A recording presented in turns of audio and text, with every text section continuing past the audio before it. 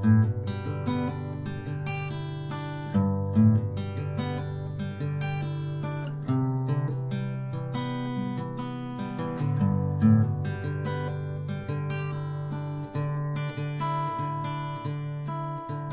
velkomin að Rauðaborðinu á fimmtudagskvöldi miðan vetur. Það er fimmtudagsstrákar, er það ekki? Jú. Og klukkan er 8.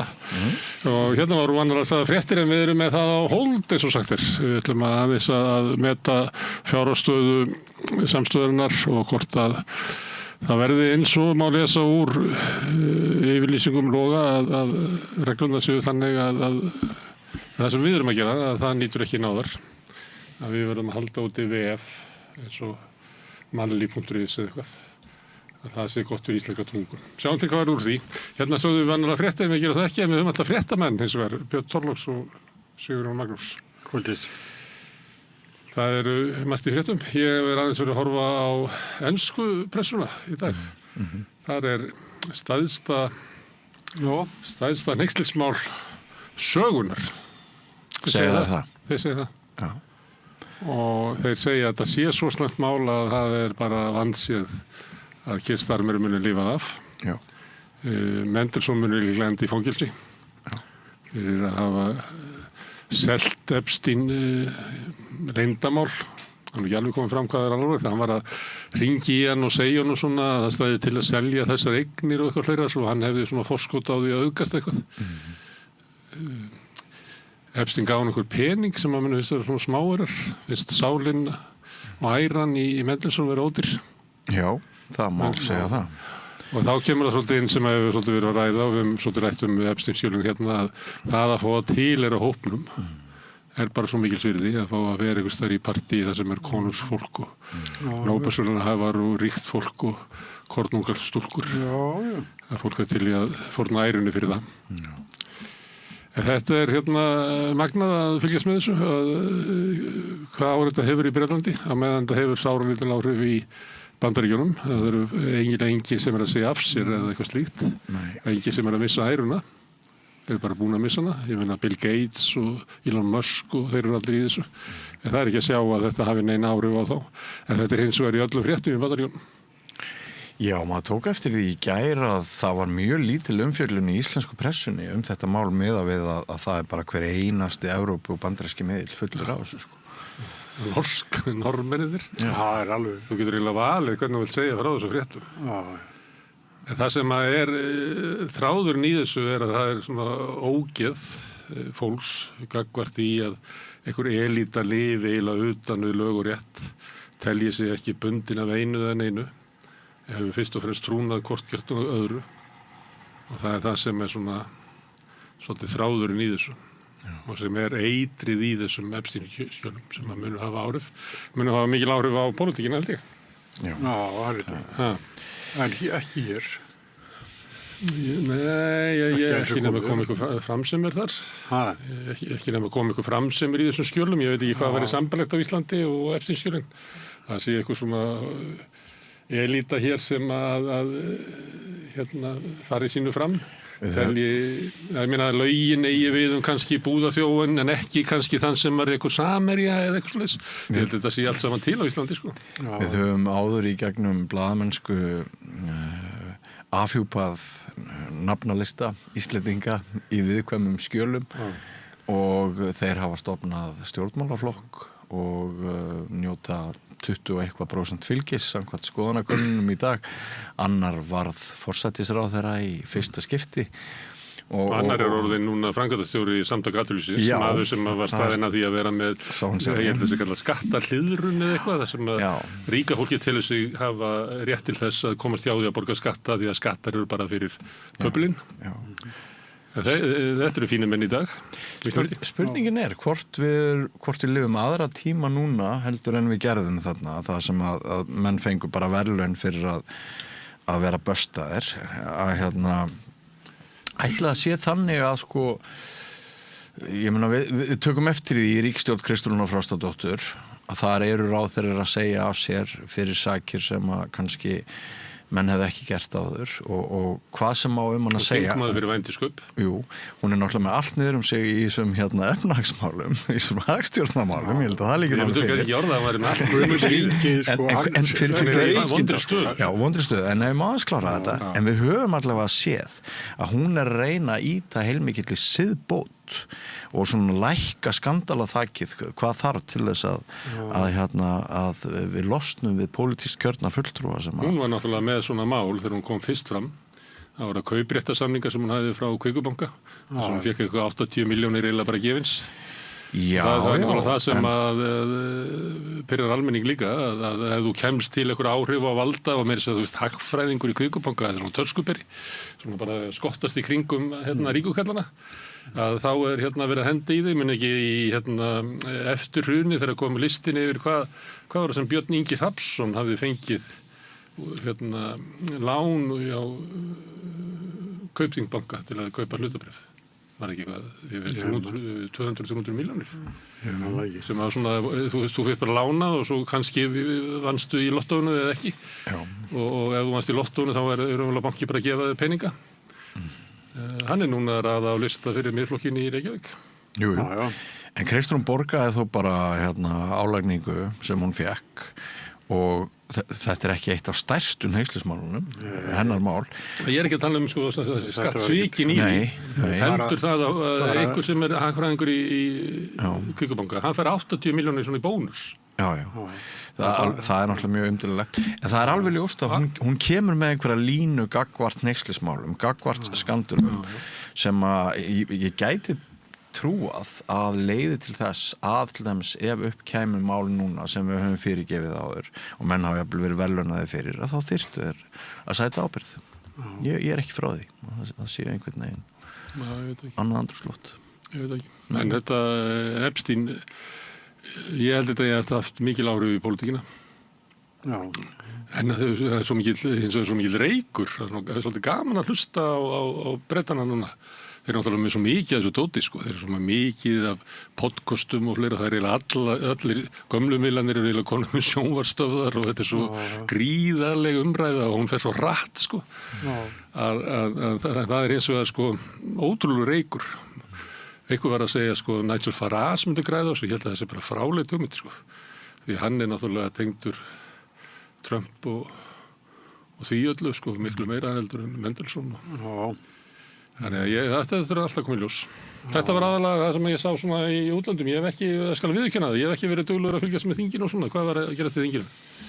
Stjórnarandstaðan flengdi Kristrúnu.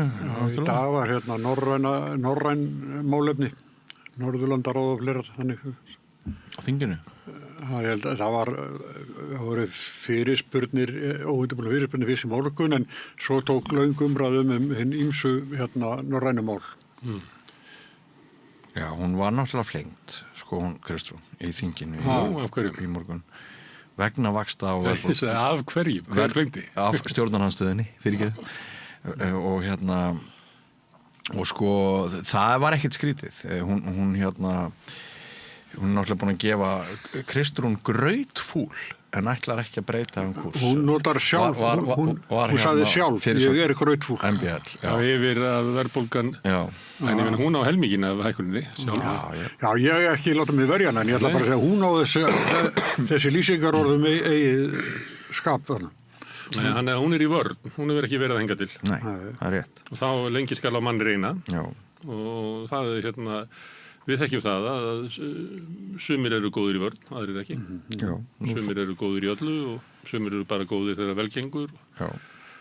Þannig að þetta eru spennandi tímar þannig. En er þingi þannig, er þetta svona, finnst ykkur þetta að vera deglan í samfélaginu sem er hann þingi? Já, já. Það er náttúrulega að koma alltaf svona ágætar umræður inn á milli og svo líka náttúrulega störf þingsins sem er náttúrulega nauðsynlegur dagskrárliður hana. Þar koma líka þingmenn stundum með áhugaverð mál. Já, þetta er fínt. Ég upplifi hik hjá helstu aðdáendum Kristrúnar Frostadóttur og svo náttúrulega lagareldisfrumvarpið alveg að skafa að þeim fylgi vinstri hægri eins og við ætlum nú að fjallum í kvöld líka. Mætti vera að nefna Bretana, þá horfði ég náttúrulega á fyrirspurnatíman í breska þinginu. Þá það þannig að þegar forsætisráðherra kemur og svarar spurningum sem er vikulega líka, að þá leiðtogi Íhaldsflokksins sem eiginlega leiðir það. Hinir koma á eftir sko og ég hvet fólk sem að horfa á þetta að horfa líka á það. Það stundum heldum að þetta sé bara 2 tönnan tal en það eiginlega fráleitt í Bretlandi í dag því að þessi flokkar hafa samanlagt kannski bara 40% fylgi. En hún Badenoch sem ekki hefur svona byrjað alveg vel. Rosalega gerði hún þetta vel, hvernig hún saumaði að Keir Starmer. Þetta var eins og bara, þetta var svo spennu saga sko. Og hann endan með hann segir sko að hann hafi vitað að Mendelsohn hafi verið í sambandi við Epstein. Og maður að horfa á þetta bara, það var svona litlum skjá, ég bara horfa á þetta tölvunni. En maður sér alveg bara svona stemminguna í verkamannaflokknum. Og svo fer maður að fylgjast með því, eitthvað sem stígur upp og ver Keir Starmer? Engin. Engin í þinginu, engin í pressunni, neinstar. En hann bara einn í vörninni, hann var með eitthvað, ætlaði að vera með eitthvað að tala eitthvað allt annað í morgun og eitthvað svona fundi. Svo var að kynna einhverja aðgerði ríkisstjórnarinnar, satt síðan með alla pressuna, þurfti að svara fyrir þessi mál. En það engin sem að verja hann sko. Nei, hann lítur út eins og bara maður sem á bara vinalaus. Já, kannski 15 daga eftir í embætti. Og þetta verði svona Nixon augnablik eða maybe I shoot have eða... Svo líka verkamannaflokkurinn horfur á það, þeir eru með mjög slæma stöðu á óvinsæla ríkisstjórn og svona. Ég meina ef að þeir ætla að ná einhverju endurvakningu að eiga eitthvað tjens í kosningarnar, þá verða þau að skipta. Og þetta ekki bara briljant tækifæri til þess? Ég sumir hugsa þannig líka. Já. Þetta er mjög spennandi en þótt að Kristóf sé í vörn og þá var hann ekki í þessari vörn. Nei, langt í frá. Ekki. Og ekki heldur þeirri vörn sem að Trump hann orðinn að daufur kallinn. Hann finnur það, hann ekki í meðbyr sko. Og það er nervus. Og hann bara þannig, hann lifir svo mikið á rósi og klappi. Hann maður sér að hann bara hann svona hálf loftlaus blaðra. Heyrðu, þeir voru fóru á fund Kristrúnar í dag. Bakkakotsmennirnir. Drengirnir. Já. Og með lögmannið sínum. Já. Það nú vonandi að þeir fá einhverja sængnisbætur. Já, og svo líka þarf eitthvað meira líka. Þetta er svo mikið að vera tekin svona í burtu. Menntunin til dæmis fer forgörðum. Nei, þeir voru í skóla á Hvolsvelli, já, Mætti í fjósafötunum eins og kom fram í þættinum. Já. En það ekki að þvo sér á eftir. Það er ekki eins og var í Breiðvík, svo það sem kom bara maður til að kenna þeim. Nei, því að þeir hljóta að fá einhverjar bætur sem það verður bara, ekki kallað til einhverju matsmenn til þess að meta þetta. Jú. Ég held að það sé ekki gáfulegt fyrir stjórnmálafólkið eða okkur eða eitthvað að fara að gíska á hvað það væri eðlilegt og sanngjarnt sko. Ég myndi vilja sjá eitthvað svona mat. Guðrún heitin Ögmundsdóttir, hún var formaður nefndarinnar í Breiðvíkurmálinu allana. Já, sem hélt síðan áfram. En núna ekkert svona í gangi. Það voru ekki búin framlengt þessi lög sanngjarntisbætur, þannig að við erum í tómarúmi því miður. Kannski verða að láta því svona fjara útvögnu sem töldu að væri búið að afgreiða öll mál. Það voru einhver mál sem komu þarna með seinni skipunum sem voru eiginlega ítt í burtu af því að ég man ekki ástæðunar.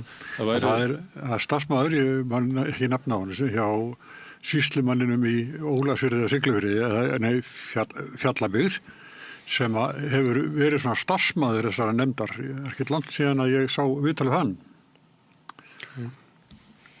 Ég nota Facebook dálítið í vinnunni til þess að svona fá upplýsingar frá almenningi og í gær þá skrifaði ég status þar sem ég bað fólk að hafa samband við mig ef það langaði til þess að stíga fram og segja einhverja svona sögur, fólk sem hefur ekki áður komið fram. Maður veit aldrei alveg hvað gerist sko, hvort það verður einhver flóðbylgja eða hvort þetta er bara svona stakk tilvik núna.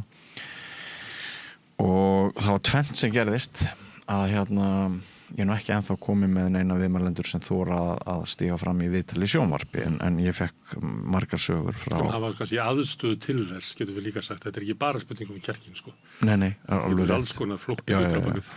En svo fekk ég líka viðbröð frá fólki sem bara sagði mér að hérna foreldrar þeirra hefðu farið svo hræðilega illa með það. Og svo höfðu líka samband fósturforeldrar sem hafa unnið við það lengi að standa sig vel.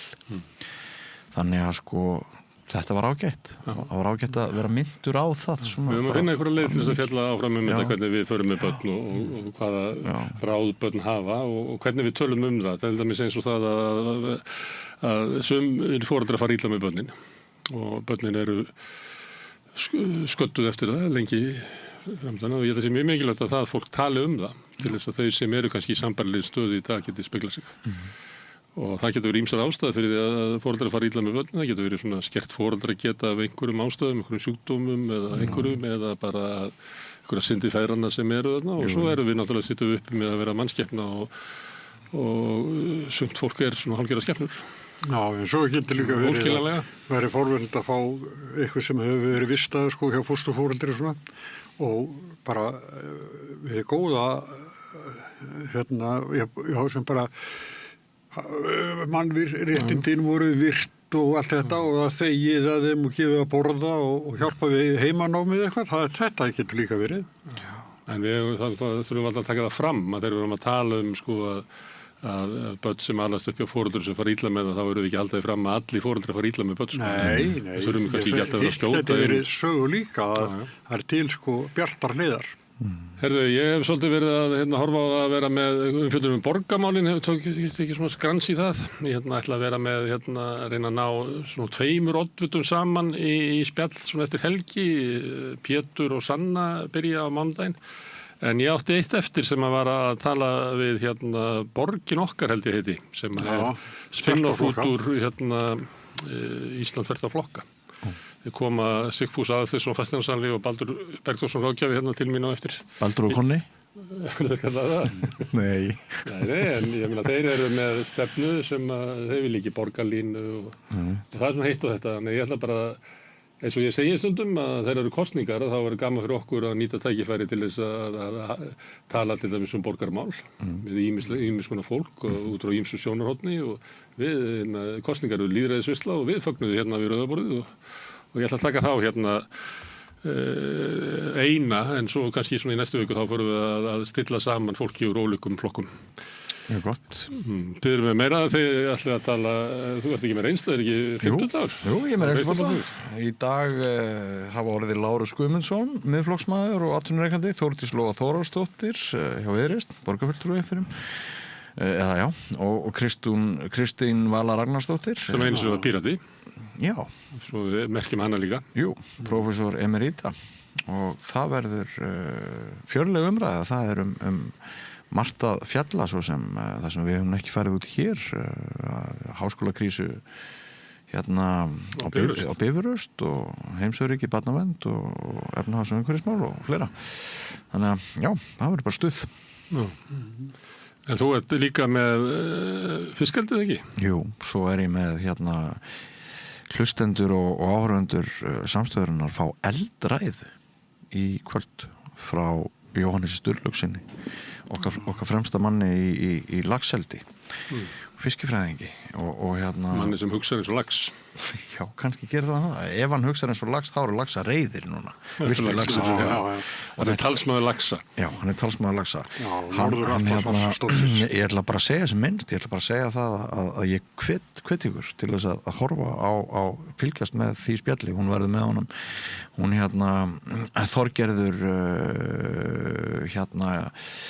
Þorgerður María Þorbjarnardóttir hjá Landvernd. Já. Herðu, þú ætlar að draga þingi hingað inn að rauðaborðinu, Sigurjón? Já, þingsjá. Það eru þau svona voru mjög ósámála í þinginu Bryndís Haraldsdóttir og Dagur Bjarkesson hvort að Evrópusambandið væri einhvers konar friðar fyrirbæri svona svipa bara á NATO. Varnarbandalag. Já, og og Dagur talað þannig að það er ekki bara hernaðarmannvirki sem að við þurfum að hafa áhyggjur af, það er líka sæstrengir og fleira sem að er hægt að herja á okkur með og hann vill meina að ef við værum í Evrópusambandinu væri við betur undir það búin að eiga við svoleiðis en Bryndís alls ekki og þau tókust bara nokkuð harkalega á og ekki bara það heldur svo náttúrulega Bryndís hann svara fyrir hríðfallandi fylgi Sjálfstæðisflokksins en þetta var bara snörpumræða. Dagur svo þau duglegur að mæti svona, hann var á móti Guðlaugi Þór, var ekki svo á móti Sigurði Kára einhvers staðar. Já. Hann er þið höfum stundu talað um það, hann sé að búa sér til svona stöðu, svolítið sérstakar stöðu, svona svipað Þórdís Kolbrún hefur gert í Sjálfstæðisflokknum. Já. Hans leið til þess að reyna að sækja landvinninga utan samfylkingarinnar því að hann fær nú ekkert mjög mikið rými hjá Kristrúnu til þess að blómstra inn í. Nú þegar hann sé aukaleikari, hann setti sér líklega ekki það. Nei. Heldur að hann sé í þingliðinu svona í óþökk hennar? Nei, ekki beint óþökk. Það er ekki talið það en það er augljóst að það er einhver svona smá spenna að ríður á milli. Hún hefur sagt til að hann eigi bara ekkert inn í. Hann er einhver besti ræðumaður á þinginu. Já, og ég held að það sé margir inn í samfylkingunni sem að líta mjög til hans. Já.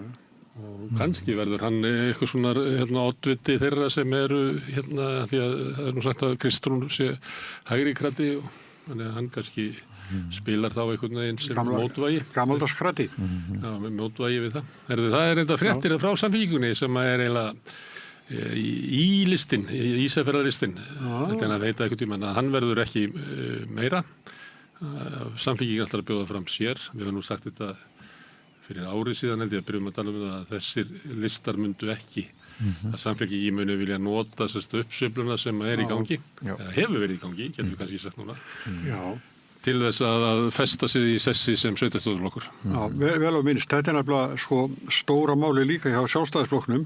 Það eru kosningarnar í vor, sveitarstjórnarkosningarnar, að þau trista á það. Þau eru stæðistir sveitarstjórnarflokkurlandsins og þau trista á að þau haldi stöðu sinni, jafnvel og ekki við, ég veit ekki, en allan að haldi stöðu sinni og þegar þau tala þannig að þá er það ekki, getur það ekki bara verið framtíð formannsins og varaformannsins verið undir ef það gengur ekki. Ef það gengur ekki? Já. Ég gengur það ekki bara, ég meina það segjum að þú sétt svona miðflokksmaður, sigmundamaður og svona, svo þetta kjósa einhvers staðar, Reykjanesi eða Kópavogi og þeir munar ekkert að kjósa Sjálfstæðisflokkinn frekar heldur en að það er ekki eins og allir sem eru mögulegir kjósendur miðflokksins er alveg eldheitrið að miðflokkurinn verði að vera vörumerki bara alls staðar. Ég held að Sjálfstæðisflokkurinn er víða hægri flokkurinn og ég held að staða hans er mjög sterk. Þannig hinir eins og miðflokkurinn eða Viðreisn eða eitthvað sem ætla að ná að fóta sig sem er bæði pínulitlir í sveitarstjórnarstiginu að það er rosa átak fyrir þá að sækja á þetta höfuðvígi. Já. En ég veit að Bryndís hafnar því alfarið að miðflokkurinn sé hægra með við Sjálfstæðisflokkinn. Já, út frá. Það kemur betur verið ljós í kvöld. Ég er bara búin að ræða við hana, ég veit það. Ég heyrði Sigurð Kára að vera að halda þessu fram og þá var að vera að vísa á að þegar Sjálfstæðisflokkurinn var að leggja til skattalækkanir að þá tók miðflokkurinn ekki undir eitthvað leys. Sjálfstæðisflokkurinn verið sem að vera að talja sig inn að það hægrið er bara skattalækkanir. Það talaði eins og republikanaflokkurinn bara. Bara skattalækkanir. Það hefur verið þannig. Nei, mér finnst það ekki vera að hafa verið mér finnst það miklu meira núna heldur en kannski bara 1995 eða 85 að þú veist að það sé bara eiginlega einn mælikvarði á hægrimennsku, það er hvort þú vilja leggja skatta sem að þýðir umverulega bara að þú vilt leggja niður opinbert mennta- og heilbrigðiskerfi og félagslega kerfið og einkavæða líklega þetta allt saman. Það sagði mér einu sinni þá þingmann Sjálfstæðisflokksins að það var eitthvað í fréttum og hans sem úlingur leist eitthvað vel á Bill Clinton og þá var bara á þessu heimili stiði republikanaflokkinn. Nei, mér datt þetta í hug vegna þess að það hafa verið breytingar á Sjálfstæðisflokknum að kannski situr eftir bara fólk sem er svona Liz Truss fólk sem er bara gamalt nýfrjálshyggjufólk sem bara með þessa línu. Þannig að svona þjóðernistalið og íhaldsemin í svona félagslegu málum það er komið í Miðflokkinn og frjálslyndið og alþjóðaviðskipti og fleira er komið yfir í Viðreisn. Og þá situr flokkurinn eiginlega eftir bara með lækkun skatta. Og ég held að hann verði að finna eitthvað meira ef hann ætlar að vera stór. Herðu, þetta nú utan dagskrár. Ég er margt í boði í kvöld. Takk fyrir spjallið. Pétri Fjellsteð fyrir að taka upp og senda út og ykkur sem að hlusta og breytið þessu samtal okkar í fjölmiðlum. Minni á að það sem að þið sjáu því eru heyrið allt í boði áskrifanda. Ef þú vilt slást í þann hóp og halda út í samstöðinni þá getur þú farið inn á samstöð.is, þar hnappur sem ástendur áskrift. Það getur skráð fyrir 2.750 krónum. Þú mátt borga meira þú vilt og þeir sem kjósi getur látið áskriftin að renna sér félagsgjöldin í andvífélag. Það er margir að skrá sig ákveðið þessa dagana. Augljóst að samstöðin hefur stuðning þarna úti. En við ætlum að skjóta inn auglýsingum og svo ætlum við að hafa þingfund við Rauðaborðið. Það geta allir sýnt góðvild öllum og það ekki bara geta, heldur á fólk að sýna öllum og öllu góðvild og það er engin vandi, sko. Ég heiti Edda Björgvinsdóttir og ég trú á góðvild. Vantaði nýja flík, komdu í skemmtilegasta fatamarkaðin í borginni, í Bólholti 6, fatamarkaður Vorstjörnunnar, opinn frá 1 til 4, laugardaga og sunnudaga. Öflug verkalýðshreyfing er lykillinn að öflugu samfélagi. Alþýðusamband Íslands, samstillt barátta í þágu launafólks í meira en heila öld. Kennarar eru þrefalt líklegri en ófaglærðir til að halda áfram í kennslu. Börnin okkar eiga skilið fagmennsku og stöðuleika. Fjárfestum í kennurum. Kennarasamband Íslands. Samstaða skilar árangri. BSRB, afl í þágu almennings. Þú ert að hlusta á samstöðina. Róttækt sjónarhorn á atburði dagsins.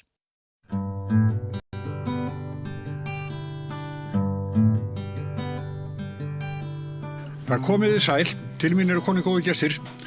Bryndís Haraldsdóttir, Sjálfstæðisflokki og Dagur B. Eggertsson, Samfylkingu. Ég útvarpsþátt því að var einu sinni þá svona nefndi ég að ég var bara með konur, þá þetta skessuhorn. En það er ekki, sko, öllum konum líka það ekki, sko. En það þannig skrítið. Já, nei, þetta skessuhornið flott, því að maður sé það. Þetta merkilegt fjall. Þetta Þingsjá. Þetta Þingsjá, já. Okay. Ég sátti það. Já, mjög sátti það. En Dagur, er Evrópusambandið með einhverjum hætti varnarsamband? Já, það er stuttasvarið, en ég held að það þurfi aðeins að dýpka það svar vegna þess að ef við erum að tala um hernaðarvarnir þá er ekkert sem kemur í staðinn fyrir NATO. Og við erum við erum með 2 hornsteina í okkar nýsamþykktu varnar- og öryggistefnu sem er annars vegar aðildin að NATO og síðan varnarsamningur við Bandaríkin og í raun má segja að þetta sé að einhverju leyti ein og sama stoðin vegna þess að varnarsamningurinn er byggður á aðildin að NATO. Þannig ef að NATO myndi á einhvern nátt heyra sögunni til að þá væri jafn mikið spurningamerki gildi þessa varnarsamnings. Þegar að vera að tala Evrópusambandið í varnarsamningi þá er það samt af gildum ástæðum.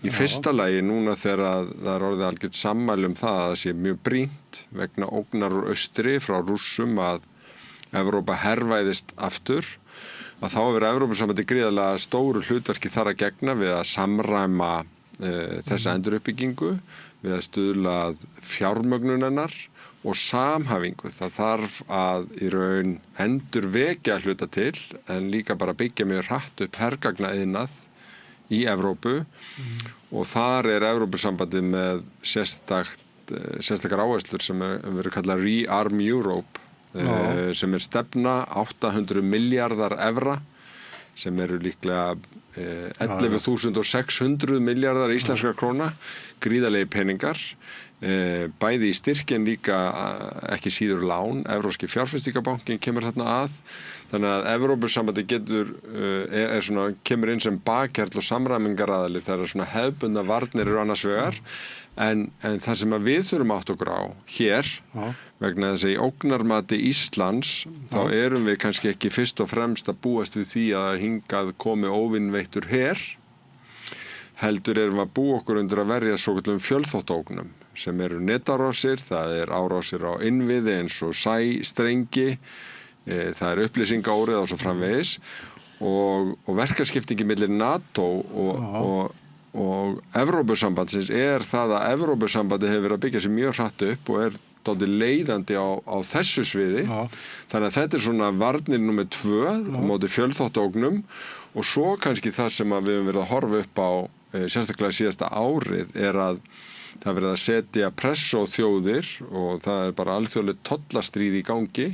Tókum eftir því að meira segja okkar helsti bandamaður eða einn helsti bandaríkjumenn hótaði að setja tolla á 8 bandaríkjastjóðir í NATO út af Grænlandi að þegar kemur að vörnum þar að segja að bregðast við efnahagsókn og tollum að þá er Evrópusambandi mjög mikið skjól eins og það var í þessu tilviki fyrir Dani og fleiri vegna þess að það er tollabandalag og þú getur ekki sett tolla á eina þjóð innan Evrópusambandsins án þess að það beinist að öllum og allir svara.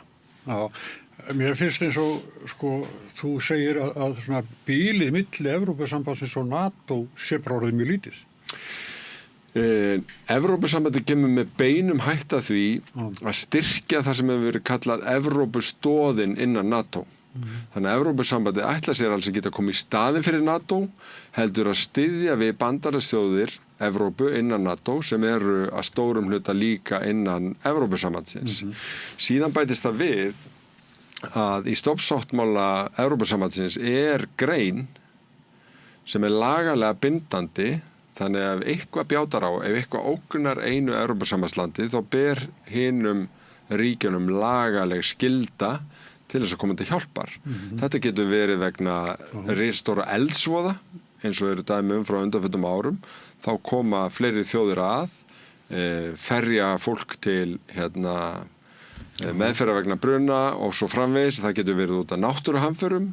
Til dæmis ef við höfum verið í Evrópusambandinu þegar Grindavík stóð sem hæst þá höfum við ekki staðið ein í því, stóðum okkur vel en enga síður að þetta geti skipt máli en þetta gildi líka árásir á aðra þjóðir á meðan 5. grein, ein mikilvægasta greinin hjá NATO sameiginlegar varnir og sameiginlegt viðbragð að hún er pólitísk í eðli sínu, hún er ekki eins lagalega bindandi og þessi grein í stofnsáttmála Evrópusambandsins. Bryndís, Dagur talar um Evrópusambandi, jafnvel kannski öðru samengildur að gera til þessa.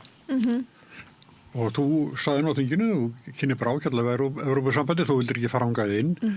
En er hlutverk þess, eins og Dagur nefnir, er það kannski að aukast einmitt vegna þessa svona sæstringja og annað sem er hægt að ógna okkur og skemma fyrir okkur? Þú byrjar á því að spyrja Dag hvort að Evrópusambandi væri varnarbandalag. Já. Og ef við bara byrjum þar, alveg sjálfsagt. Ég meina, nei, ég held að sé ekki varnarbandalag, alveg svo Dagur segi, ég meina, NATO er það. NATO er varnarbandalag. En Evrópusambandi var auðvitað stofnað til að verja stríði. En það var inn á við, og ég meina þess vegna hef ég oft sagt, mér finnst Evrópusambandi óbúslega falleg hugsun, og ég lít á Ísland sem hluta Evrópu og ég vil vinna mjög náið með Evrópuríkjum, hvort sem það er Evrópusambandi eða einstök ríki þess. Og Dagur er hér að vísa í alls konar samstör sem eru á vegum Evrópusambandins sem við höfum aðild að. Og ég held að EES-samningurinn sé okkar allra stæðsti og mikilvægasti viðskiptasamningur og Evrópusambandi er jú einmitt tollabandalag.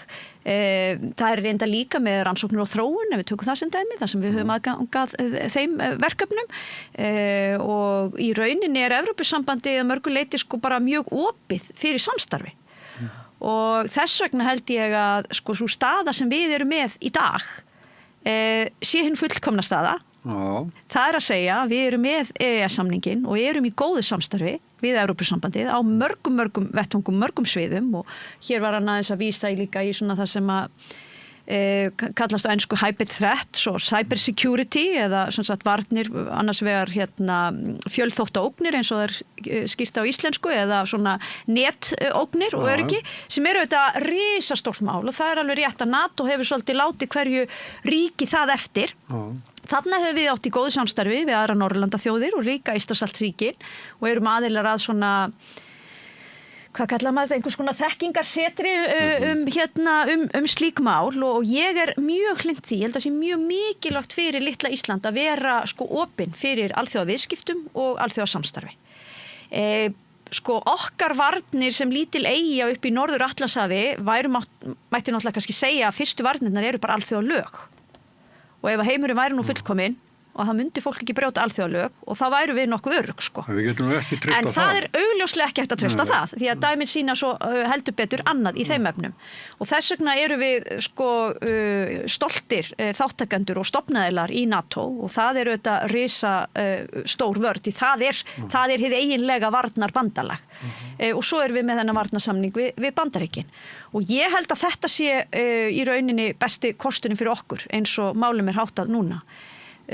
Og ég held að það sé mikilvægt að Evrópusambandsríkin vinni náið saman svo við líka aðeins að horfa á það staðsetningin okkar nú svolítið önnur við erum uppi í Norður-Atlantshafi Grænland, þessi risastóra eyja hliðin okkur sem að tilheyri vissulega konungsríkinu Danmörku en nú reyndar líka fyrsta landi til að segja sig úr Evrópusambandinu Brexit var sem sagt ekki það fyrsta heldur það var Grænland sem að sagði sig frá Evrópusambandinu nú aðeins farið að breytast hljóði í þeim af ástæðu sem ég skil mjög vel menn svo erum við að tala Færeyjar og svo erum við að tala Bretlandseyjar og þetta og Bretland nú ekki hluti af Evrópusambandinu þannig að þegar við erum að tala einhvers konar varnir hvort sem það gegn svona hernaðarlegri ógn eða gegn loftslagsvá eða einhverju slíkum þáttum nú eða fjölþáttaógnum þá held ég að við þurfum að vera á tánum algjörlega, við þurfum að vera á tánum en að við séum í nokkuð góðu ástandi þannig að ég hef ekki séð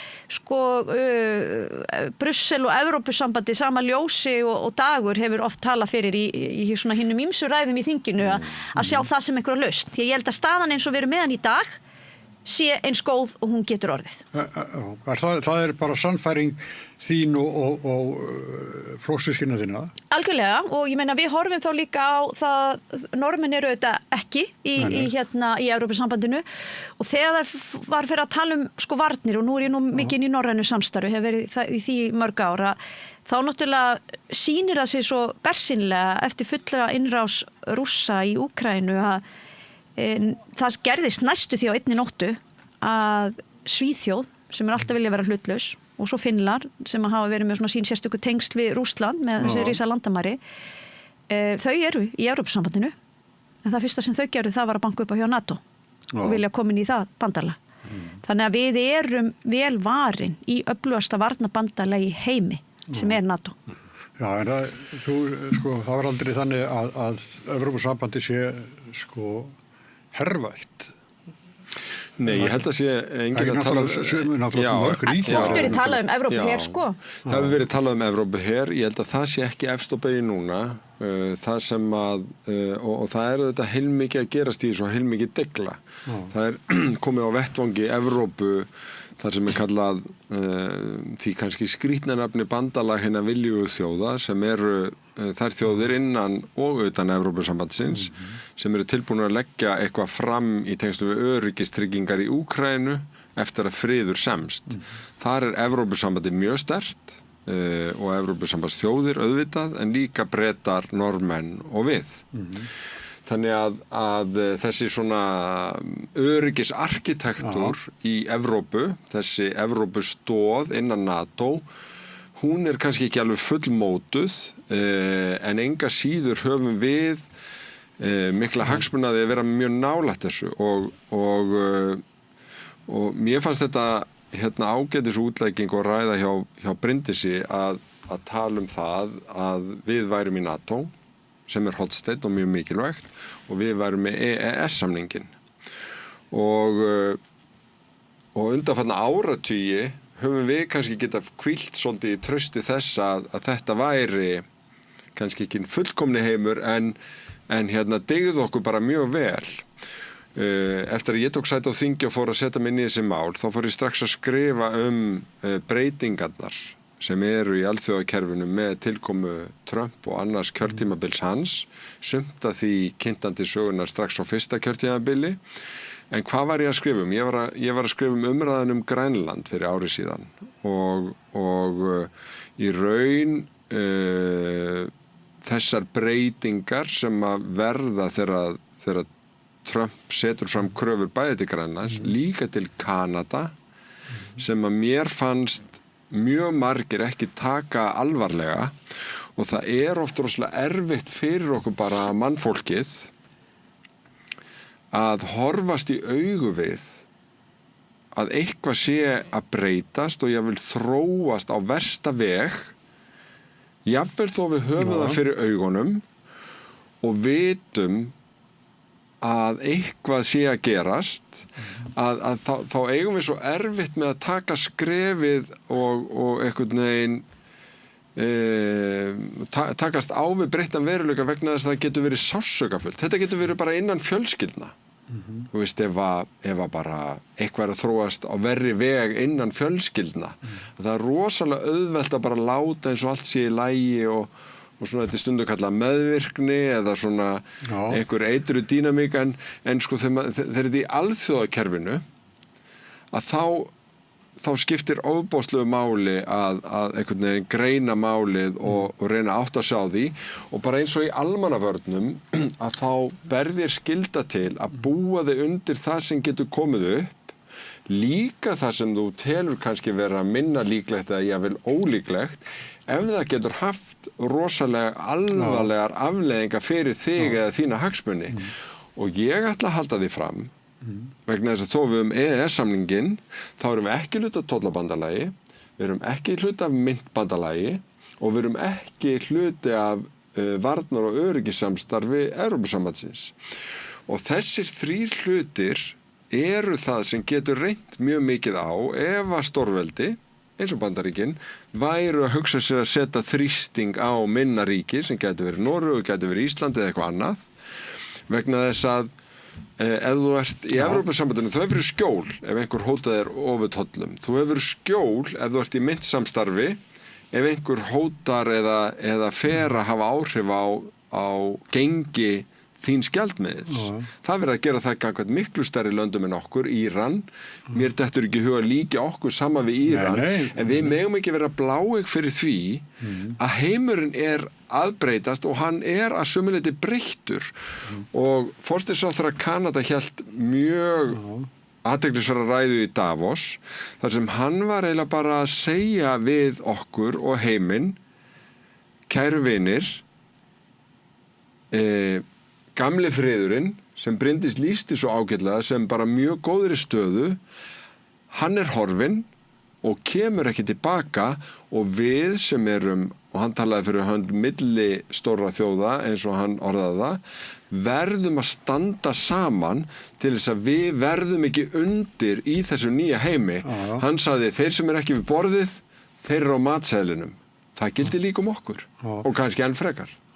En má ég skilja það þannig að Dagur segir við værum betur stödd með varnir og fleira ef við gengjum í Evrópusambandið. Þú nú lofar Evrópusambandið, þú viljir ekki fanga eitthvað inn. Hvort það sé rétt að segja, ég lofi það, ég bara hef ekkert á móti Evrópusambandinu, mér finnst það falleg hugsun sem það verður til og ég meit bara hugmyndunum frið á Evrópu hjá ríkjum sem að höfðu verið að berjast á banaspjótum, ég menn það nú líka þannig svolítið sem að Norðurlandaráð og norrænt samstarfi komið til, ég menna við Norðurlöndin vorum í stríðum hér á öldum áður en erum friðsælustu svæði í heiminum en ég bara tek ekki undir það sem að Dagur í rauninni að færa á borð og mér hefur fundist nú þessi ríkisstjórn múin að setja Evrópusambandi á dagskrá og þau vilja fara í atkvæðagreiðslu það og þau orða þetta eitthvað hvort að halda í áfram með aðildarviðræðum. Mér finnst bara miklu rétt að við förum þá bara í að ræða hvað Evrópusambandið, hver eru kostið þess og gallar. Til þess eru fjölmiðlar. Akkurat og ég ætla ekki að vera á móti því að það eru örugglega hægt að finna einhverja kosti við Evrópusambandið. Ég ætla ekki að vera svo bláeygða. Já, það getur alveg verið það. Það eru augljóslega einhverju kosti við það. Ég held samt sem áður, ef við horfum algjörlega hart á málið varandi sko afstöðu Íslands og hvernig Ísland best fyrirkomið til framtíðar, þá held ég að sé í óbreyttu ástandi. Það að segja sem með EES-samningin en ekki inn í Evrópusambandinu. En breytir sko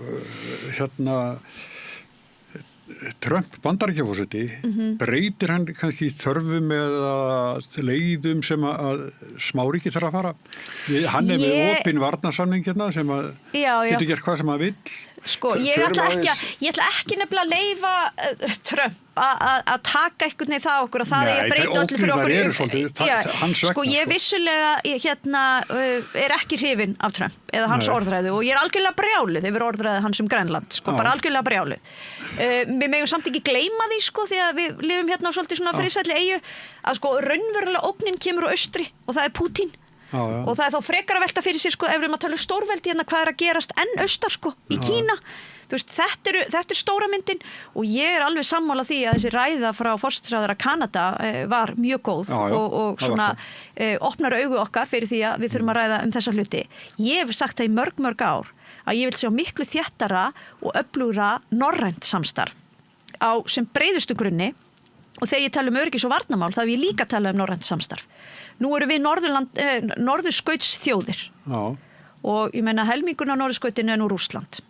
Svo koma Norðurlöndin, svo það Kanada og Bandaríkin. Og ég held að sé mjög mikilvægt að Norðurlöndin sameinist stefnu varðandi norðurskautið, vinni náið með öðrum norðurskautsríkjum en verði mitt klemmist ekki saman á milli einhverja stórvelda. Og þá í mínum huga væri stórveldi Bandaríkin og svo Rússar kannski sem einhvers konar leppar mögulega fyrir Kínverja, sko. Þetta tel ég sé mjög mikilvægt. Evrópusambandið hefur til dæmis sýnt norðurskautinu svolítið áhuga og eru núna komið held í aðra, frekar en þriðju stefna sína norðurskautsmál og mér hefur þau stundum talað svolítið frjálslega svæðið og ég hef tekið það svolítið nærri mér því að þegar ég var að vinna fyrir Vestnorræna ráðið, þingmaður þess, þeim eru sem sagt Færeyjar, Grænland og Ísland, að þá vorum við að keppast það að fá svo kallar áheyrnaraðild að ráðinu og leggja áherslu á það að málefni norðurskautsins væru ákveðu af íbúum norðurskautsins. Þá er ég að meina ekki í Brussel, Berlín, Washington eða Peking, sko. Heldur hjá fólkinu sem býr á norðurskautinu. Og við eigum að vera svo öfluga rödd og þá er ég að segja Norðurlöndin öll og ég held að við Ísland eigum bara mikil tækifæri í því að vera, ef ég sletti svona eins konar plattform fyrir slíkar umræður og geta dregið Norðurlöndin með okkur í það. Og ég vil ekki láta sko Trump algjörlega breyta þessari heimsmynd þó að hann hafi einhverju leyti gert það. En þá erum við samt sem að líka sko Bandaríkin eru lýðræðisríki og maðurinn var kosinn af einhverjum ástæðum og ég held að við þurfum frekar að skilja það. Þú veist, hver eru ástæðna þess að hann hafi verið kosinn og ég ætla ennþá að treysta bandaríska þinginu. Já, ég ætla ennþá að treysta líka bandaríska þinginu með þetta sem kallar svona check and balance á því hvað forseti getur gert og þó hann er náttúrulega mjög óhefbundinn, hann segir alls konar hluti, kastar alls konar hlutum fram. Stundum verður það til að hrista í einhverju sem má mögulega hrista í, en stundum verður það líka til að ógna og það var til dæmis ekki gott það sem hann var að segja Grænland, það var bara mjög slæmt. En það breytir ekki því í mínum huga að við ættum þá að fara að banka upp á hjá Brussel.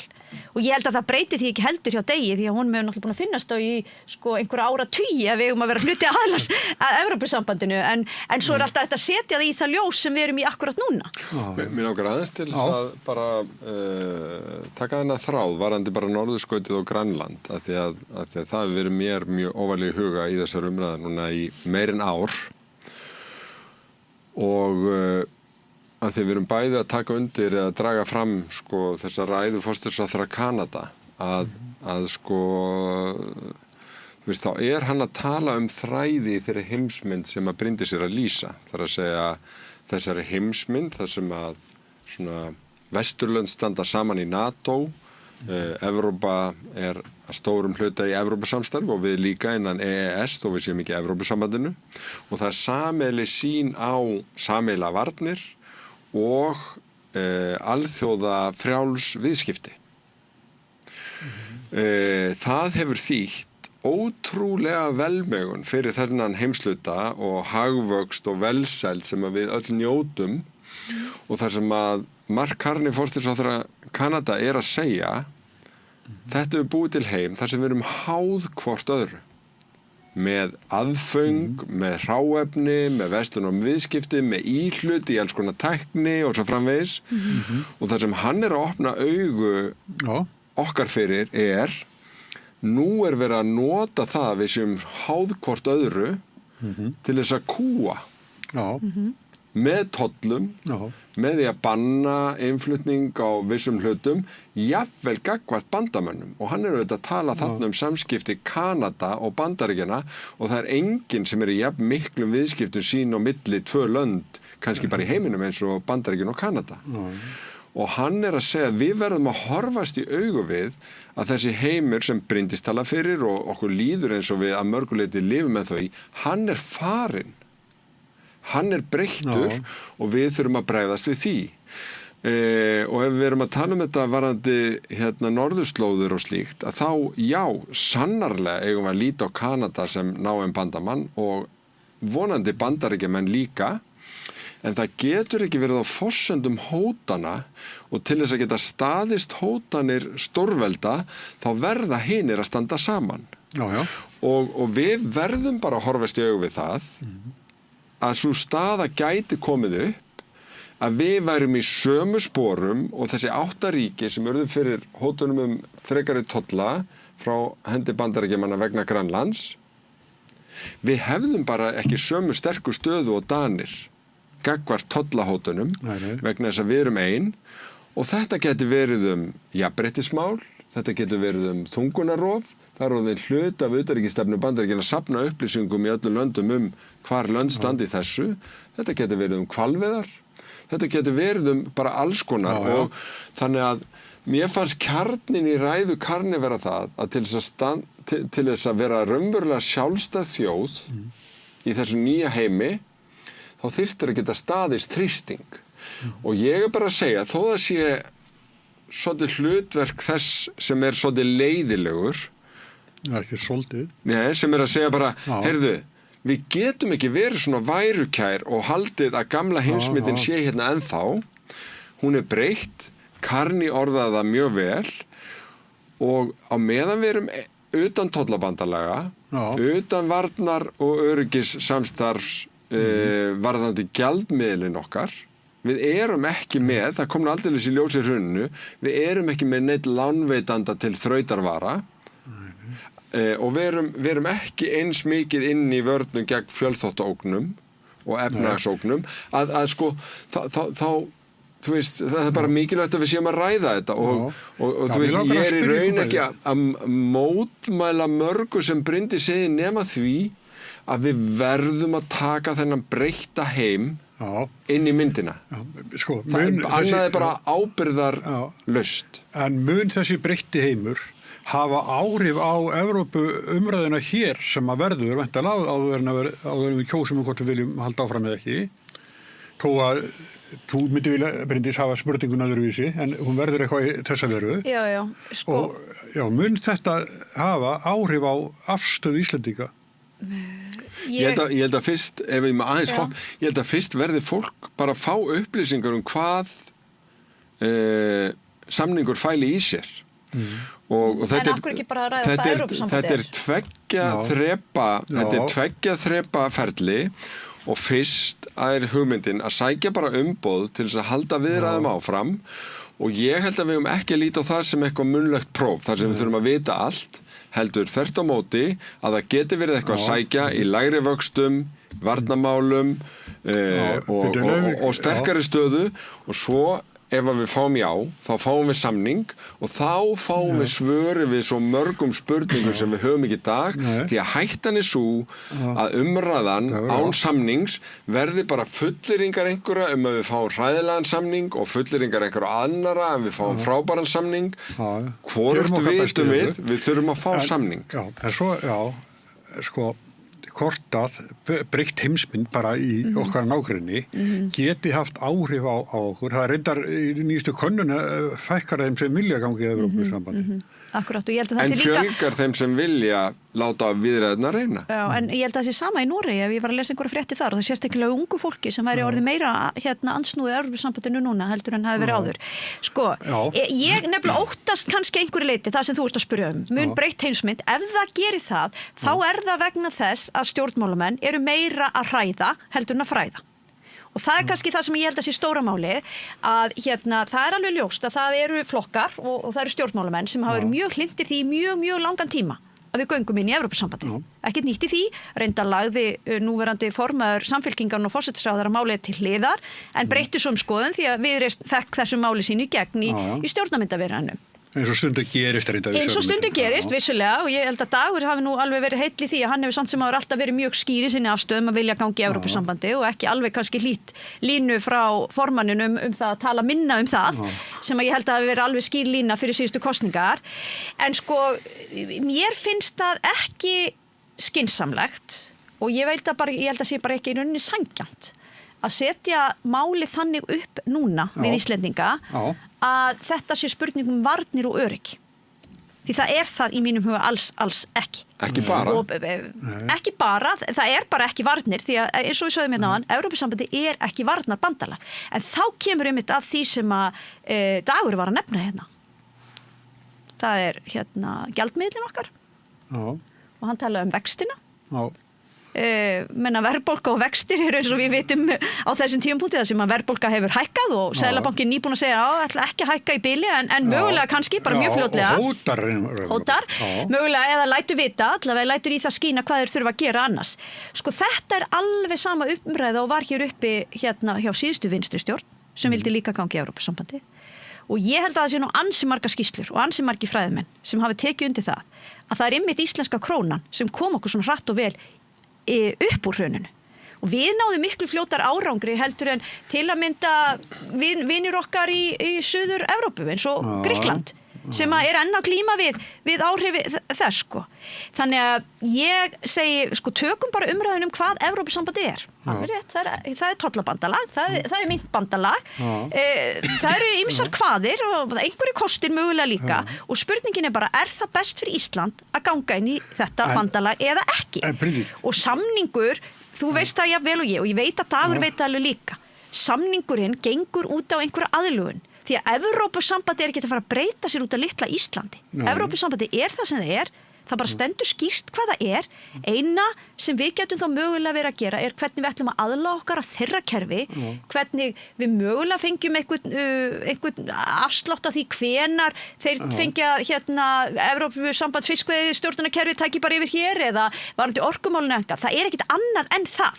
Þetta einhvers konar aðlögun. Myndum þjóðu segja nei, sko. Ef það væri í atkvæðagreiðslu. Ég vona að þjóðu myndi segja nei við því. Ég held að liggi fyrir. Það ríðast upp fyrir mér að áður fyrir þegar að ég var með útvarpsþátt á Bylgjunni, þá var mikið talað um þetta og þá voru Maastricht skilyrðin. Ísland uppfyllti þá ekkert að þessum þremur skilyrðum held ég þessu. Og við gerum ekki núna. Við erum að háa verðbólgu og fleira. Þannig að það bara hægt að tala um það. Búið að opna... Nei, veistu hvað veikleikinn hér og hefur verið áratugum saman að á Íslandi eru undirliggjandi væntingar það að verðbólgan fara á skrið eða gengið sígi með tilheyrandi verðbólgu og svo framvegis. Þetta það sem í hagfræði hefur verið kallað pesos vandamálið.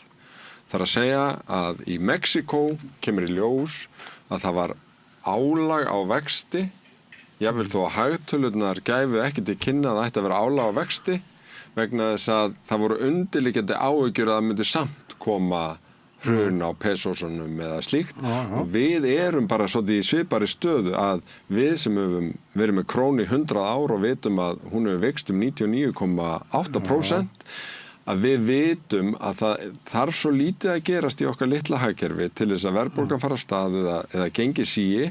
Þannig að þess vegna, þegar þú horfir á skuldabréfamarkaðinn hér, þá eru verðbólguvæntingarnar miklu hærri. Það ástæðan fyrir því að meðal verðbólga síðustu 20 ár hefur verið 5%, meðal stýrivexti Seðlabankans síðustu 20 ár hefur verið yfir 7%.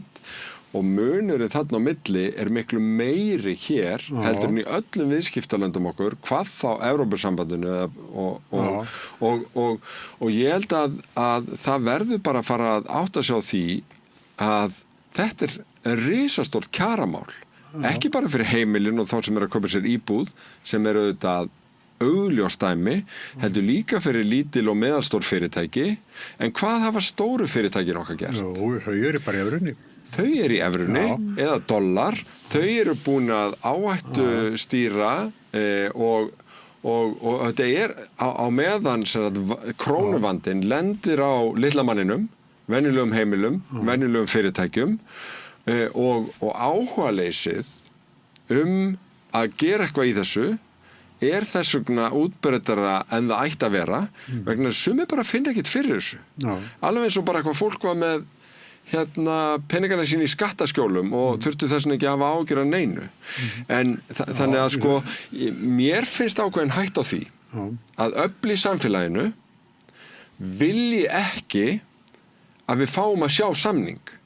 Þau þora ekki yfir hennar fyrsta hjalla að fá það fram í samningaviðræðum hvað kæmi út úr því vegna þess að þau eru hræddum þegar þjóðin sér hvað hægt að semja að þá lítist þeim kannski bara vel á þetta og sérhagsmunir muni þess vegna þvælast fyrir þessu. Ég hræddur það. Það væri ofboðslega íslenskt.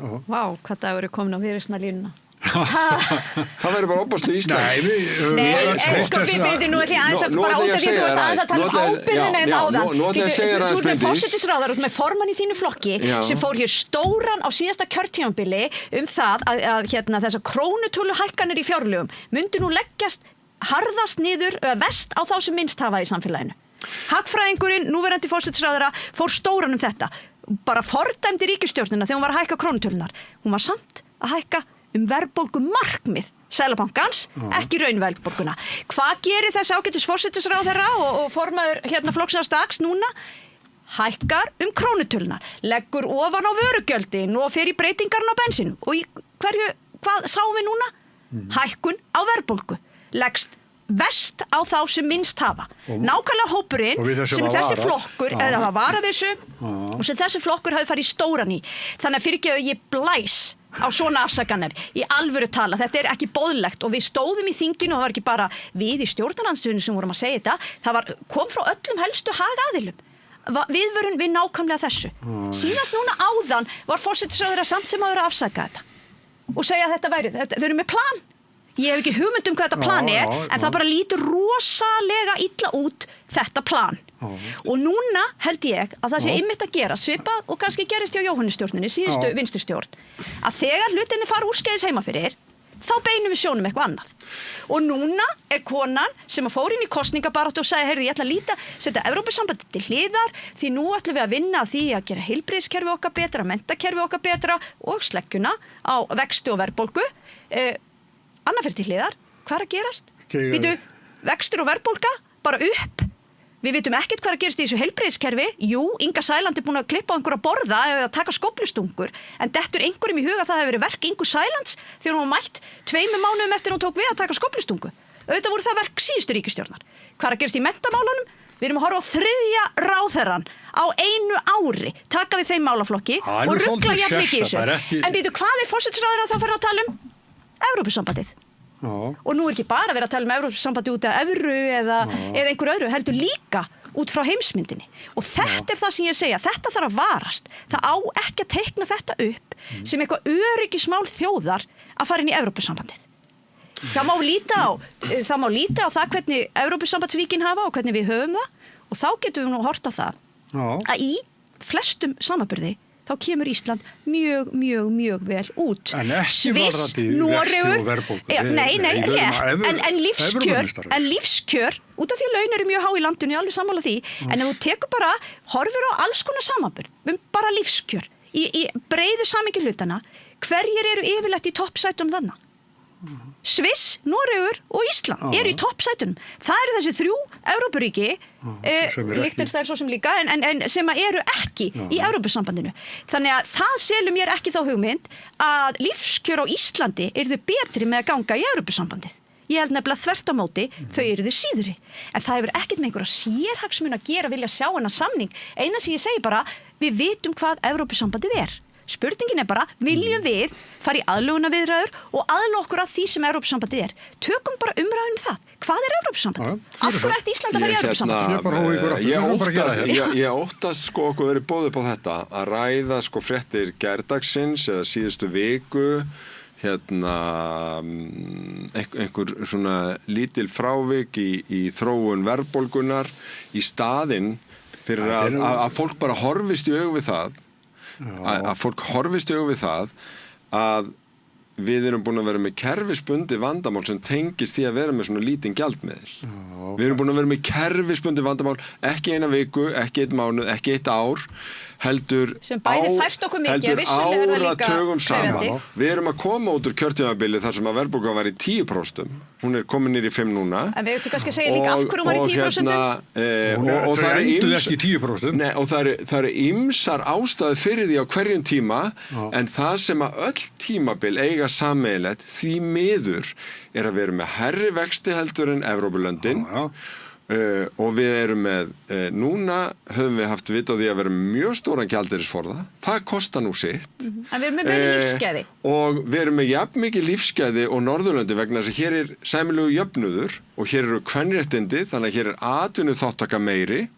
Evrópa með jafn mikið hagvöxt og Bandaríkin og vinnustund, en Bandaríkjamenn fá ekkert fæðingaroll og lítið sumafrí og vinna lengri vinnudaga, þannig að lífsgæðin að því leyti eru meiri í Evrópu og mest á Norðurlöndum og ég alveg sammála, Norðurlönd eiga að vera okkar fyrirmynd áfram og ég held að þau hafi verið það, en við verðum bara að horfast í augu við það. Þó við séum komin á miðjan aldur og búin að koma okkur fyrir að nýjar kynslóðir eiga miklu erfiðara heldur en jafnaldrar þeirra að koma sér fyrir á húsnæðismarkaði að borga miklu hærri vexti og þetta kerfisbundið vandamál og ég svo hræddur að það eigi að talandi hræðsluáróður að reyna að hræða fólk frá því að sjá hvað kæmi út úr samningnum með því að segja nei í fyrri umferð þegar ég sé engar góðar ástæður. Sama hvaða skoðun fólk hefur á hvernig samningar nást.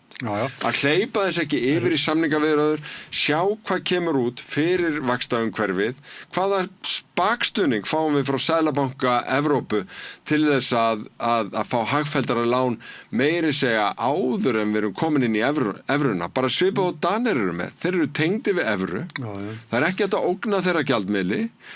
Það tryggir lægri vexti. Við sjáum hvað fyrirtækjalán, lítil og meðalstór fyrirtæki gætu fengið, en síðan þetta líka hluta af þessari heimsmynd. Hluta af því að lítil og meðalstór ríki þurfa að standa saman til þess að standa ekki frammi fyrir ógn. En við getum verið staðið saman á þess að fara í Evrópusambandið. Í efnahagsmálum, sko, það sem dugar ef einhver hótað ofurtollum að vera í bandalagi, tollabandalagi og við erum það því miður ekki. Voru ekki lægri tollar á okkur heldur en Evrópusambandið? Þeir eru jafnhái núna, þeir eru lægri á Bretland. Nei, ég meina frá Bandaríkjunum. Þessi umræða og hótanir hærri tolla orðin hluti af einhverju sem sumir hafa kallað vopnvæða alþjóðaviðskipti. Þetta bara það sem að forsætisráðherra Kanada var að segja væri hluti af henni nýja heimi. Við þurfum að horfast í augu við hann. Við vonum að við lendum ekki í skotlínunni, en það ábyrgð okkar sem þjóðar og stjórnmálamanna að tryggja að líkurnar léttara hjala á öðrum hættum. En skiljiði, þetta bara stór mál. Það stór mál að vera virkur þáttakandi í alþjóðasamstarfi og ég sammála Degi með það, Íslendingar eiga að vera það. Það þýðir ekki að við þurfum að ganga í Evrópusambandið. Ég vil alltaf vera skemmtilegur. Hefur ekki áhyggjur af fylgi Sjálfstæðisflokksins? Jú, það hef ég, vissulega. Og ykkur svona gengur illa að stoppa hrunið? Ég meina, skoðanakannanir eru mjög neikvæðar fyrir okkur og það hlýtur að við tökum það til okkar og það alveg ljóst að við þurfum að gera það. Við þurfum augljóslega að tala skýrar í þeim efnum. Ég nefndi líka reyndar að það sé nú svolítið þannig að við sjálfstæðismenn viljum gjarnan vera í meirihluta og meira vera að vinna verkefni heldur en að vera að tuða og nöldra og þeim hefur tekist ágætlega upp í því að þegar við höfum verið að standa vörð einhverja hluti, tökum atvinnugreinar sem dæmi, tökum sjávarútveginn sem dæmi út af því að þar var verið að hækka skatta nú eða núna í fjárlögum síðast þegar var að hækka skatta almennt bara á venjulegt fólk og fyrirtæki það nú orðræða sem náða einhverju leiti í gegn en ég held að sjálfstæðismenn eru vanari því að við séum bara að vinna vinnun okkar og gera það vel heldur en að við séum svona að nöldra í þeim sem eru með völdin það að þeir séu ekki að gera hlutina nógu vel og við þurfum að finna leiðir út á þess að taka upp léttara hjal, ég held við þurfum líka að finna leiðir til að vera skemmtilegri ég held að það hljóta að vera eitthvað að því hluta því en sem betur fyrir eru sko sveitarstjórnarkosningar handan við hornið og ég nú svo lánsum að vera hér í suðvestu kjördæmi sem Kraginn, sveitarfélögin í kringu Reykjavík og ég reyndar sé okkur gengur mjög vel í skoðanakönnum í Reykjavík og ég vona að það endurspeglist líka á hinn sveitarfélögin þar sem að við höfum verið svona ráðandi í sveitarstjórnum víðast hvar þannig að ég hlakka til að sjá og horfa á sveitarstjórnarfólki okkar vinna stóran sigur núna í vor. Það ég segi ekki lífspursmál, það skiptir ykkur verulega miklu máli að þið fáið góða kosningu í sveitarstjórnarkosningunum. Það skiptir okkur auðvitað mjög miklu máli. Við erum langstæðst á sveitarstjórnarstiginu og höfum verið það lengi og við ætlum að halda því áfram. Það sem við auðvitað erum að glíma við að það verið að toga að okkur í báða áttir sko. Miðflokkurinn vill stundum skilgreinna sig til hægri þó ég sé þetta alls ekki sammála því að sá flokkur sé til hægri en hann svona að reyna að toga í eitthvað íhaldsfylgi. Hér á þessu stöður hann sagði hægra megin við ykkur. Já, ég algjörlega ósammála því því að þú fer að skoða atkvæðagreiðslur og afstöðu í mörgum málum þá eiginlega ekki tækt að segja að sé neitt hægri við það. Svo náttúrulega Kristrún Frostadóttir hefur alveg breytt samfylkingunni. Ég held að það hljóta allir að taka undir það að hún hefur fært samfylkinguna, sumir segja á miðju og jafnvel bara hægra megin við miðju þannig að henni hefur tekist enn sem komið að tala svona svolítið eins og breiðfylking og halda ennþá góðum vinstrimönnunum en á sama tíma ná til sín fólki sem að vill bara sjá eigum að segja svona bara klassíska íhalds frjálslynda stefnu sem að sjálfstæðisflokkurinn og á að vera áfram. En Dagur, samstarfskona þín til margra ára, hún náði ekki forystusæti í Reykjavík. Með mitt. Og hvernig var fyrir þig að vera áhorfandi að prófkjörinu? Það var bara spennandi. Það kom mjög mikið að nýju fólki og mikill kraftur inn í prófkjöri fannst mér og ég held að listin sé mjög firnasterkur fyrir vikið. Hann blanda af reynslu og nýju fólki. Og var verið að hrósa Kristrúnu sem að ég tek undir að ég var ekki til að hrósin, ég var bara að segja sem það er að gera að sko henni við tekist á landsvísu að mörguleiti það sem að samfylkingunni tókst í borginni að vera mjög breiður flokkur sem að stóð vörð gildi jafnaðarmanna jöfnuð félagslegt réttlæti Nú því svona sjálfsóðið. Nei, ég bara greina þetta en leið að þá vorum við auðvitað vinna alveg gríðarlega þétt og mikið með atvinnulífin í borginni þú veist, atvinnulífið hefur ekki vaxið og þróast eins hratt byggst jafn mikið upp og jafn mikið fjárfest í nokkuð tíma eins og síðustu 10 ár í borginni og þetta hefur fólk auðvitað haft orð á og finnst alveg fundist nógum en ég held að þetta sé ein af útskýringunum á því að samfylkingin í borginni hélt þessum dampi jafnvel þó að flokkurinn og landsvísu var að fara niður í alltaf 5,6% í kosningum að þá vorum við kannski með 32% í kosningunum þar sem voru bara nánast sama ár sko. Þannig að jafnaðastefna hún hefur náttúrulega þessar skírskotanir einmitt á Norðurlöndum. Þetta er brothætt sko. Fylgið er brothætt. Fylgið hjá, sko, það sem þarf að skilja bara í samtímanum að það á engin neitt.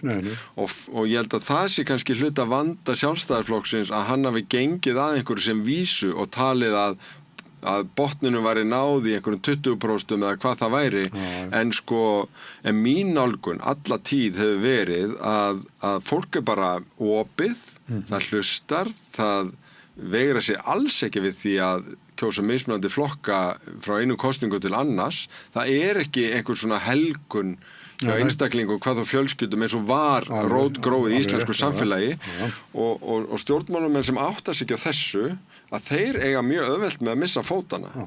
Herðu, við væðum að enda þetta hérna. Þetta búið að vera mjög gaman. Við þarf endilega hóið ykkur 2 saman aftur seinna eitthvað annað málefni. Þetta bara, þeir bæði kröftu og skemmtilegt. Við erum til. Bryndís og Dagur Sælasyni. Takk fyrir. Ég ætla að segja það við ykkur, Sælasyni. Rauðaborð heldur áfram hér eftir augnablík. Þú ert að hlusta á Samstöðina. Róttækt sjónarhorn á atburði dagsins. Með því að ganga í leigjendasamtökin styður þú baráttu leigjenda. Leigjendasamtökin eru fyrir öll þau sem vilja vinna að réttlæti og öryggi á húsnæðismarkaði. Leigjendasamtökin.is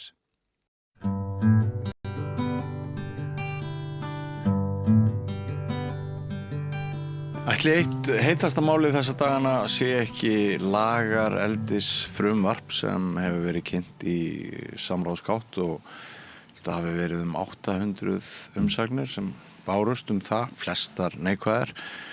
Maður svona upplifir það kannski svolítið að það séu 2 þjóðir í landinu, það hérna margir í hópi almennings mjög reiðir en hópurinn sem skipar Alþingi virðist nú svona meira og minna á einu máli en spurning hve mikið tillit verður tekið til athugasemdanna. Þau eru komin hingað þau Jóhannes Sturlaugsson, líffræðingur og sá sem veit nú flestum meira lax held ég. Vertu velkomin Jóhannes. Takk. Og Þorgerður María Þorbjarnardóttir, formaður Landverndar, velkomin. Takk fyrir.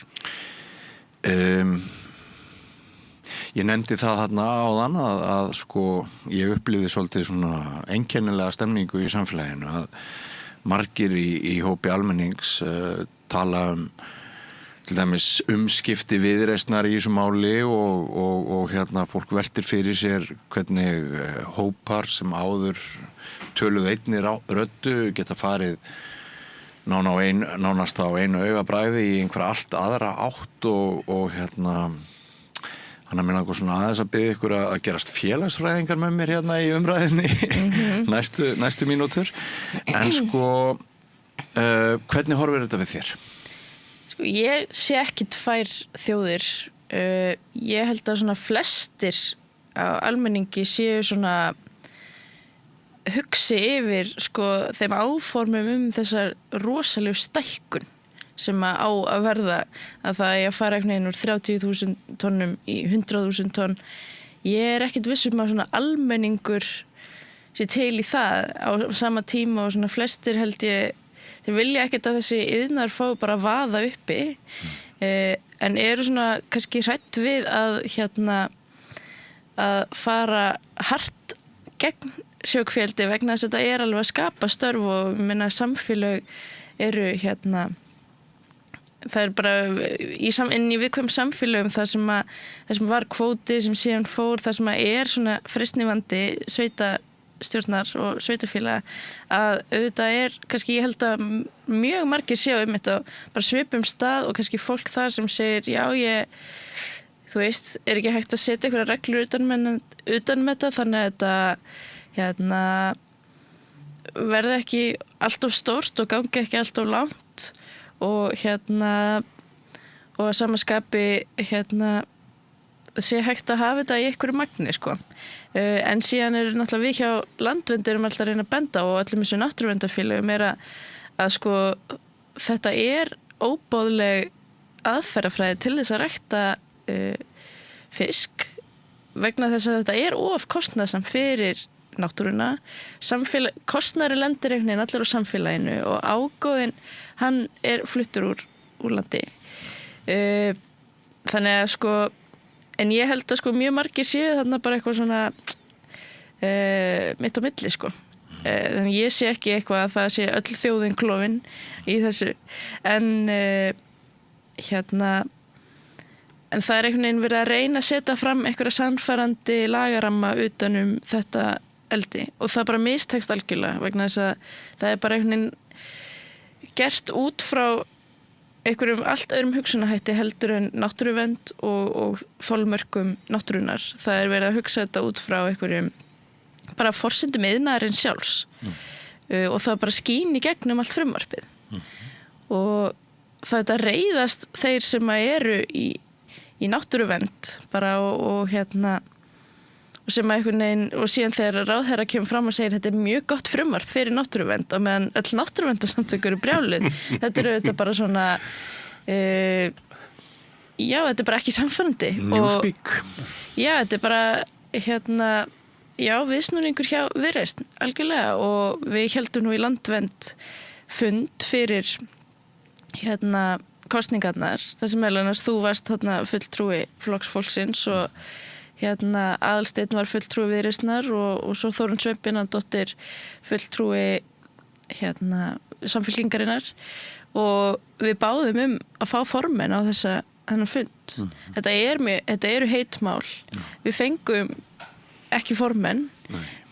Fólki sem kom á þennan fund fyrir hönd sinna flokka og að tala fyrir hönd sinna flokka sagði eitt og svo er annað uppi á teiningnum núna og þetta já, maður bara svona þetta ekki til þess að vekja traust á stjórnmálunum hjá okkur.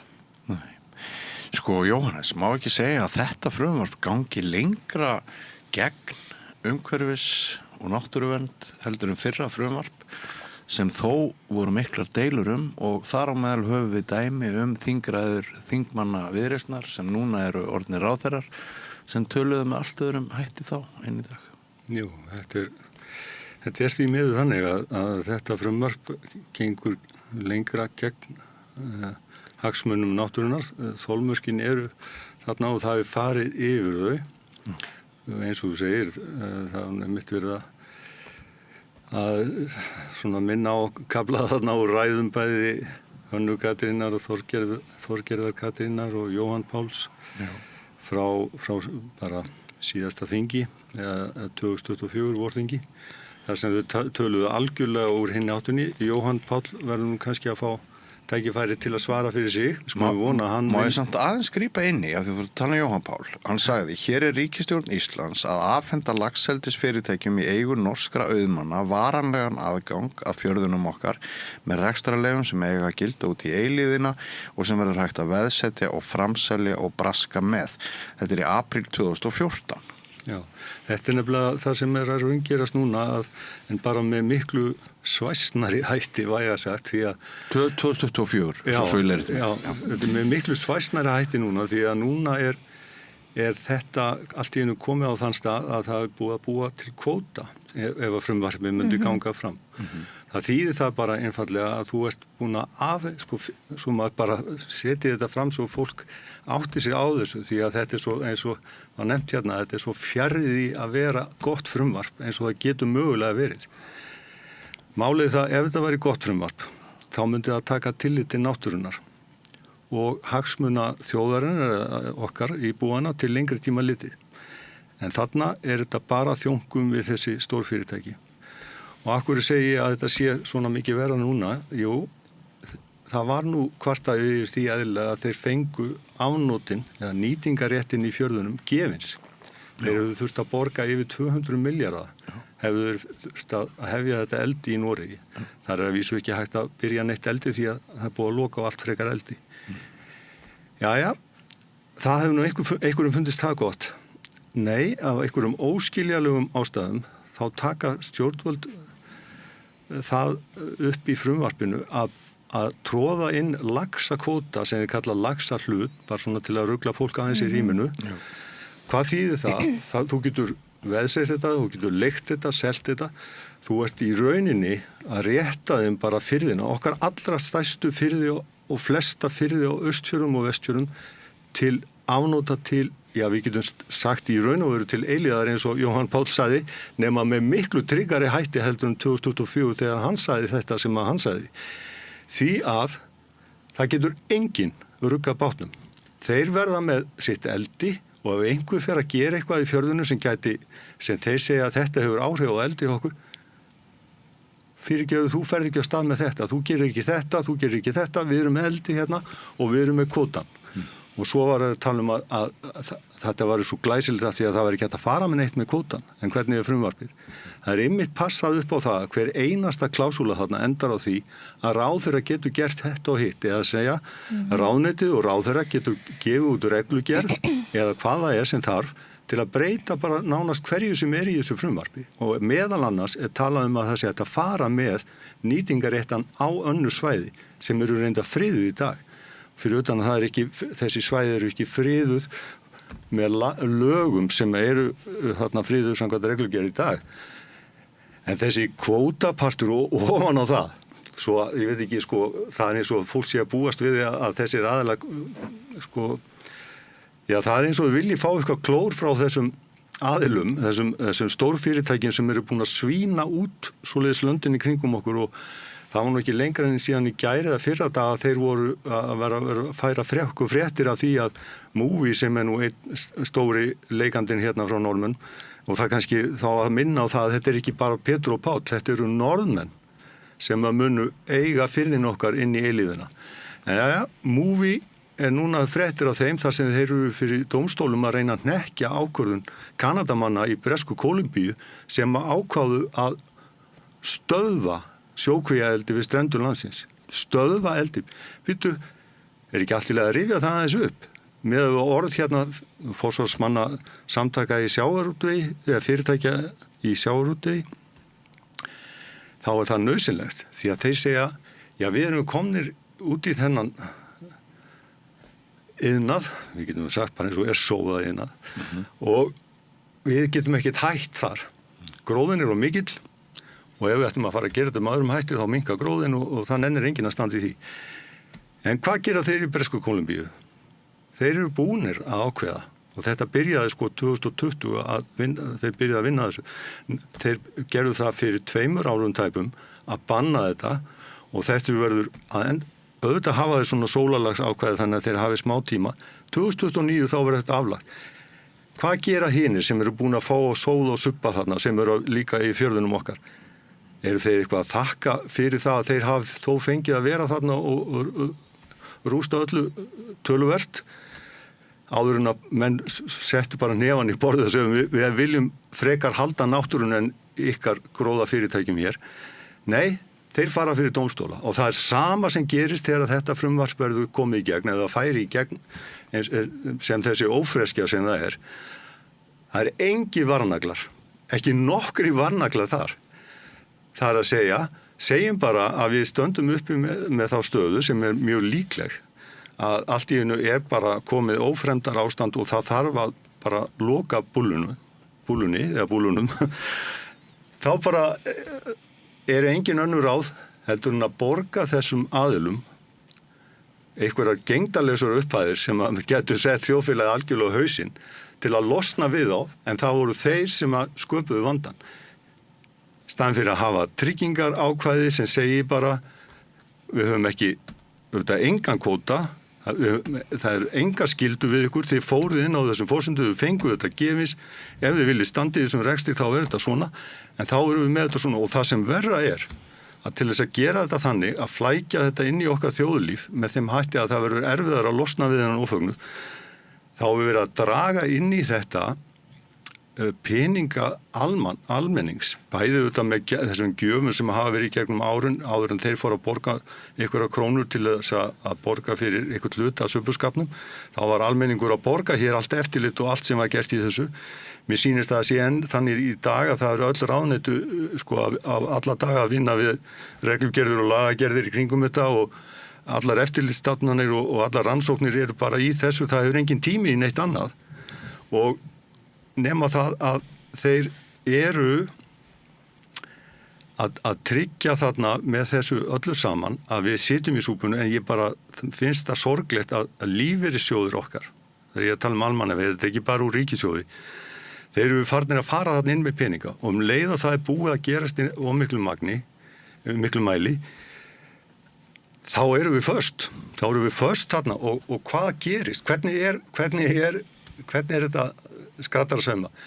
Jú, þeir eru með fyrirtæki sem eru sko í öllum löndum í þessu braski og þeir eru að græða hér og þeir eru að tapa annars tapi þeir færa það bara á móti gróða annars þeir eru fyrir lífeyrissjóðina, það er bara togað út peninga.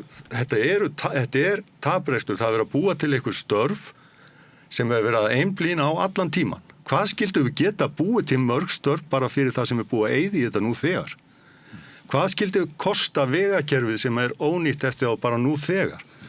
Hefur einhver haft sko dug í sig til þess að taka upp reiknistóka og reikna eitthvað að þessu saman? Þetta er svo óheyrilegt. Þeir fara út auðvitað með alla þá peninga, þeir auðvitað láta þetta alltaf verið í skuld við móðurfyrirtæki og fara með alla pening út. Getur þú ímyndað þegar allir lífeyrissjóðirnir eru farnir að borga inn í þetta, það verður allt það sem að fólk er að skrapa saman, það fer þarna inn og það hverfur. Það er enginn að fara að græða á þessu.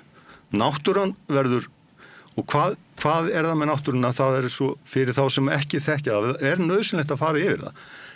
Hvernig einhver svona starfsemi í einhverjum fjörðum og austfjörðum og vestfjörðum getur eyðilagt lífríkið all land. Það er engin svona dæmi í Íslandssögunni svona starfsemi sem er að eyðileggja lífríkið all land.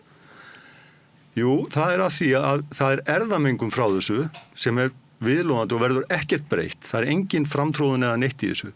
Þetta er eins fjarskilt nýsköpun og svo hugsaðsgetur. Þetta er úreltur iðnaður sem verið að leggja af eins og dæmi frá Bresku Kólumbíu sýnir. Þar sem að eldið er meira en hér, þar sem að störfin eru margfalt fleiri en hér, ekkert mál, þeir loka búlunni samt. Ok, þannig að hvaða náttúru vá er þetta? Þetta eru auðvitað bara umhverfisspjöll af vestugerð. Það er að því að fiskurinn sleppur, hann fer all land. Hann fer ekki með reglumbundum hætti en þetta gerist þrátt fyrir allt með ansi reglubundum hætti, eins og ég get komið inn á síðar, gengur upp í ár, mengarstofna sem hafa aðlagast í árþúsundir að ánni, að ætistöðum í hafi og ruglar allt frá tímanu sem hann gengur til hafs, frá tímanu sem hann er að éta í sjó og annað, allt sem hefur áhrif á hæfnas og hvað það er. Og þetta er önnur hliðin, hin hliðin eru bara hreinlega hrein og klár mengun í fjörðunum þar sem að efni allt frá mjög skaðvænlegum efnum sem eru notuð til þess að verja netin og kvíunum og til efna sem eru notuð til þess að drepa laxalúsina til lífrænna mengunar og svo framvegis plastmengunar og allt þetta eyðileggur firðina og það er alltaf verið að segja við erum að setja þetta fram, þetta er besta kerfi sem maður hefur heyrst af og við skulum bara horfa á vísindin, segja stjórnmálamenn, segja þeir sem eru í forsvari hjá fyrirtækjum sjávarútvegi sem að einhverja hluta vegna tóku þetta upp á sína arma. En þetta er svo fjariði sem frekast getur verið. Af hverju skildu menn þá ekki hlusta á þá sem eru í þessu vísindamenn? Ég meina, ég er búin að rannsaka sjókvíaeldi í 11 ár. Og núna reynda var svo heppin að fá til við mig Snæbjörn Pálsson, prófessor í stofnleysfræði fyrir 6 árum. Og hvað er maður að upplifa? Bara nákvæmlega það sem maður bjóst við, það sem er að gerast í löndunum, það sem að þetta er búið að skaða lífríkið. Maður sér þetta og var nógu glúrin til þess að ákveðna á og sjá bara hvernig þetta er búið að ganga. Hvað skildi ágengni laxana, sjókvía laxana hafa orðið mest í ánni. Þetta er lítil á en hún er bara dæmi hvernig þetta getur verið. Upp í 72% af hrygningarstofnunum eitt árið, þá eru sjókvíaeldislaxar. Og svo segja menn bara, vísindin segja að þetta sé allt í stakasta lagi, hlustið þá á vísindin. Það er mjög mikið svona í þessu frumvarpi talað mótvægisaðgerðir þegar lax sleppur og hann gerir það og það er bara mjög ótraustvekjandi sko, að halda fram að það getur verið eitthvað trúverðu mótvægisaðgerð að fara og skjóta fiska með einhverjum spjótum þetta bara er og engin viðurlög bein er það ekki rétt skilja mig? Jú. Já. Það er og svo eitthvað ná samt almenningur að sko að vera hægt að greiða þessum fyrirtækjum bætur ef að einhverjir náttúruhamfarir hafa áhrif á, þannig að það hafa áhrif á reksturinn þar að segja. Já, sem var ótrúleg klásúla. Ótrúleg klásúla, en talandi hennan kvóta, sko, það er auðvitað að fólk heldur fram að þetta sé ekki kvóti vegna þess að þetta eru leyfi gefin til 16 ára í senn. En þá skulum við samt horfa á það að endurnýjun leyfana töluvert auðveld. Það ég held að sko ríkið þurfi að hafa mjög, mjög góða ástæðu til þess að endurnýja ekki leyfi og bara eiginlega ómögulegt að vera með nóg góða ástæðu til að veita ekki leyfi. Þá skulum við líka horfa á það hvað hefur gerst sko á undan, eins og við horfum á Seyðisfjörð. Þar sem að eru mjög góðar ástæður til að veita ekki leyfi. Þetta komið í skipulag, sem sagt haf- og strandsvæða skipulag, og það eina sem komið. Þetta bara komið í skipulag. Þá eru allir bara skjálfandi á beinunum við eitthvað sem að fólk kalla lögbundnar væntingar til leyfis og og stofnanir, það eru nokkra stofnanir sem eiga að veita þann umsögn og veita leyfið, samgöngu stofa, þarna það eru bygging, húsnæðis- og mannvirkjastofnun, og allir einhvern veginn benda bara hvorn og annan, enginn þorir að neita bara leyfi þrátt fyrir að fyrir því sé mjög góðar ástæður. Það er endalaust veittar undanþágur, pólitískar undanþágur, lögum náleið við faræsstrenginn, það fari inn á ljóskera vita. Þannig að þarna erum við strax að sjá mikla hræðslu við eignarréttar myndun sem ekki einu sinni komin raunverulega. Nei. Það er bara mjög, mjög mikill ótti hjá stofnunum og ríkinu að stíga mögulega á tær þarna á eignarrétt sem ekki einu sinni til staðar. Vegna þess að þetta komið í skipulag og það hækkaði í einhverjum kauphöllum og þannig að ég held að ég bara blæs á allt það sem segir þetta sé ekki kvóti, þarna verði ekki eignarréttarmyndun vegna þess að þetta sé leyfi til 16 ára. Ef að leyfin til 16 ára og svo mjög auðvelt að fá bara önnur 16 ár, það er enginn sem mun þora að segja nei, þið fáið ekki önnur 16 ár þegar það er búið að fjárfesta og búið að og farið á stað. Ég bara sé það alls ekki gerast og ég bara mjög hrædd að þarna bara miklu, miklu strangari eignarréttar möguleikar á dómsmálum hjá þeim sem eiga svona leyfishöfum heldur en nokkuð tíman eru komin í Seyðisfirði, og samt það allir skjálfandi á beinunum yfir mögulegum málsóknum og einhverjum lögbundnum væntingum þessara fyrirtækja, Kaldvíkur þarna í Seyðisfirði. Sem að einmitt var með þá yfirlýsingu að það hefði aldrei sloppið frá þeim sjókvíaeldislags. Okay. En ég veitti nú einn og upprunagrindið þarna úr Fjarðaráfi Seyðisfirði, og hvaðan skildi hann hafa komið? Nema frá Kaldvík, úr Reyðarfirði. Bara lítið dæmi þetta frábæra kerfi sem er svo frábært að maður hefur aldrei heyrt á öðru eins. Þessi fiskur auðvitað hefði aldrei átt að hafa sloppið og hefði aldrei birst nema að ég hefði rekist á hann, og bara til þess að taka það sem dæmi aðeins áfram. Þetta opinbera kerfi, það kom ekki auga á þennan fisk. Nýja fleiri fiskar sem ég fann þarna fyrir austan. Gott og vel, það nú kannski eitthvað.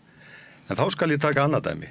Ég nú ekki svo mikið á ferðinni, þó ég vildi vera meira á ferðinni, en ég nú að nota aðra aðferð heldur en rekhöfunina, fara á næturlagi og veiða þá upp með háf, þessa sjókvíaeldisfiska. Hvernig skildi standa á því að ég hafi með eigin hendi veitt tæplega 8% af öllum sjókvíaeldislaxi sem hefur veist í íslenskum ám? Er það ekki eitthvað grunsamlegt? Hvernig skildi standa á því að gögnin sem ég hef aflað, sem enginn vill auðvitað kannast við, en eru til í skýslum, sýna það, ætla þess ekki 50%, kannski það ekki nema 30%, en þetta svakalegt hlutfall, af gögnum sem eru til yfir slysasleppingar, byrju þau koma frá mínu rannsóknum. Er þetta kannski að segja okkur að þetta kerfi ekki gott? Fyrir mína parta, þá auðvitað hef ég margsagt að það handónýtt og ég nenni ekki að fara með alla rulluna en auðvitað að það skuli ekki vera allir laxastofnar inni, að það sé ekki tekið tillit til þess að þetta er framandi norsku stofn og að það sé ekki tekið tillit til þess í þessu blessaða áhættumati, eða kannski það reyndar ekki svo blessað, að við erum með kynþroska hængseiði í ánum sem er ekkert að fara í sjó, sem eru erfðablönduð og jafnvel hreinir eldisfiskar á köflum þegar tveir hittast þar, sem eru að sjá þessa erfðablöndun í ánum á þess að fari fram nokkurt val í sjónum og slíkt. Ekkert af þessu hefur verið lagað. Þessi atriði eitthvað sem maður búin að hamra á.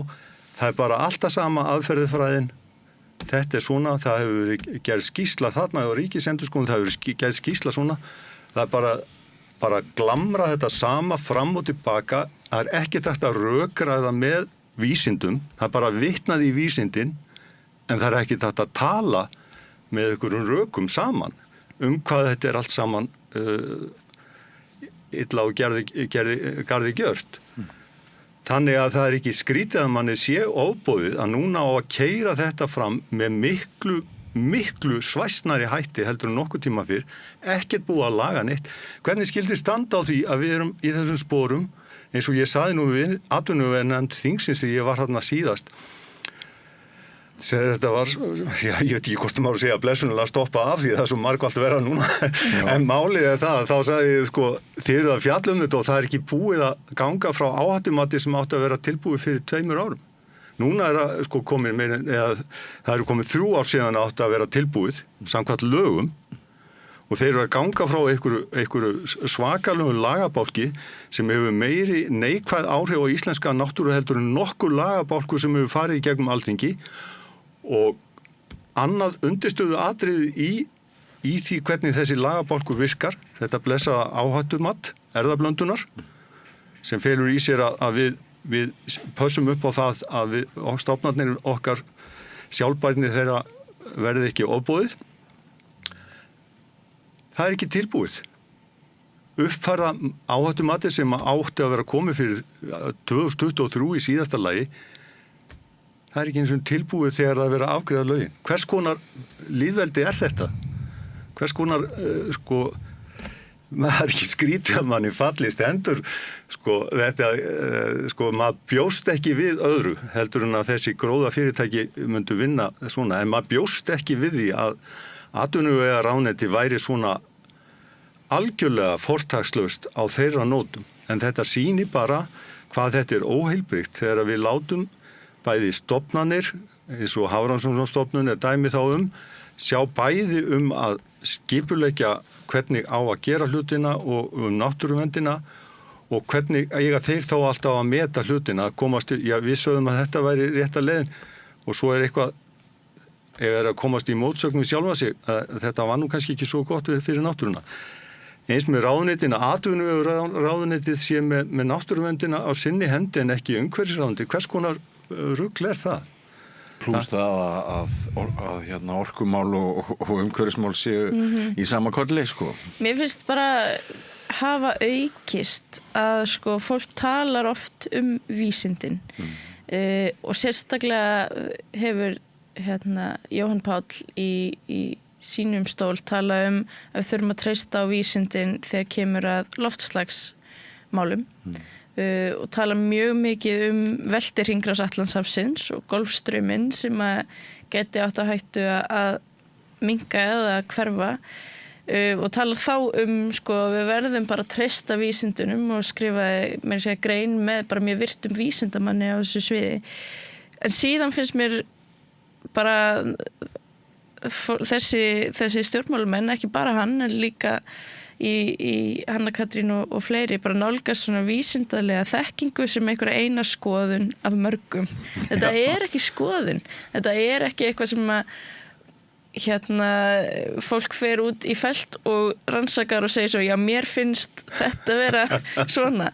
Þetta er auðvitað bara eins og þau segja sjálf í öðrum greinum bara mikilvægur þáttur í bara góðri ákvarðanatöku.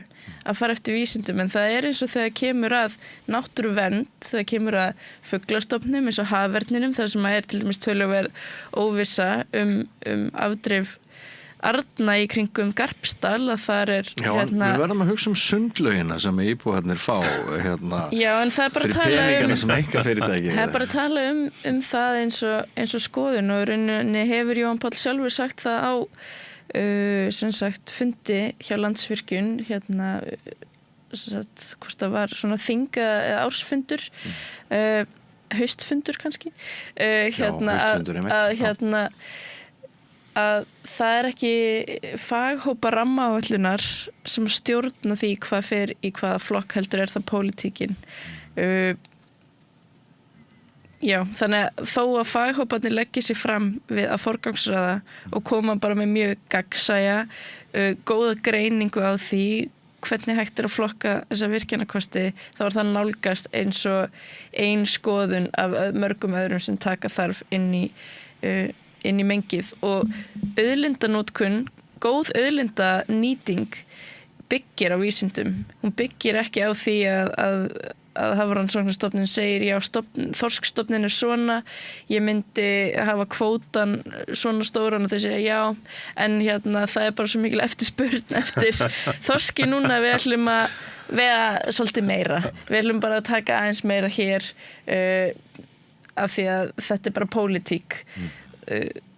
Orkuöflun líka auðlindanótkun, sjókvíaldi, þetta líka auðlindanótkun. Firðirnar okkar auðlind sem verið að nota, sjávarföllin og þetta sem að fara í gegnum sjópokana. Ef þið var að gera þetta á landi þá var þetta bara mjög orkufrekt til þess að hreinsa, en það verið að nota auðlindina á þennan hátt. Og góð auðlindanótkun, hún byggir á vísindum, hún byggir á því að þolmörk náttúrunnar séu forsenda rammans utanum. Ekki einhverjar lögbundnar væntingar einhver kauphallarhækkanir, bara það því miður eitthvað sem hefur orðið allt mikið ofan á í þessum ákvarðanatökum. Þetta svolítið varasum stemning að þið eru bæði náttúrulega að gagnrýna ríkisstofnanir. Og hér satt kona bóndi í Hvalfirði og spjallaði við mig ítarlega í desember hvernig íslenska stofnanir brugðust við mengunarslýsi í Hvalfirði sem kostaði hana fjölda hesta, og það má alveg spyrja hvort þau hafi ekki brugðist skyldu sinni. Ég hef áður sagt að ég hef sjálfur starfað hjá einni af ríkisstofnunum, umhverfisstofnun. Ég upplifði þar mjög mikla undirgefni gagnvart atvinnurekenda valdi. Katrín Oddsdóttir, lögmaður, hefur í samhengi við meðal annars sjókvíaeldið rætt aumingjaskap íslenskra stofnana og hvernig svona alls konar kafkaísk bellibrögð reynt að nota þau. En það auðvitað fólk inn í stofnurum, bara alls konar fólk, en það pólitíkin, það ráðherrar sem hafa yfir umsjón með sínum stofnunum sem eiga að leggja línuna fyrir sitt fólk. En punkturinn sá að ég held að það þurfi ansi margir á ansi mörgum póstum að bregðast, að degna til þess að ef þetta stórslys að fara að eiga sér stað sem að þið hafi mjög þung orð þá eru ansi margir sem að líta undan, og það eru ansi margir sem beygja sig undir vilja peningavaldsins, framkvæmdavaldsins,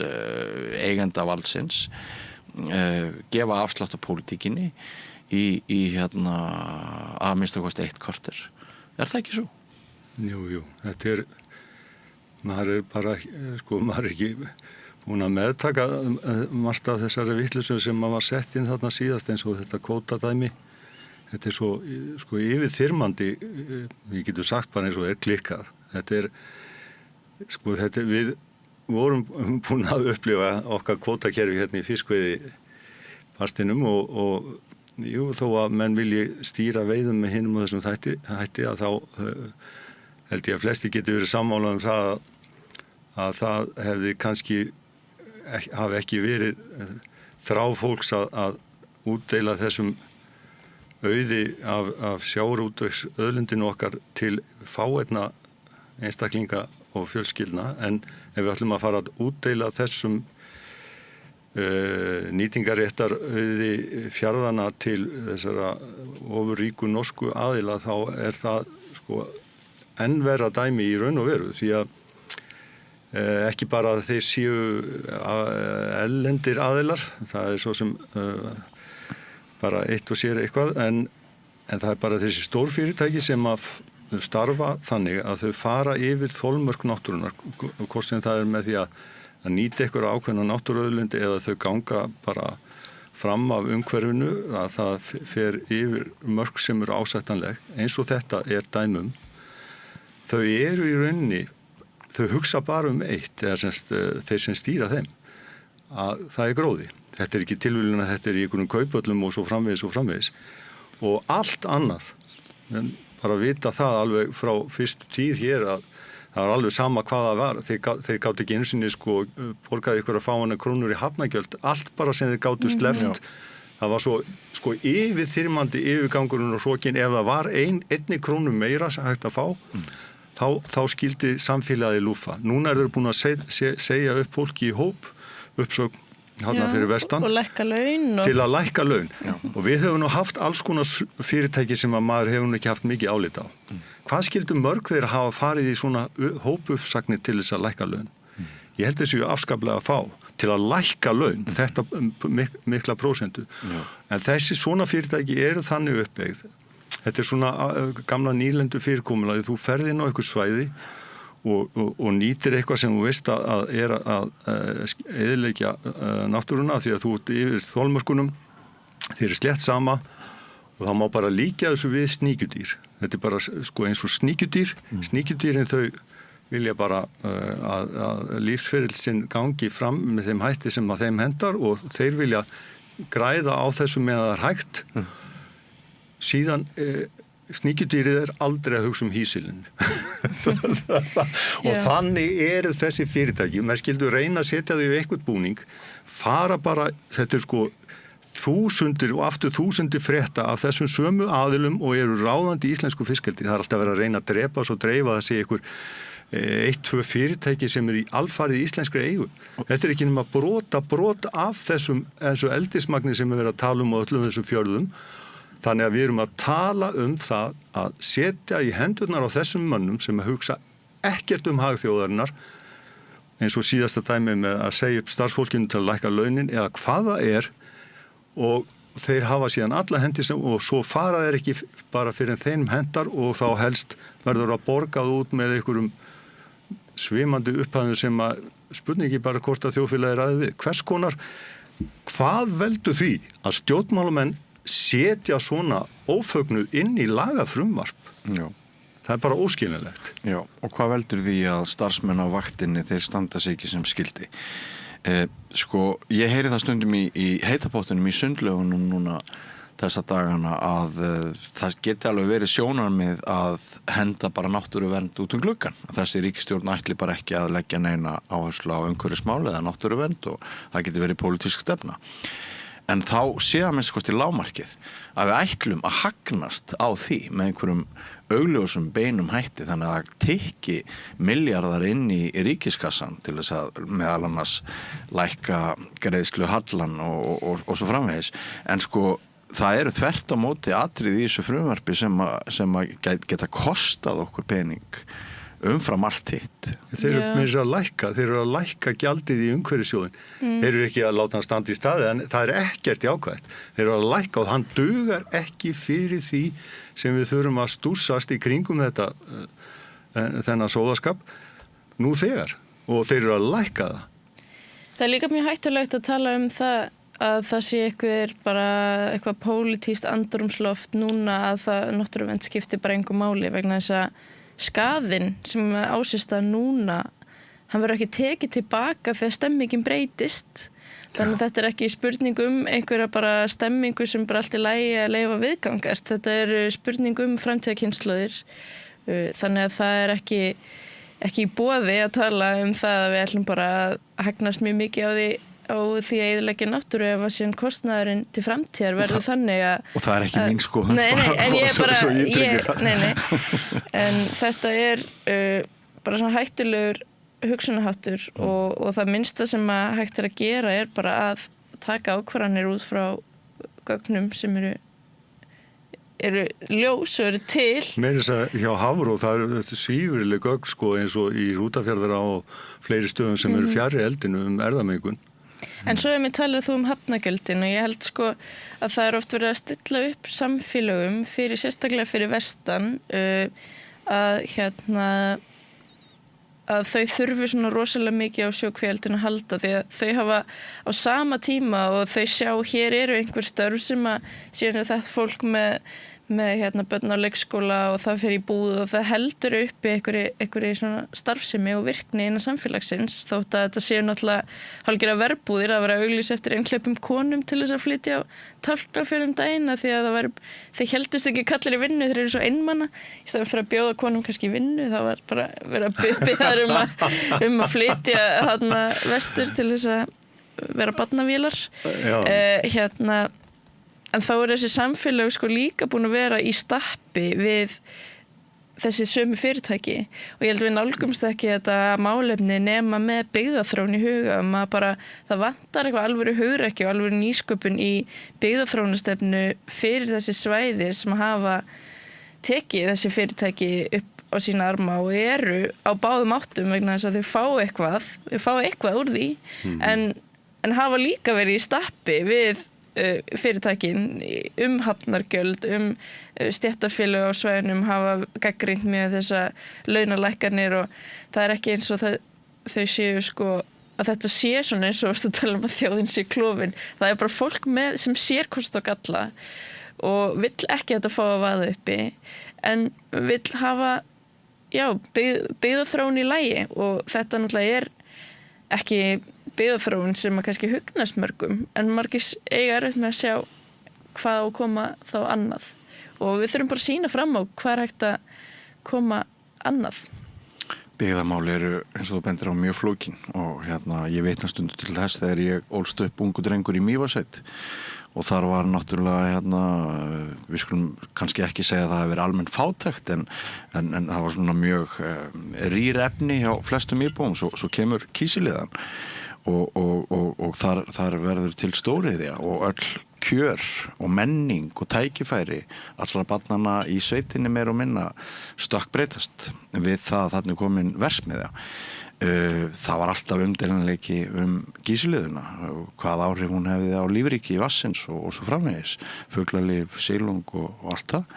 En þetta alveg rétt að við þurfum einhvern veginn að sko nálgast umræðinu náttúrulega frá nokkrum punktum en sko engum ditt í hug að þótt að myndi skapa störf þá væri góð hugmynd að stofna útrýmingabúðir gegn rauðherðum á Langanesi, skilurðu og það eru alltaf einhver mörk fyrir atvinnuskapandi iðnaði, atvinnuskapandi greinum.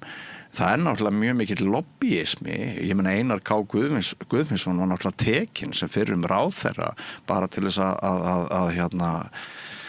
að lobbyast fyrir hagsmunum laxeldis manna og þeir voru á tíma með pólitíkina með sér svo sko eru núna umskipti í pólitíkinni og hvað fáum við?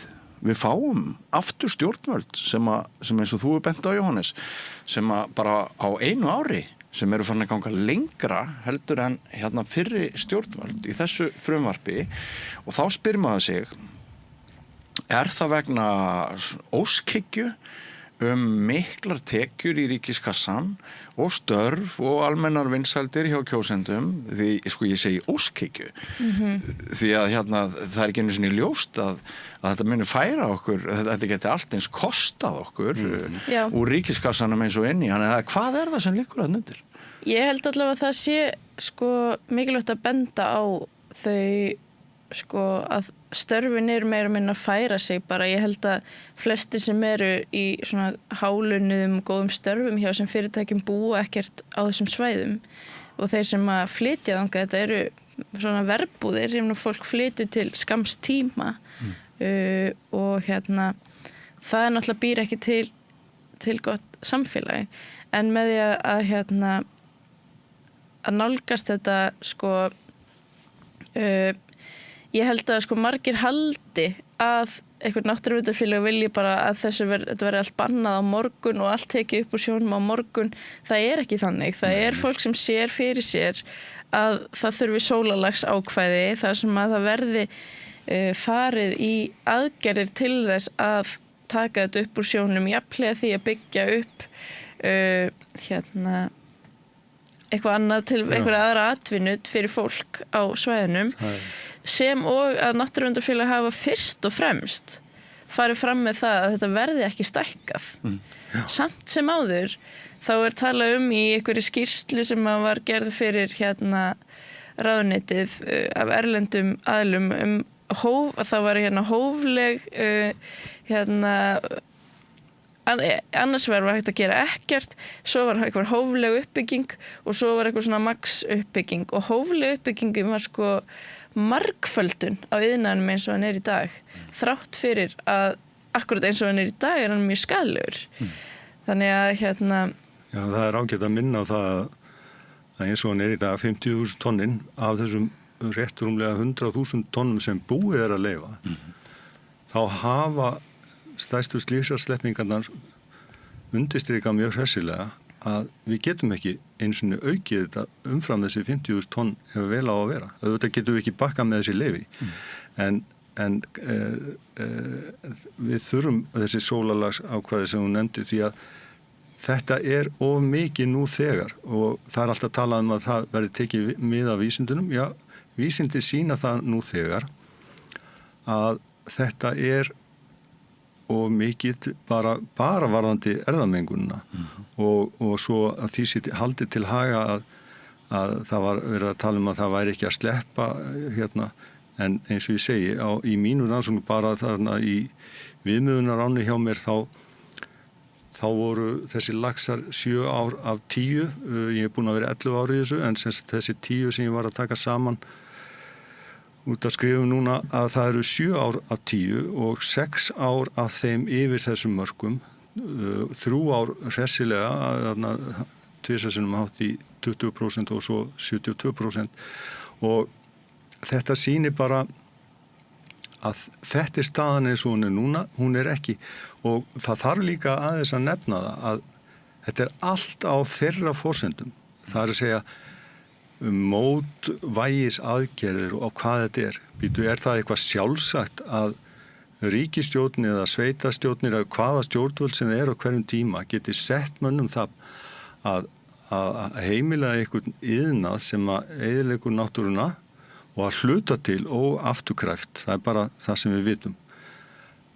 Með þeim líka bónus að þú ert að fá yfir þig bara, við getum kallað drull og skít sem eru þessi fiskar og annar ófögnuð sem fer út í náttúruna, sem að þú ert settur í þá stöðu eins og þarna í þessum lagafrumvarpi að þú getur ekki einu sinni bannað mönnum að koma, þeir geta bara farið inn í ána hjá þér, byrjað að reynsa og svo vera að tala þetta eins og þetta sé eitthvað verkværi sem virkar.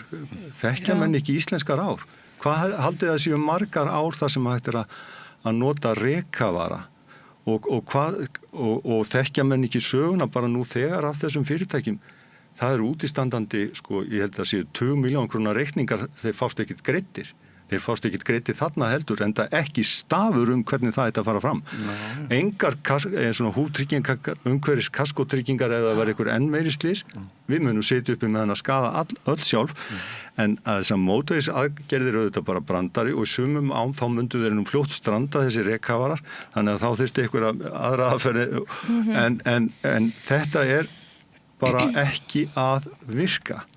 En það ýmislegt svona í frumvarpinu og í umræðunni sem skapar falskt traust. Frumvarpið nefnir strax í markmiðunum varúðarnálgun gagnvart umhverfinu, líffræðilega fjölbreytni, alls konar, og þetta svona ákveð orðasalat sem komið mjög víða en hefur ekki kannski neina alvöru bara merkingu eins og orðið sjálfbærni. Það hefur auðvitað tilgang. Það hefur sjálfbærni hefur bara mjög skýra skilgreiningu að þú ert að stunda eitthvað án þess að ganga á það þannig að það skaði framtíðarkynslur í að halda áfram sama. Kannski þetta bara áróður. Og það er búið að sekta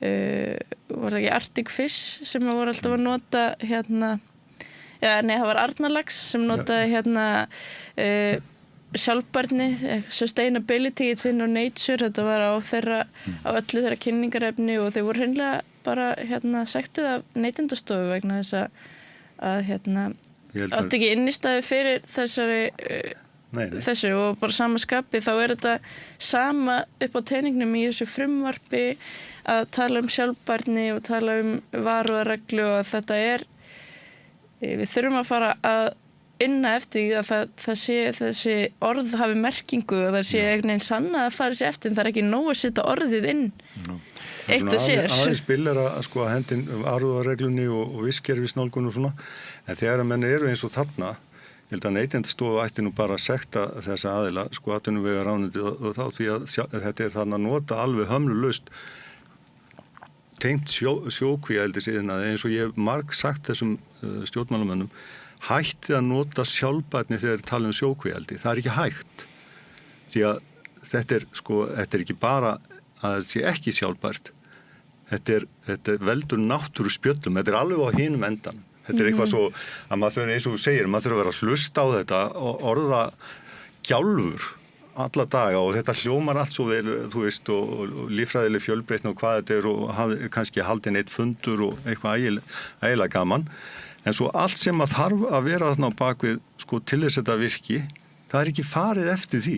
Ég held að þetta sé bara þekkt áróðursaðferð að þú tekur orðaforða þeirra sem þú ert klást við og þú gerir hann merkingalausan með því að tefla hann fram í þessu tilliti sem að þú ert að nefna. Ég aðeins unni við almannatengsl. Bara vókið. Þetta getur verið ákveðin aðferð og svo þegar við höfum öll mist skilning á hugtökum og fólk farið að nota þau bara við ýmis tækifæri, þau hafa ólíka merkingu. Það var náttúrulega auðveldara fyrir vondu gæjana. Hvað er grænt og hvað er náttúruleg framleiðsla?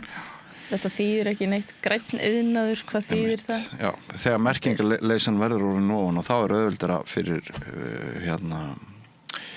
fyrir auðrisana að koma sínu, að fá sínu framgengt. Við komumst ekki lengra, mér finnst þetta mjög sláandi að hlusta á ykkur og ekki síst þarna langa eldræðina þín í upphafi þáttarins, Jóhannes, ég enn að melda hana.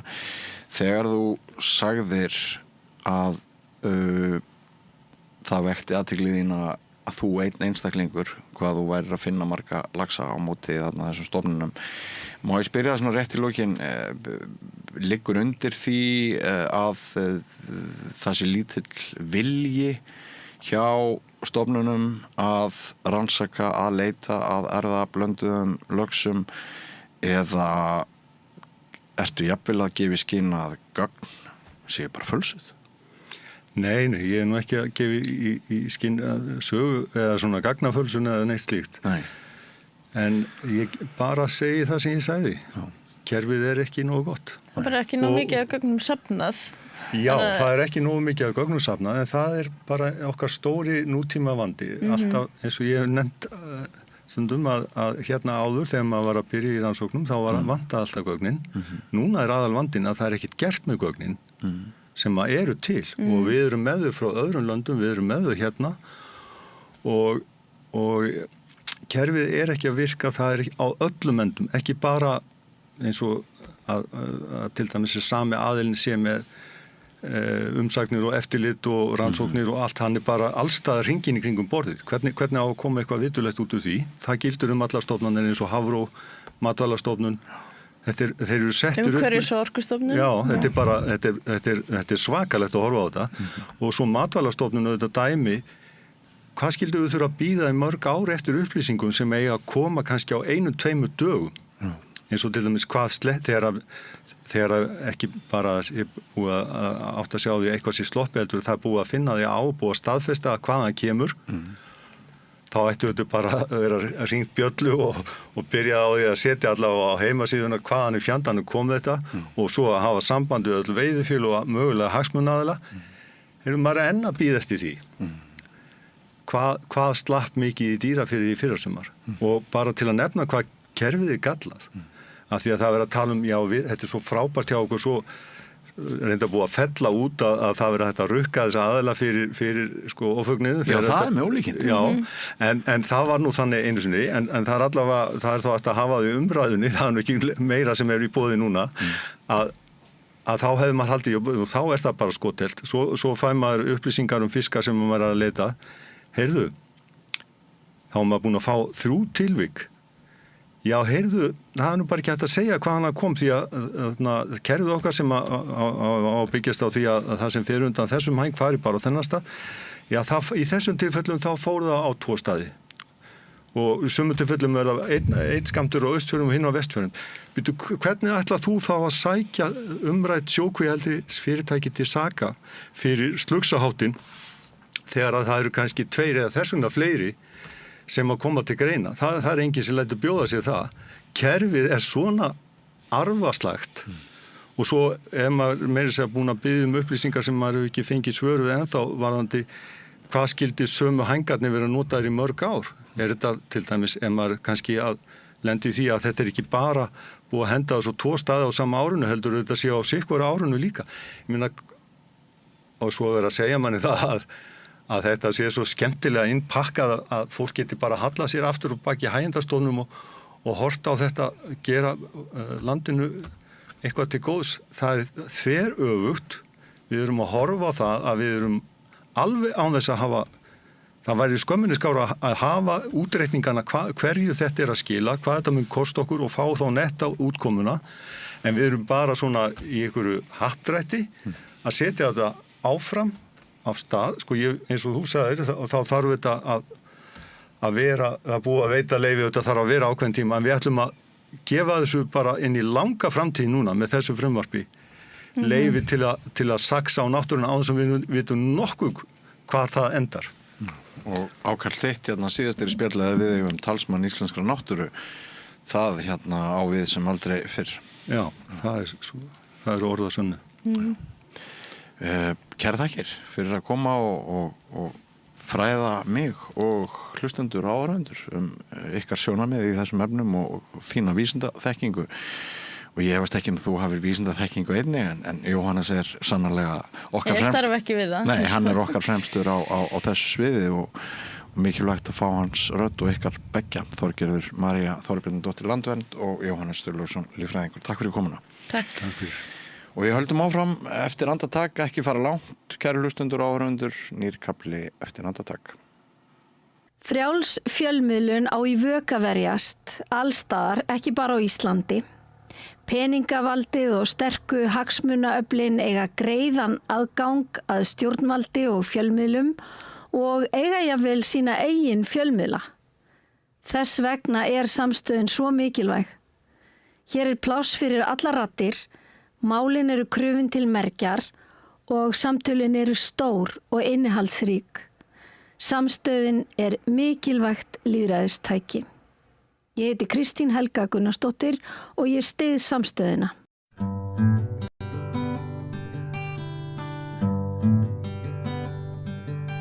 Þá komið að reynsluboltunum. Þessi þáttur er algjörlega ófyrirsjáanlegur. Maður reynir að manna hann með ýmsum og ólíkum hætti, en í reynsluboltum fjöllum við fréttir líðandi stundar og tíðaranda og þjóðmál. Og það eru komin 3 góði gestir, eins og endra nær, Þórdís Lóa Þórhallsdóttir, borgarfulltrúi Viðreisnar, vertu velkomin. Takk fyrir það. Svo ertu líka nemi Háskólans á Bifröst. Og Lárus, þú ert varaþingmaður Miðflokksins og svo ertu atvinnurekandi og þú ert Guðmundsson, fyrir knattspyrnuhetja. Mikið, já. Þetta er fyrsta skiptið sem hún nær reynsli að kynna mig, sko. Þú har alltaf verið vandram að finna út úr í hver ég er, en nú tókst það. Já, nú svo læri sem lifir. Og síðast en ekki síst, Kristín Vala Ragnarsdóttir, prófessor emerita og fyrrum pírati. Umhverfismanneskja mikil. Heyrðu Lárus, til að byrja með, af því að þú ert hérna með íþróttaferilinn þér að baki, hefurðu gert eitthvað öðruvísi ef það hefur verið Snorri eða hefur verið leikmaður Snorra þarna í 2 síðustu leikjunum í handboltanum úti? Herru, ég er búin að fylgjast með handboltanum bara frá því ég var svona lítill, sko. Og heilt yfir, þá var þetta alveg bara fínt mót, sko. Já. En við vorum í auðvöldum riðli og fengum svona tiltölulega létta mótherja með við hinn riðli. Og mér fannst svona, sko, þetta var annarkvort on eða off. Annarkvort voru frábærir eða voru lélir. Og ég hefði viljað sjá mér að jafnvægi í þessu. Þessi 2 síðustu leikir, gátu við breytt úrslitunum gegn Dönum? Danir er einfallega betra en við gerðum gott mót þar, skilur. Við vorum að, sko, valda þeim vandræðum og þeir þoli ekki Íslendinga, svo að það sé bara sagt. Og þeir voru mjög súrir með að ná ekki að sko vinna okkur með einhverju 10 mörkum, sko. Já. Ég verð að koma inn í þetta. Ég er náttúrulega margfaldur Íslandsmeistari í handbolta. Ég veit það. Já. Sko, mér finnst liðið vera núna getulega og tæknilega erum við á okkur krosskutum. Það sem við, og það voru náttúrulega frábæri sprettir, sko. Sem sýndu það, en það sem við þurfum er ákveðin stöðuleiki og ákveðið svona andlegt jafnvægi liðsins í álags svona, hérna, hvernig við náum að halda okkur og keyra okkur og það sem er svo gaman að fylgjast með Dönunum er það þeir hafa náð þessu.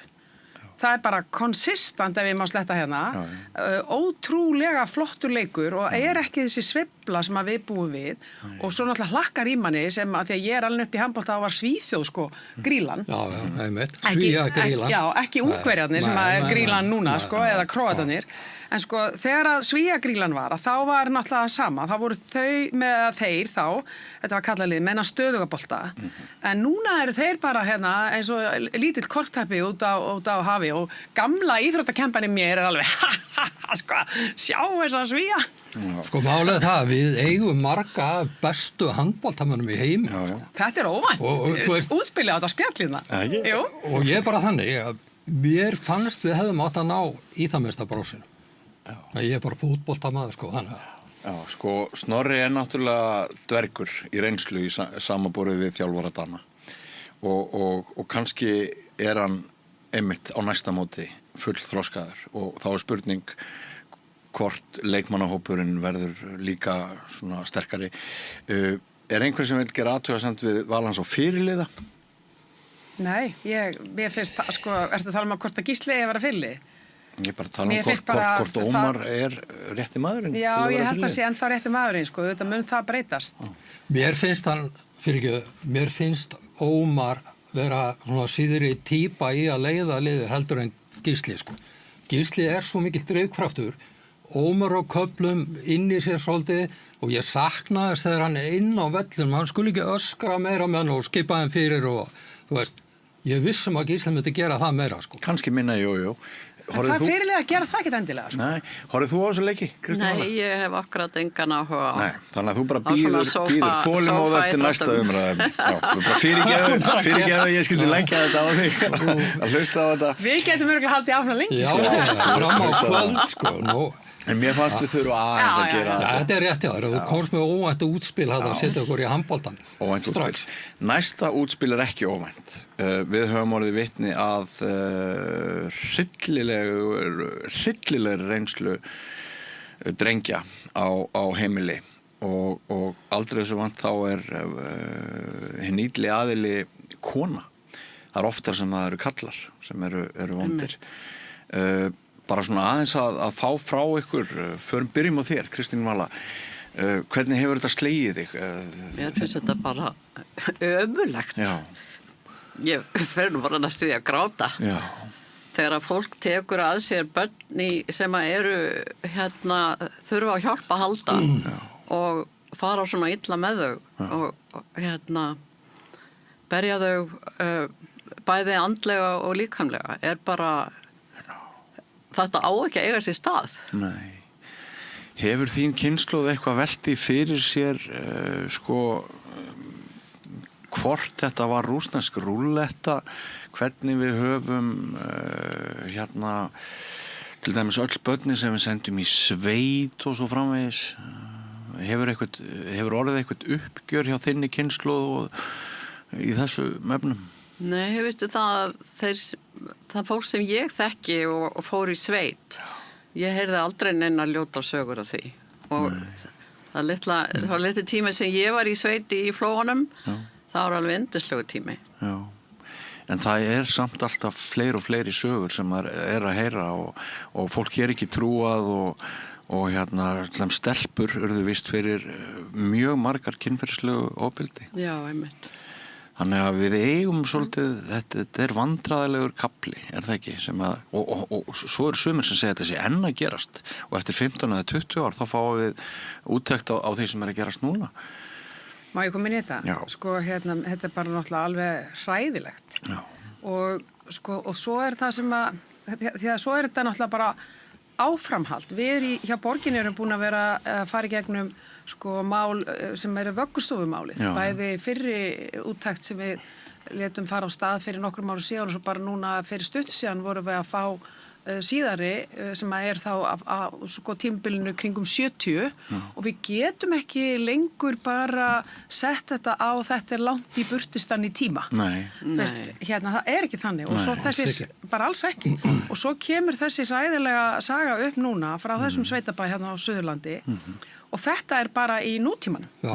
Og það sem að ég sett svolítið með í fanginu við erum með einhverja menningu sem að fyrsta lagi erum við með þessa menningum það sé allt svo frábært í sveitinu og ég tek undir með, ég alin upp í sveit meira minna öll sumur og bara þingiskur villingur úr Breiðholtinu og var bara mjög kraftmikill krakki í sveit en það var allt innan fjölskyldunar en ég fann alveg í sveitunum að því að í þessum þætti í Kveik að þá vera að tala um það að fólki á næstu bæjum hafi vita þetta því það eitt, það samfélagi, hver meðvirknin í því og svo það eftirliti hvernig það var komið og fyrirskipað og allir bara prúðbúnir í sturtu og sund og svona og þannig að það hann einhver menning sem að við erum að þurfum að kljást við sem þjóð og mér finnst líka að kom rosalega skýrt fram hjá þessum strákum þöggunarmenning já og líka þetta þessi félagslega skipting á því varstu barn sem komst á vegum barnaverndar eða varstu barn sem kom á vegum fjölskyldunar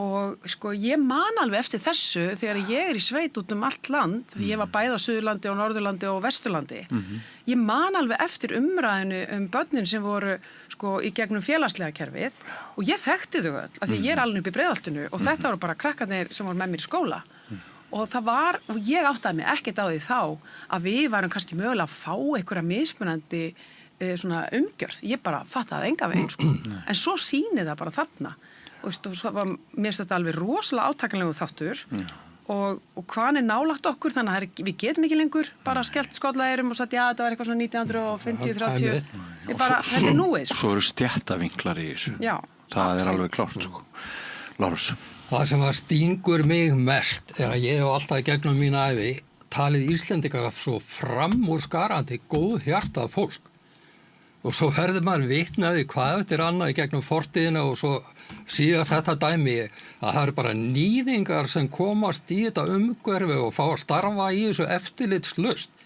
og það enginn sem grípur inn í og svo þegar á að fara fylgja eftir einhverjum gömlum dæmum nýðinsátt, þá það gert ofta svo miklu máttlausi að fórnarlömbin, þau fá enga bút.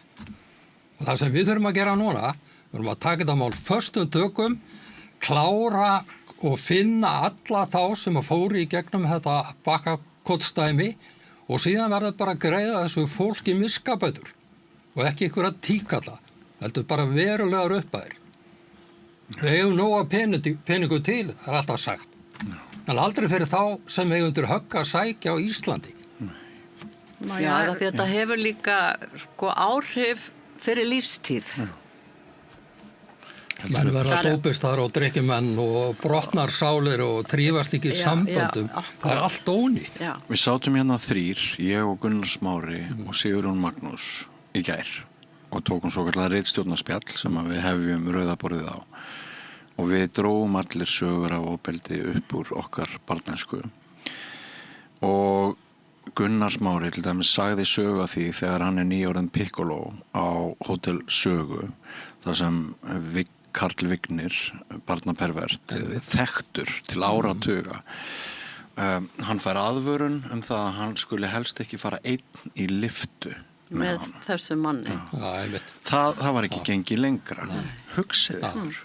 Þetta er þessi samfélagslega meðvirkni sem að við erum mjög fljóti að hlaupa í og þetta er mjög þekkt félagslegt fyrirbæri í litlum samfélögum. Bara við þekkjum allskins dæmi utan að landi úr litlum þorpum þar sem að eitthvað gerist og það verður rosa mikið meðvirkni með gerandan. Húsvíkingar settu einu svona stað undirskriftalista í rauninni til þess að styðja nauðgara af því að það var einn af bestu drengjum þorpsins og splundraði samfélaginu og þeir bara trúðu því ekki að hann að það væri rétt að hann hefði nauðgað. Svo vorum við með á þessum árum við vorum búin að stofna hann að gera þetta. Sko við erum fyrst með og það er það sem við erum í pólitíkinni búin að vera með í fanginu núna. Það er svo stóru skýrslur af þessum stofnunum sem voru fyrir börn. Ok, síðan var þetta greinilega líka svona að örlítið breytt og þó ég kunni þessa sögun og ekkert sérstaklega vel, þá einhvern tímann á svona 60, 70, 80 byrjar að færast frá þessum stofnunum yfir á sveitabæi. Og þá erum við með svona ofbeldi, en svo er þessu öllu hætt. Og þá erum við með staðrindina í dag og hver er hún? Við erum ekki með neinn úrræði. Allir þessi meðfaraheimili sem við þekkjum hérna frá því 1990 og 2000 sem voru út all land, þeim var lokað og í dag erum við í rauninni ekki með neinn svona úrræði nema bara í efsta stigi. Við erum ekki með þessi svona millistigs úrræði og við erum bara í vandræðum. Ég var fyrir öðru sjokki þegar kom fram í þættunum að það væri held ég 1900-2000 börn í úrræði á Íslandi í dag. Og þá hugsaði með mig, vá, í hverju liggur þetta? Svona lítil þjóð, fámenn, sé með 1800-1900 börn bara einhverju úrræði út í bæja því að það er ekki foreldrar eða einhver vandamál sem get ekki leyft þeim að vera heima. Ég myndi draga þessa tölu mjög í efa, af því að ég held að skalinn sé mjög mismunandi þarna. Svo rættu við, ég og bræðurnir í gær líka vanda blaðamennskunar. Hvaða var illa séð af við blaðamenn af því við erum búin að vera svo marga áratugi í bransanum við getum bara flett upp fjölmiðlasögunni langt aftur á síðustu öld að það var ekki vel séð að fjölmiðlar væru að fjalla þetta og það var mjög sterkt ákall frá stjórnvöldum og yfirvöldum að barnaverndarnefndir þær væru bara heilagar og það mátti bara helst aldrei fjalla þeirra ákvarðanir og ef þær voru umdeildar og ef það var fjallað þær þá fengu allir blaðamenn alveg svakalegar skammir. Þannig að já, við erum ekki komin nógu langt og þetta er dökkur blettur.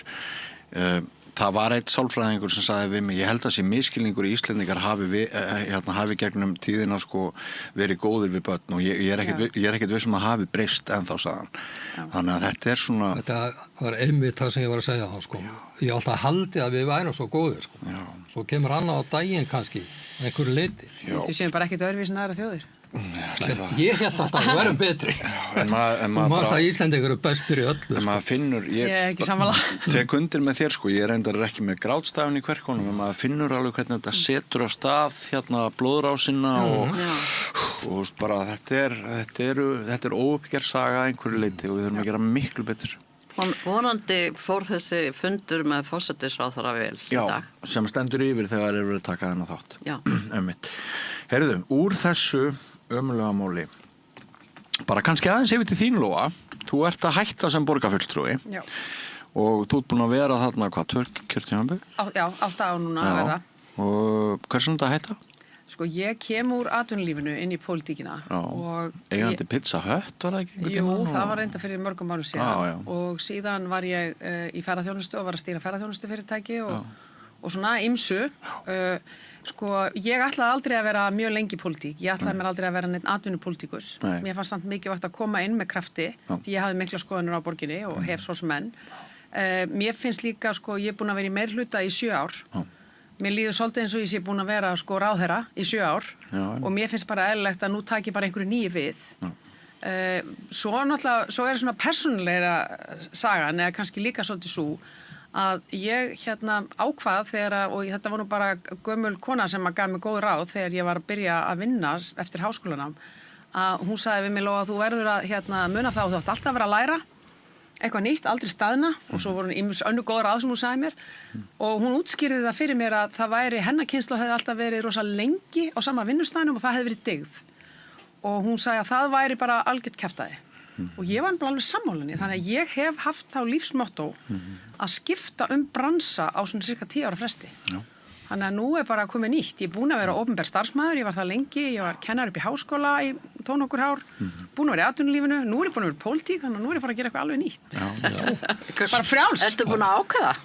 Svona, ég er dottinn í ég segi við mömmu sko, því að mamma þarf alltaf að spyrja mig, hvað þarf að verða, lofa mín? Sem er Hjördís Geirs, söngkonan góða. Gamla góða popstjarnan, sko, mamma popstjarnan. Svo ég segi við hana, sko, hún þurfi ekki hafa neina ágjur. Ég verði lögfræðingur og rithöfundur. Já, það hljóma vel. Það ekki? Jú. Það ekki líklegt. En hvað átt eftir marga fundi hjá borgarstjórn? Halvi hellingi. Ég menn það er þarna alveg fram í júní, sko. Hvernig var fundurinn í dag?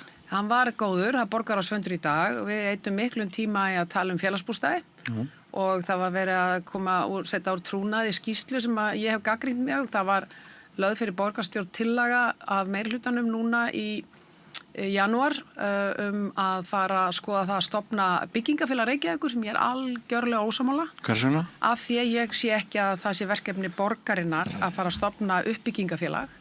En í hins vegar er ég algjörlega sammála mikilvægi félagslegs húsnæðis að borgin seti fjárhags og peninga í það. Það er líka bara lögbundin skylda. Það er ekki spurning heldur bara við verðum að gera það. Mista algjörlega eðlilegt. En að borgin fari inn á almenna byggingamarkað. Mér finnst það jafn gáfulegt eins og við værum með bara Reykjavíkur útgerðin upp og nýtt. Pípulagninga. Það er útgerðina.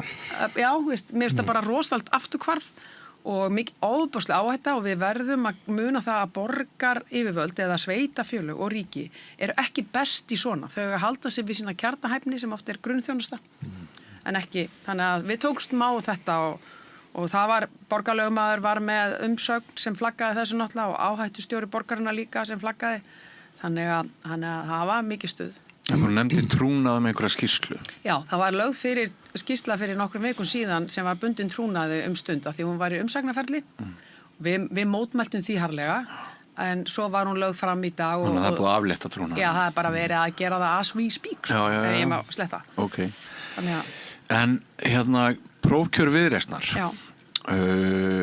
Kom það þér á óvart að Björg skildi hafa betur? Nei, það gerði það nú ekki. Mér fannst sko það sem kom mér á óvart var þessi mikli áhugi. Ég var ótrúlega glöð með það. Nú sko upplýsti ég frekar snemma það ég myndi hætta og ég gerði það fyrir landsþing Viðreisnar sem var í haust og ég gerði það til þess að það gæti nú svona er einhver gróska í flokknum sko og það kom mér skemmtilega óvart hvað voru mörg. Þau voru 4. Þau voru sko 3 sem hvað maður segja kynntu sig fyrst og fengu svona mestu kynninguna svo bættist Signý við á síðustu stundu en þau voru sigurstrangleg svo þegar maður svona síðustu 2 vikurnar fór að sjá hvernig kosningabaráttan var mér var sko ráðlegt af gömlum ref að halda mig fjarri sem ég gerði, já það mér að lofa, farðu bara á tenni á skíði ég endaði náttúrulega bara norður í Þingeyjarsveit og sátt það er ekkert á hann Hvað með formannflokksins, Þorgerði Katrínu hélt hún sér líka fjarri? Það gerir ég ráð fyrir, hún hefur alltaf gert það Nú gerir Kristrún það ekki, hún kyssti Pétur á ennið Hvað finnst þér það? Sko, Samanburðin á þessu tönn? Já sko, Þorgerður hefur sem formaður alltaf verið þannig að hún lætur lokalfélögin sitt Ég hef aldrei orðið var við það að Þorgerður sé að skipta sér að neinu þegar kemur að svona hvernig þessi félög eiga að vera. Hún er bara ekki þannig formaður. En hvað finnst þér hitt? Ég bara sá ekki þennan fræga koss. Mér finnst reyndar, ég sammála Þorgerði, mér finnst ekki að formenni að vera að pikka svona mikið í þetta og því ég var að hugsa þetta daginn að því við vorum að ræða þetta og ég bara trúði ekki, ég var alltaf inn að fara að rjósa Bjarna Ben af því að ég man ekki til þess að Bjarni Ben hafi verið mikið að skipta sér af sko lokal frambjóðundum. En ef þú fara fullt inn í atvinnulífið aftur þá getur nú verið skynsalegt að hrósa Bjarni Ben. Tæki færi sinni, sko. Ég var ég klók. Já, sé gegnum þetta reynda, sko. Nei, þetta er mér finnst þetta góðu kostur hjá formunum að vera í rauninni leyfa að því að við erum búin að byggja Viðreisnar mjög sko strúktúreraður flokkur þó að sé tiltölulega nýr. Og formaðurinn leyfir svæðisfélagunum og treystir þeim. Það er hvert og eitt svæðisfélag sem ákveður hvort það fari í prófkjör eða uppstilling og formaðurinn hefur ekki verið að grautast í því, sko. Hvorki fyrir þingin, fyrir sveitarstjórnir. En áður en ég sleppi orðinu og þessum fókus að þér, þú ert að koma úr þessari tíð, þar sem að sko vinsældir borgarstjórnar verða einhvern veginn minn og minni og það skiptir ekki öllu máli hvort við erum að hlusta á viðhorf fólk sem styður meiri hluta eða minni hluta. Það er bara rosalega óánægja búin að vera með borgarmálin núna undanfarið. Hver er örstutt þín skýring á því, bara örstutt? Sko, ég held að stóra málið sé að Reykjavíkurborg er í gríðarlegum vexti og í gríðarlegum breytingum. Og ég er reykvíkingur alveg nýri hjartans rætur. Það er opposlega mikið breyting á borginni. Hér er fjölbreytileikinn allur annar, bara á síðustu 15 árum. Fjölbreytinga. Nei, bara róa sig. Ég er alveg róur. Róa sig. Nei, sko, þú garbaðingur. Haltu við bara. Ég er að tala um Reykjavík. Ég fættur uppalinn í Reykjavík. Ég var rétt á að tjá mig. Það hefur, já, býtu bara, það kemur að þér. 15 ár, 10-15 ár hefur orðið alveg gríðarleg breyting. Bæði hvað var að mannfjölda. Það hefur áhrif á húsnæðismálin, það hefur áhrif á samgöngurnar, svo komum við með loftslagsmálin og þetta sem að krefjast þess að við breytum hegðun okkar og þetta eru bara samfélagslega þung og erfi mál sem að öll samfélag þurfa að takast á við og það eru skruðningar í kringu svona og það er ekkit óeðlilegt, sko. Ok, þá ætla Lára svo að tæta þig í sig. Nei, ég er kurteisari en það, en ég bara hata hreinlega þetta orða Reykjavík sem fjölmenningaborg. Þú veist, á hvað gerur það? Akkur hattar það? Því að, þú veist, við erum bara borg, þetta er höfuborg Íslendinga og ég tel að við bara hefum að fylgja því, við hefum ekki verið að flagga fánum annara landa í Reykjavík og fánum einhverja sem fylgja einhverju samtökum. Ég er alveg sammála því. Við höfum að vera með íslenska fánan á lofti og nú er ég ekkit últra hægri maður, þetta er ekki þannig tal.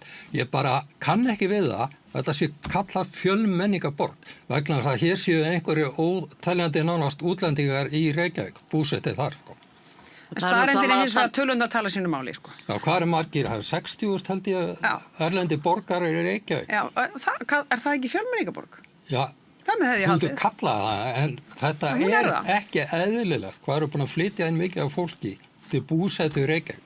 Það var ekkert atvinnulíf hér eða þessi 60.000. Atvinnulífi kallar eftir hérna fólki í vinnu. 10.000 manns á atvinnuleysi skrá og það er 6.000 útlendingar. Það þurfi ekki eins og að vera á landinu.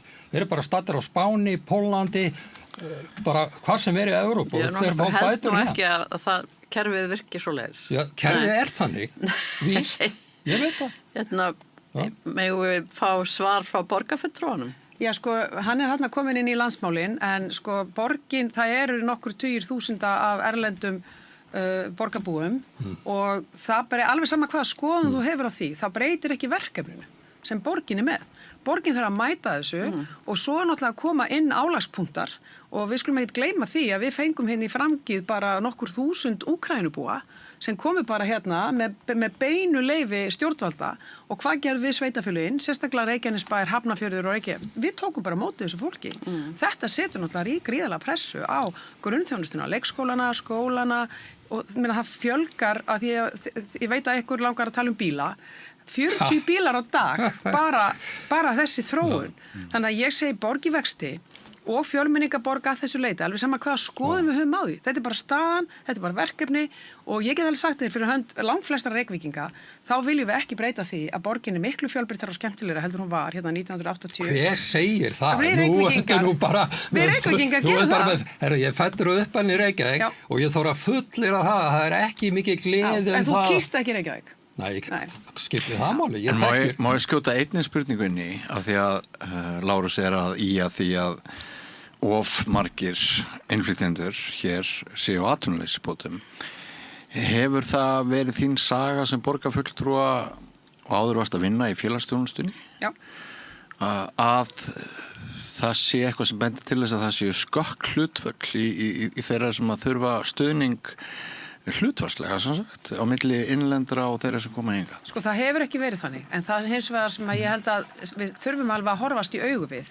að það ákveðið hátt hlutfall erlendra borgarbúa eða íbúa Íslands, þetta ekki bara hérna í borginni, sko, sem eru á atvinnuleysisbótum, en það hefur kannski meira að gera með hvað okkur gengur illa í inngildingamálum og að koma fólki inn í samfélagið. Og hangir að einhverju leyti saman við þessa vertíðarstemningu, er það ekki líka? En hérna yfir höfuð, og þetta eru bara gögn og, sem sýn okkur það, lang flestir, og ég erum alveg að tala vel yfir 90% öllum þeim sem koma hingað vilja vinna og vinna. Nei, nú er það Þetta er bara þannig. Það bara í Smáralind, Costco, IKEA og Kringluna, farið þangar á virkum dögum, 1 eða 2 litið og hverjir eru staddir það. Það meira og minna allt útlitið. Ef þú ert orðin ákveðin í að sjá heiminn með ákveðnum augum, þá sérð þú bara útlendinga. Þú sérð ekki Íslendinga. Málega það, ég hef búið í útlöndum 7 ár, bæði í Þýskaland og Belgíu, og þar er þetta bara þannig að það er orðið bara hagkerfið er að hrynja undan þeim sem vil ekki vinna. Það var gerð... Þú getur alveg ekki borið það saman við íslenskar aðstæður. Má ég klára? Akkur ekki.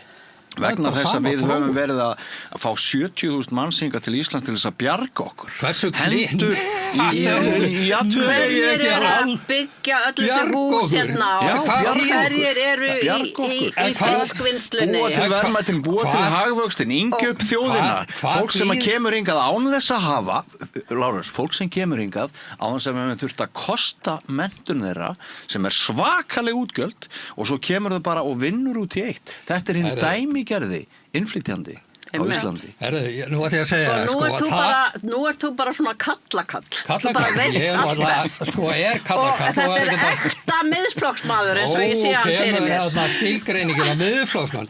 Það hafa komið hingað á síðustu 6-8 árum það byrj 60-70 erlendir útlendingar, innflytjendur, og þeir hafa ekki allir farið inn á vinnumarkað og svo í sumu tilfellum ef þú ert samkvæmt einhverju UN-reglu og kemur til Íslands og vinnur hindi í 2 mánuði þá öðlastu fullan atvinnubótarétt og þetta er sem sagt Schengen-svæðið og Evrópa. Þetta bara mannréttindi, en ok. Við getum rætt strauma, heildarlínur og frávik og mér finnst stundum eins og að þeir sem hafa alltaf hornum sér varandi þetta, þeir séu sem er ég að menna. Já, þetta borð séu of að ræða frávikin og það er allt í lagi, við þurfum líka að ræða þau og þetta má ekki vera svo skinnhelt að enginn megi nokksinni halla máli og eitt og alls konar mál, þannig að það er bara fínt en við þurfum líka að vera sanngjörn. Já, ok, nú ætlum ég bara vitni í Bjarna Ben þegar það var að vera að tala um hann eða þegar var fjármálaráðherra í febrúar að mars 2023 þá segir hann í viðtali, hann sagði þetta er fólk sem er að koma meira og minni láglaunastörf og það er engin framleið af þessum störfum. Já, og þau leggjast þungt á kerfi. Það var ýmislegt sem Bjarni sagði sem ekki voru þetta voru hans orð og hann var nú fjármálaráðherra. Það var auglýsingar í Póllandi og víðar eftir starfsfólki til dæmis til þess að vinna á Keflavíkurflugvelli. Hvaða fólk heldur að sjá þig þegar þú flýgur til Tenerife? Eða þú þarft að fara með hjúkrunarheimili. Það er að svara henni og svara þér á eftir. Ég hef aldrei haldið þið fram að það væri ekki gott að fá erlenda innflytjendur til landsins til að starfa hérna.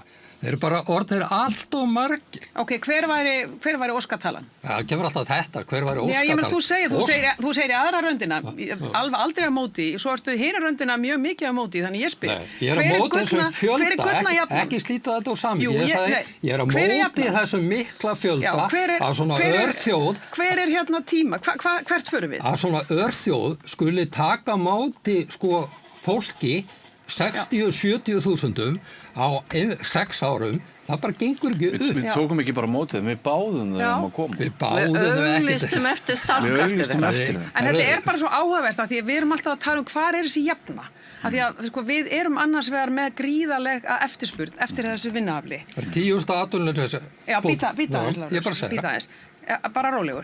Við byggjum þetta fólk að koma en svo allt í hennu er það alltaf fjölmennt og þá spyr ég bara og ég er ekkert endilega að spyrja þig, Lárus, við erum ef við erum svona með svona skipta skoðanir á þessu hver er svona jafnan, erum við að tala um 30-40.000, er það eðlilegt af því að ég heyri aldrei þetta, það er bara alltaf of mikið en samt eiga allir að koma og ég get ekki betur séð af því sem að ég sé hjá borginni og bara að ferðaþjónustu út allt land, svo ég tala nú ekki bara eins og þú bentir á Ísafía og við erum að tala spítalana og við erum að tala þetta eru kannski láglauna jobb, en þetta eru jobb sem að við förum ekki sjálf í og ég get ekki betur séð en þetta fólk komi bara í stórum hluta til þess að vinna, það að hækka útsvari hjá sveitafélaginu, auðvitað það að setja ákveðna pressu, bara eins og fólki sem flytur út allt land. Það allt konar vandamál og hnökrar sem fylgja svona hröðum En eftir sem áður, þá ef þú spyrir Íslendinga hvort að þessu samþykir því að komi svona margir útlendingar til Íslands, innflytjendur,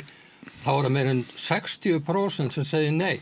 Herðu, en nú þarf ég að af því að ég ekki með vél sem mælir taltíma, en ég með minni og heila sem mælir taltíma. Ég veit að þú hefur fengið að tjá þig langminnst og nú ætla ég Kristín Vala að varpa til þín öðrum bolta, nýjum bolta. Hann varðar umhverfismál sem að mörgum finnst eins og að liggi kylliflöt og sér lítil umræðum og menn nefna lagareldisfrumvarpið því til sönnunar og svo líka þú hefur aðeins verið að skoða hvernig hvernig það? Þú keyptir viðskiptablaðið í fyrsta skipti á ævinni í dag af því að þið langaði að lesa viðtal við Jóhann Pál, umhverfis- og orkuráðherra og loftslagsráðherra. Mér var bumbult þegar ég las það viðtal. Hvers vegna var þið bumbult? Vegna þess að hann hefur skipunarbréf upp á það að vera orku, umhverfis og loftslagsráðherra og einu skipti sem að stekkur fram í sviðsjálftið er til að tala orkumál og við þurfum meiri orku. Aldrei sagt í hvað að nota þessu orku, en hann nema núna segir hann að hann vilji byggja upp meiri orkufrekan iðnað. Þannig að þetta er svona 1950 strategía sem að hún finnst núna ofsalega flott. Hann tala gagnaver, fleiri gagnaver? Já, og svo hann að láta athuga líka hvort við ekki fara að rannsaka drekasvæðið aftur og bora eftir olíu og gasi. Hann alveg komið þangað núna? Hann komið þangað. Já. Fari ekki vinstri menn alveg á hliðina við þetta? Jú, algjörlega. Þannig að ég á hliðinni. Þetta ansi snörp. Þetta er sko hröð þróun sem að verða núna á bara nokkrum mánuðum. Já, þeir settu þess að það sem stefnu að setja kraft í orkuframleiðslu og það bara í stjórnarsáttmálunum. En ég satt í orkustefnunefnd árið 2018-20 og það mátti aldrei tala og ég var þar fulltrúi Pírata. Ég var alltaf að reyna að fá upp á borðaði við rættum í hvað að nota þessu orku í framtíðinni. Af því að núna yfir 80% sem fer í stóriðju. Hvað ætlum við svo að gera við alla þessu orku sem að fólk vil framleiða meira af? Það vildi engin ræðum það. Ekki einu sinni fulltrúi Vinstri grænna í þessari nefnd. Nei, og ég með svakalegt viðtal. Og við erum ennþá ekki með neina orkustefnu. Og ég með svakalegt viðtal hér í kvöld við rauðaborðið við Jóhannes Sturlaugsson, líffræðing, fiskifræðing, sem er öllum öðrum lesnari laxa og laxeldi. Já, sem hann alveg tætir í sig lagareldis frumvarpið, sko. Já. Ég veit, Lárus, að þið eruð ekkert allt og uppteknir. Umhverfisvernd ekki efst á lista Miðflokksins en við þurfum að huga að því að hér sé umhverfi fyrir mannfólk til framtíðar og það margt sem að vera svolítið skuggulegt. Nú ætla ég að tala fyrir mig persónulega. Ég fór fyrir 2 árum til Belgíu og Þýskalands og heimsækja gamlar slóðir. Það hefði þá ekki komið 8 ár. Og ég varð fyrir áfalli. Út allt vindmyllur. Gast ekki hort í neina átt, allstaðar vindmyllu spaðir á fullu. Persónlega, og ég ekki að tala með þessi stefna Miðflokksins, ég á móti vindmyllum. Hvernig ætlum við að reka ferðastefnu og fjölga túristum? Ef að við erum svo með eitthvað umhverfis, þess að ég kalli þetta ógeð, vindmyllur, þetta virkar ekki saman. Við erum einhvers þar að ákveða hvort við ætlum að vera með umhverfinni og túrismannum eða vera bara einhverjum iðnaði. Og við erum allstaðar líka að reisa hótel og baðlón. Allt kostar þetta orku. Fólksfjölgunin hér hefur eins og kom fram á hann verið gríðarlega á undanförnum árum. Það fólk sem flytur hingað, það vatn og rafmagn og þjónustu. Þannig að ég bara... En við erum bara svo, þessi svokallaði almenningur tekur bara eins og Kristín var að fara yfir svo lítið brot af orkunni að... Já, en enga síður, þá eru menn að plana vindmölugarð út allt vegna þess að komi til með að vanta orku, þeir hljóta að byggja það á einhverju, það hljóta að vera einhverju orkureikningar fram í tíman, útreikningar. Það eitthvað erlent einkafyrirtæki sem að lofar íbúum einhverstaðar sundlaug, eða semst einhverjum peningum. Eða íþróttahúsi. Já, ég fæ þetta ekki, þá er ég á mótið. Já, heyrðu, en þú baðst orðið. Já, mér langaði kannski aðeins að koma inn í þetta, því að ég hef verið stjórnarformaður Faxaflóahafna mjög lengi og þar erum við búin að vera í gríðarlegum orkuskiptum og verið svolítið með þetta í fanginu því að mér er bara svolítið áhverð þú segir í hvað orkan að fara því að það væri náttúrulega bara mjög gaman að fá að sjá það. Ég hef svo sem ekkert verið að fylgjast með því nákvæmlega en ég hef verið að fylgjast með bæði skuldbindingum okkar við Parísarsamkomulagið eða samningin og núna alltaf fengum við í fangi 2023 ný lög sem snúa ETS-einingum sem svona hálfgert kvótakerfi og það var, ef þið munið þetta, flugið var undanskilt en ekki sjóferðir. Þannig að við erum núna með dramatíska breytingar, orkuskipta bara flotan okkar og þá svo áhugavert að sjá í hvað fer orkan því að það kom okkur svolítið óvart þegar við fórum að stúdera þetta að til dæmis bara skemmtiferðaskip. Nú erum við með konum með nýja stefnu varðandi skemmtiferðaskip við höfnina og það bara kvóti á því hvað þau mega vera mörg og svo framvegis. Greiðlega góð vinna sem búið að vinna. En þegar við ætlum að plugga inn stóru skemmtiferðaskipunum sem að við erum bara núna á fullu undirbúa, þá tekur eitt skemmtiferðaskip orku á við lítið þorp, eða lítið. Stórt þorp. Já. Þannig að þetta alveg gríðarlega mikið mál og fyrirtækina því að ég kem nú á atvinnulífinu og þú líka að fyrirtækin við þurfum náttúrulega að breyta neyslu fyrirtækjana af því að þessar ETS-einingar verða náttúrulega ekkert alltaf til sölu í því magni sem þær eru núna í rauninni mun kvótin minnka og það gerir kröfu á atvinnulífið að atvinnulífið bregðist við annarkvort með einhvers konar nýsköpun eða tækniþróun þannig að það ótrúlega mikil orka núna sem að fara hjá bara stórum iðnfyrirtækjum upp á það að mæta þessu því að ETS-einingarna verða svo svakalega dýrar. Má ekki lesa það út úr þessari upptalningu þinni að það sé ekki góð hugmynd að svo orka sem við erum að fara að framleiða hérna aukalega, hún farið í þetta sem að Kristín var að tala. Ég myndi allavega að setja stór spurningamerki við það og ég tek undir að fáum fyrst einhvers konar mælaborð í hvað orkan er að fara og hvað hún á að fara í. Við veitum sirka hvað hún er að fara í núna, en hvað þessi nýja orka á að fara í og hver þörfin hjá fyrirtækjunum í framtíðinni. Já. Því bara þessi orkuskipti, þau eru ákveðin, svo fæ ég nú oft bara svona því að stóriðan er svo mikil að það sé einhvern veginn nót til þar bara upp á þessa dýnamík á milli einkamarkaðar og stóriðumarkaðarins. En ég það væri áhugavert og ég er ekki með þessar tölur hér og nú en það væri áhugavert að sjá hver er þörf atvinnulífsins og samfélagana inn í framtíðina því að það er alveg ótrúlega mörg verkefni svo ég tala nú ekki fráveitukerfið, ég meina við eigum eftir að fara í þriggjalega fráveitukerfi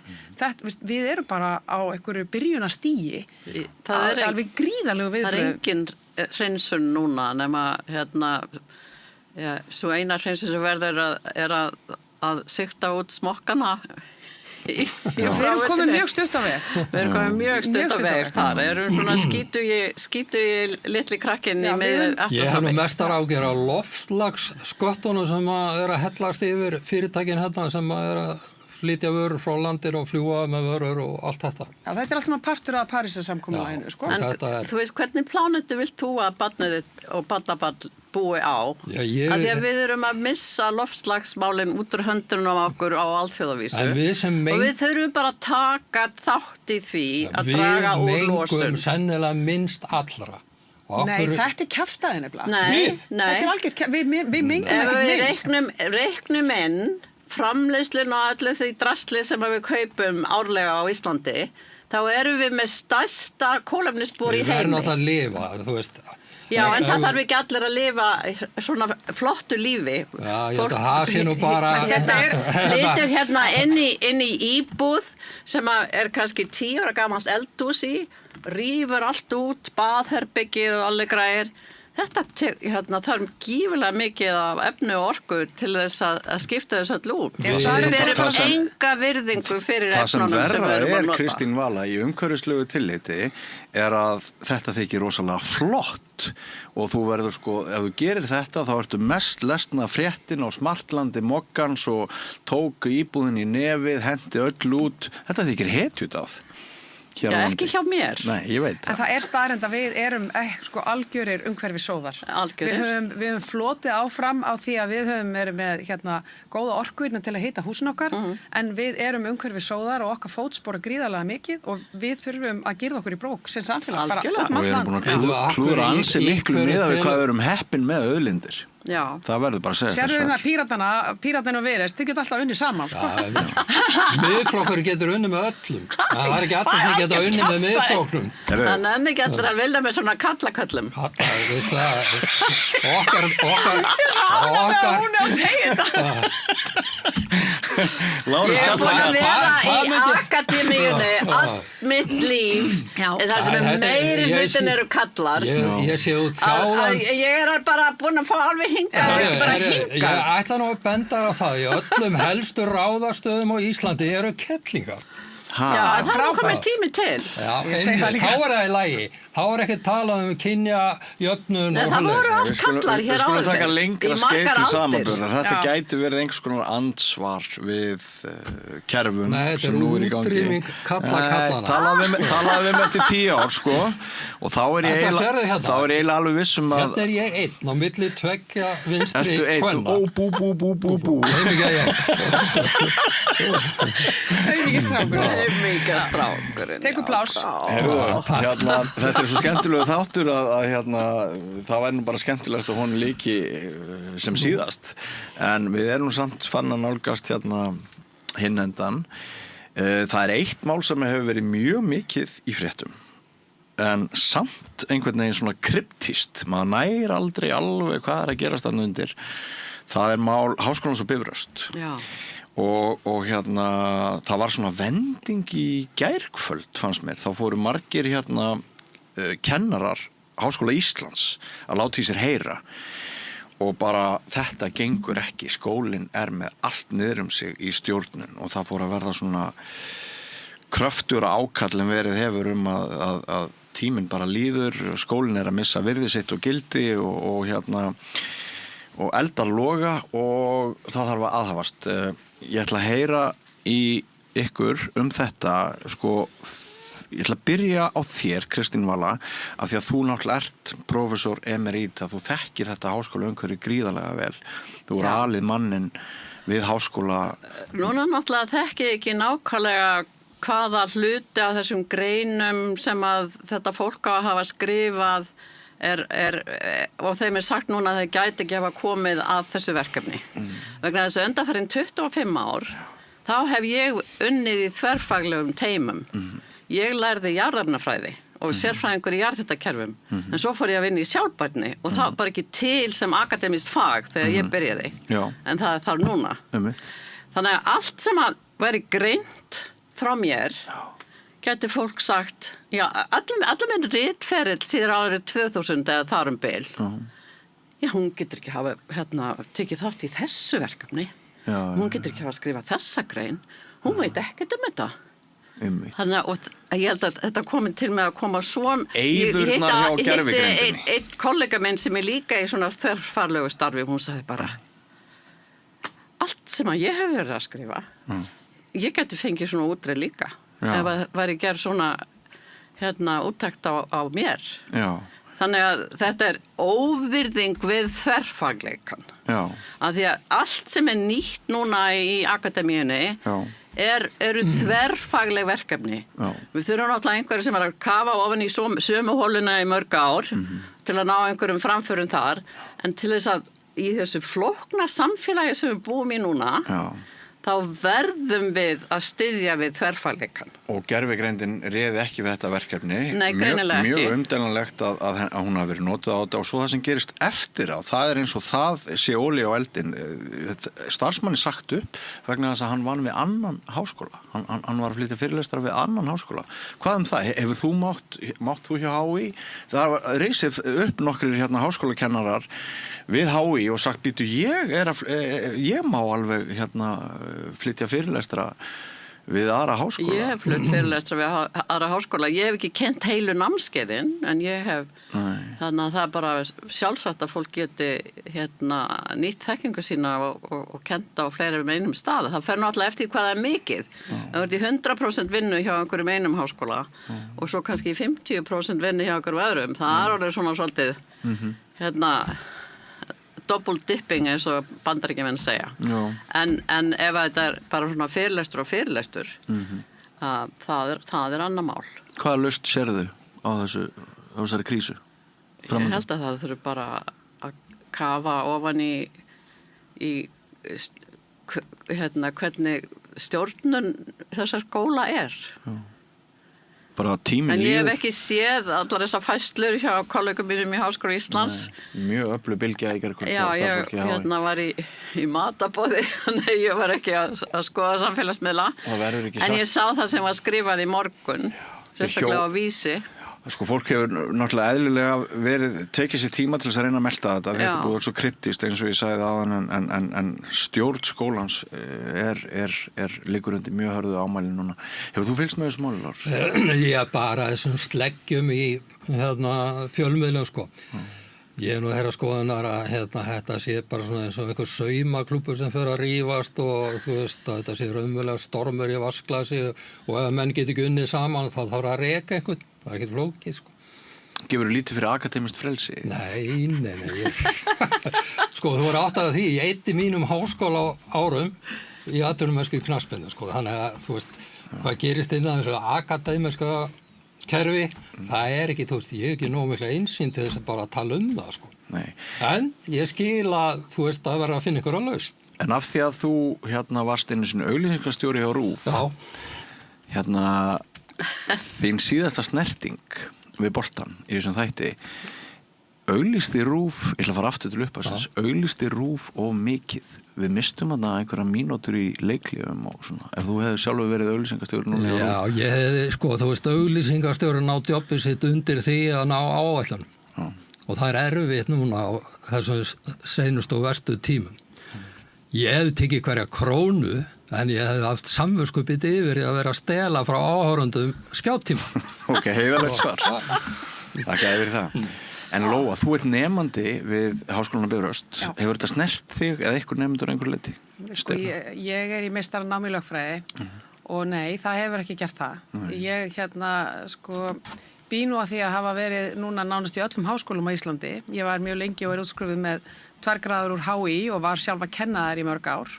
Svo er ég með meistaragráðu líka úr HR og svo er ég með þessa gráðu að fá mér hana og svo hef ég líka verið í háskóla í Bandaríkjunum og það kom mér skemmtilega óvart þegar ég byrjaði í Bifröst hvað í rauninni er mikið hjarta í þessum skóla og kennararnir eru frábæri, sko. Og þannig að ég er náttúrulega bara í miðjum klíðum núna, það er bara mjög þunglota í gangi hjá mér núna. Ég er náttúrulega bæði í vinnu og svo er ég að gera þetta á kvöldinu helga en ég hef ekkert fylgst með þessu, ætla ekki að setja mig inn í þetta. Fyrir mér er þetta eitthvað sem snýr að kennurunum. Ég svona spyr mig samt að því að ég er nú búin að vera að læra vinnurétt og það er nú ýmislegt þar sem snýr að svona samninga verða að vera upp á borðinu og ef þú ert að vinna hjá mörgum þá verður það að vera upp á borðinu og það verður að vera það vitneskja og samkomulag annars atvinnurekandinn í mér er fljótur að kikka inn að þú gerir ekki bara eitthvað að því það er einhver hefð fyrir því þannig að ég þekki þetta mál ekki neitt en fyrir svona sko að því að maður kemur ekki á campus við erum þá get ég ekki sagt til að það sé einhver vond stemming að því að hún er bara alls ekki vond hjá okkur nemendunum ég hef ekki áhyggjur af orðspor Bifrösta til langs tíma ég ætla að taka undir með Lárusi ég er nú aðeins eldri en svo í þessum bransa að þetta sé nú kannski bara eitt stormur í vatnsglasi sem að muni síðan bara leysast á vonandi einhvern fastalan hátt og eftir einhverja mánuði þá er bara aðrar áskoranir sem stjórn háskólans eða annara háskóla koma upp því að þetta ekki fyrsta skipti sem að ég sé krauma undir niðri hjá opinberum starfsmönnum einhverja óanægju. Þannig að ég ætla nú bara að fá að setja þennan vinkilin á þetta sko. Ég bara, auðvitað þarf að taka á þessu, stjórnin þarf að taka á þessu og ég bara full á trú að þau gerir það sko. Ljómandi, við komumst ekki lengra en það er búið að vera mjög gaman að spjalla við ykkur. Þórdís Lóa, þú ert að koma hérna í fyrsta skipti á samstöðinu. Kapitalistinn hérna við rauðaborðið. Þegar þetta hægt Það kallar mig vinstri konu. Þegar þetta hægt að pólitísku ferðinni. Þá kem ég sem sérfræðingur. Ég talað og talað. Já, ég vil fá þau oftar. Manstu, við vorum einu sinni þáttastjórnendur bæði á Hringbraut. Við vorum það nefnilega. Ég nefnilega lærði sjónvarspródúksjón. Í gamla dag. Þannig að þú getur bæði verið gestur og... Ég geti verið hann að baka. Ég geti komið ykkur. Ég geti verið með. Ég hef búin að vinna mjög oft í sjónvarpi og Það eru komin nýjir starfsmenn hérna. Það er bara... Já, en sko vandinn sá að þegar ég var að læra sjónvarspródúksjón þá voru við hlaupandi á milli herbyggja með betaspólur. Ég er ekki alveg viss að það sé þannig. Ég sá einhverja frétt í morgun í einhverju erlendu fjölmiðlum að það er komin einhver búnaður þar sem getur hort frítt á allar sjónvarsstöðvar. Voru búin að heyra því? Nei. Vegur versnandi fyrir. Sjónvarpiði á í svolítið vanda, sko. Ég held að við höfum tekið rétt ákvörðun með hætta á RÚV. Réttu tíma. En Lárus, kæra þakki fyrir komuna. Sömuleiðis. Alltaf vorum að skora mörk. Já, gerið það. og Kristín Vala Ragnarsdóttir, kæra þakkir fyrir að koma. Já, takk fyrir mig. Búið að vera fjörleg og bara hreinskiptin umræða. Takk fyrir. Takk fyrir. Og áfram einn, hlustendur, ekki fara langt, næsti kafli eftir andartak. Ég heiti Þórhildur Þorleifsdóttir. Á samstöðinni er fjörug, opin, skemmtileg og gagnrýnin umræða allt milli himins og jarðar. Samstöðin á erindi inn á öll heimili.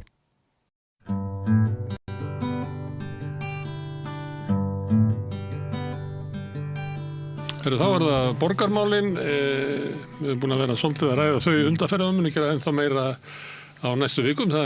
Við lítum á kosninga sem lýðræðisvislu og það gefur okkur tækifæri til að ræða mikilvæg mál við ýmis konar fólk. Og hingað komnir tveir herramenn, Sigfús Aðalsteinsson sem fasteignasalli og Baldur Borgþórsson sem ráðgjafi. Og þið eruð á lista. Okkar borg heitir framboðið.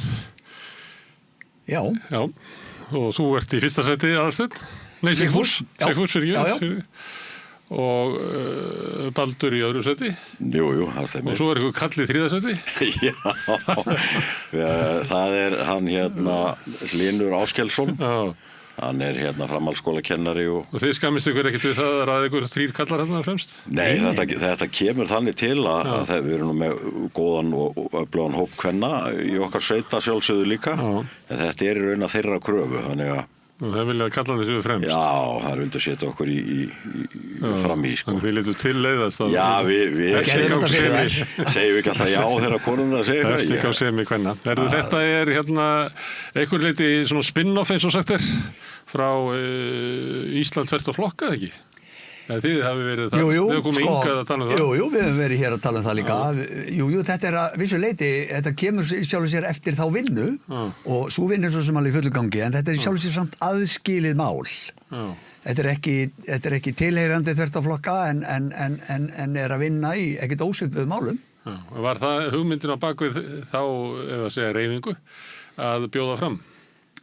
Sko, ég upphafi þegar svo hreyfing skapaðist, hún skapaðist nú bara í hægindastólnum og tölvunni, sko. En óks hrikalega rætt. En það var aldrei hugmyndin að henni þannig, en eftir miklar óskir þeirra sem að voru þannig í kringum okkur, þá taldi fólk að það veri rétt að koma sér að í borginni. Og það er það sem við ætlum að reyna. Herðu, og stefnan ykkar, hún tekur mið af þessum kröfum sem að þið voru með á Austurvelli á sínum tíma. Það er listað upp í 7 svona þætti og númer 1 er það hælisleitendamál. Já. Ég líti á að þið teljið vera mikilvægustu mál sem að samfélagið stendur frammi fyrir.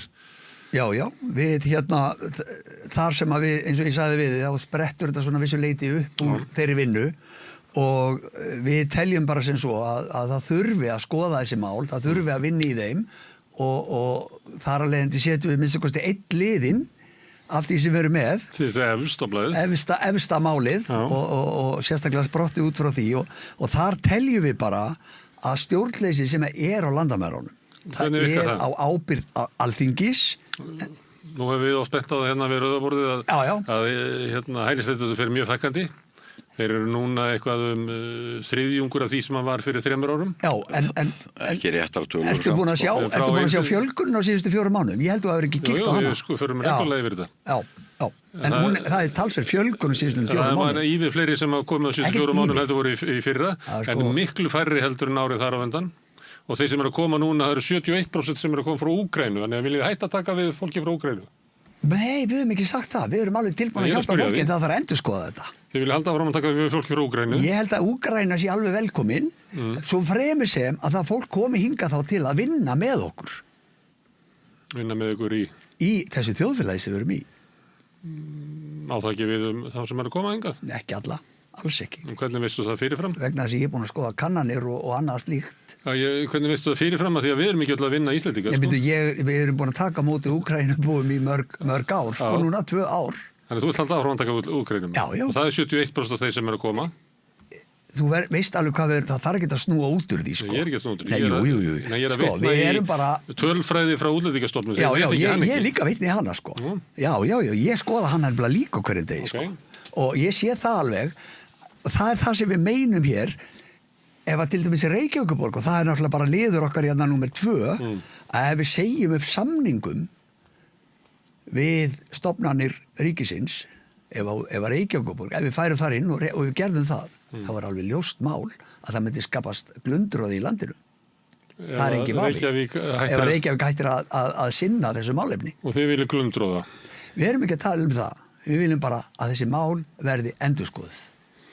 Við erum lokað þessu landamærum okkar í bili. Já, þið viljið hætta að Reykjavík segja upp samninginu við móttökuflóttamanna sem að langstæstu leyti er fólk frá Úkraínu sem að þið verið samt vilja taka móti, en þið viljið ekki að Reykjavík sinni því. Nei, sko, við viljum bara segja þessu upp og fara í viðræðu við þessi stjórnvöld sem er að taka móti þessu, þar á þeirra ábyrgð.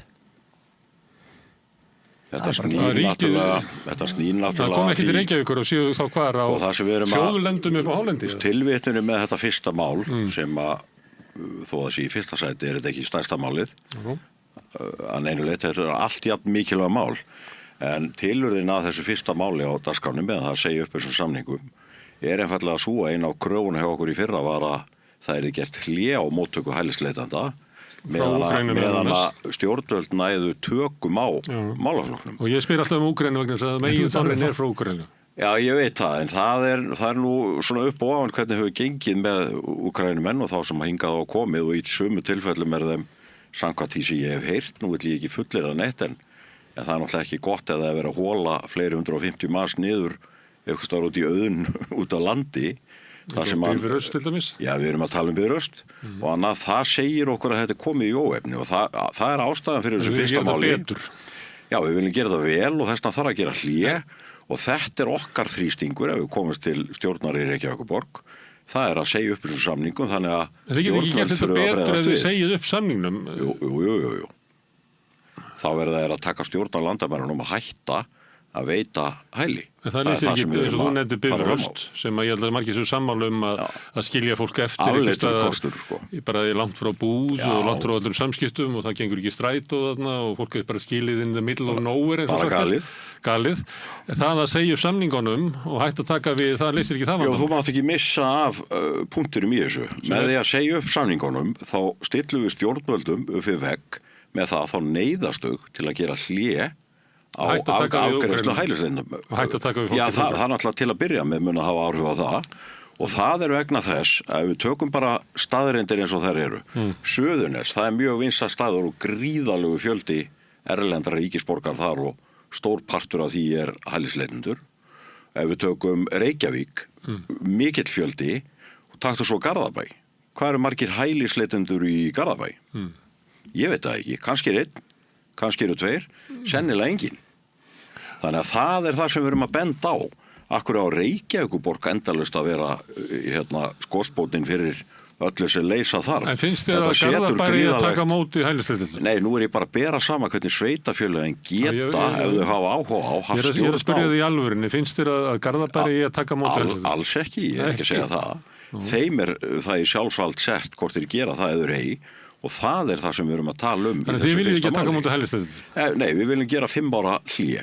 Og ég spyr þá alltaf að því að ég sagði reyndar 71% þá tekur maður saman Venezuela og Úkraínumenn sem eru þeir hópar þar sem stjórnvöld buðu sérstaklega til Íslands. Það er 71% af þeir sem eru að koma hingað á síðast ári. Úkraínumenn eru 2/3 af þeim sem að komu.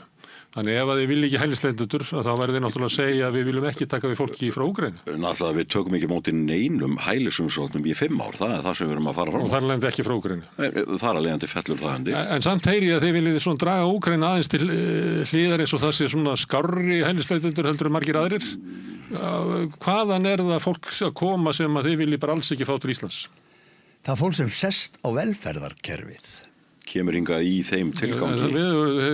Þeir sem eru á velferðarkerfinu eru náttúrulega langstæstu hluti innfæddir. Viltu losna við það fólk?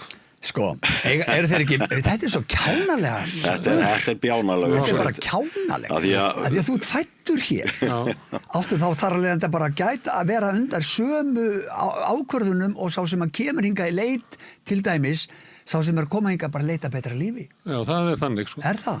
Ertu þá að meina að Íslendingarnir séu þá bara í leita betra lífi með því að vera á kerfinu? Stjórnarskráin okkar er ekki þannig að þetta sé samfélag þeirra sem eru fæddir hér í nokkra kynsluður. Þetta er samfélag þeirra sem að búa hérna. Já, þess vegna komum við inn á þetta. Þess vegna komum við inn á þetta. Þess vegna viljum við gera hlé á móttöku umsókna hæli. Svo ég skilji þetta, þið viljið breyta samfélaginu, þannig það sé ekki samfélag þeirra sem búa hérna, að Reykjavík sé ekki samfélag þeirra sem að borga útsvar. Þetta er bara alveg eins og hjá flestum. Þetta sé þeirra sem að eiga ættir að rekja til Íslands. Nei. Er hælisleitandinn þá sem að er á velferðarkerfinu að borga útsvar? Þú ert eiginlega fara bara hring. Já, þetta er svolítið farið í ríki. Hælisleitandi kemur hingað, það má ekki vinna. Þú sagðir áðan, þegar ég sagði við viljum ganga í þá sem að lifa á velferðarkerfinu. Ég líka að segja við þig, þú sagðir að við værum að losna við þá sem ekki borga útsvar. Nei, ég sagði ekki. Ég sagði að Reykjavík væri samfélag þeirra sem að borga hér útsvar. En nú ætla ég að benda þér á eitt. Það er ekki samfélag þeirra sem eru fæddir og uppaldir á Íslandi. Heldur þetta þeir sem að búa í borginni. Hælisleitandi sem kemur hingað, hann má ekki vinna og þar getur hann ekki borga útsvar. En leið og hann fær leyfi til þess að vinna, að þá byrjar hann að borga útsvar. Margir þeirra fara bara ekkert að vinna. Já, það eru margir innflytjendur á atvinnuleysisskrá. En atvinnuleysi er borgað út frá tryggingagjaldi og innflytjendur borga tryggingagjald. Þannig þetta er fólk sem er að borga það sem að það er sjálft unni fyrir. Vistu, við þurfum ekki að snúa út úr þessu. Málið er að margir sem hér vinna í 6 mánuði, komast þá á atvinnuleysisskrá, þiggja þá atvinnuleysisbætur. Þegar þeir falla af þeim, þá fara að vinna aftur og aftur inn. Ef þeir fara ekki síðan á aðrar bætur, þá verður svona rútína og við erum búin að fá að hlusta tölur þetta. Það er fullt af... Hvað er stór hópur af fólki sem vinnur í 6 mánuði til þess að fá aðilsbætur og svo þær réttindir búin fara að beint að vinna þá í 6 mánuði og fara aftur? Við værum alveg til í að fá að heyra þær eru ekki gefnar upp. Frekar en flestar aðrar. Það er náttúrulega ekki þúsundir. Tugir manna? Ég hugsa að séu 100. Við skulum benda líka á eitt, Gunnar, að þú veist náttúrulega hvernig þetta system virkar þegar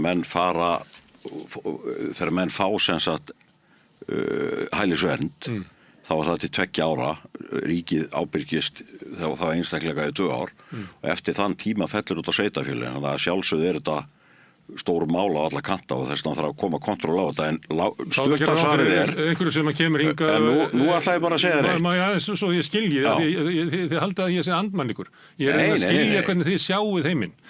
Þú ert að segja að menn kom hingað fái stuðning í 2 ár sem hælisleitendur. Svo rennur hann út og viðkomandi þá líklega í þínni svo er ekki búin að fá vinnu. Akkurat. Hann fær fyrir á styrkja sveitarfélaginu sem er eitthvað 200-300 krónur á mánuði. Akkurat. Þar eru margir innfæddir líka sem ekki ná að fóta sig í lífinu. Það á okkar ábyrgð.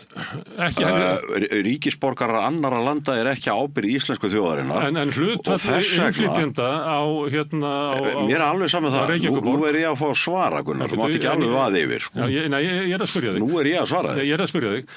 Telurðu að það séu hlutfallslega fleiri innflytjendur sem eru að þiggja styrk frá sveitarfélagunum heldur en innfæddir? Ég tel að svo sé, en þó að það væri ekki, þá skiptir það bara ekki nokkru einasta máli. Það vegna þess að þetta mjög skýr stefnuskrá, þetta 1 A4 blað og þessi þáttur heitir hælisleitendamál og þar stendur bara stjórnleysi á landamærum ábyrgð Alþingis, ekki Reykjavíkurborgar.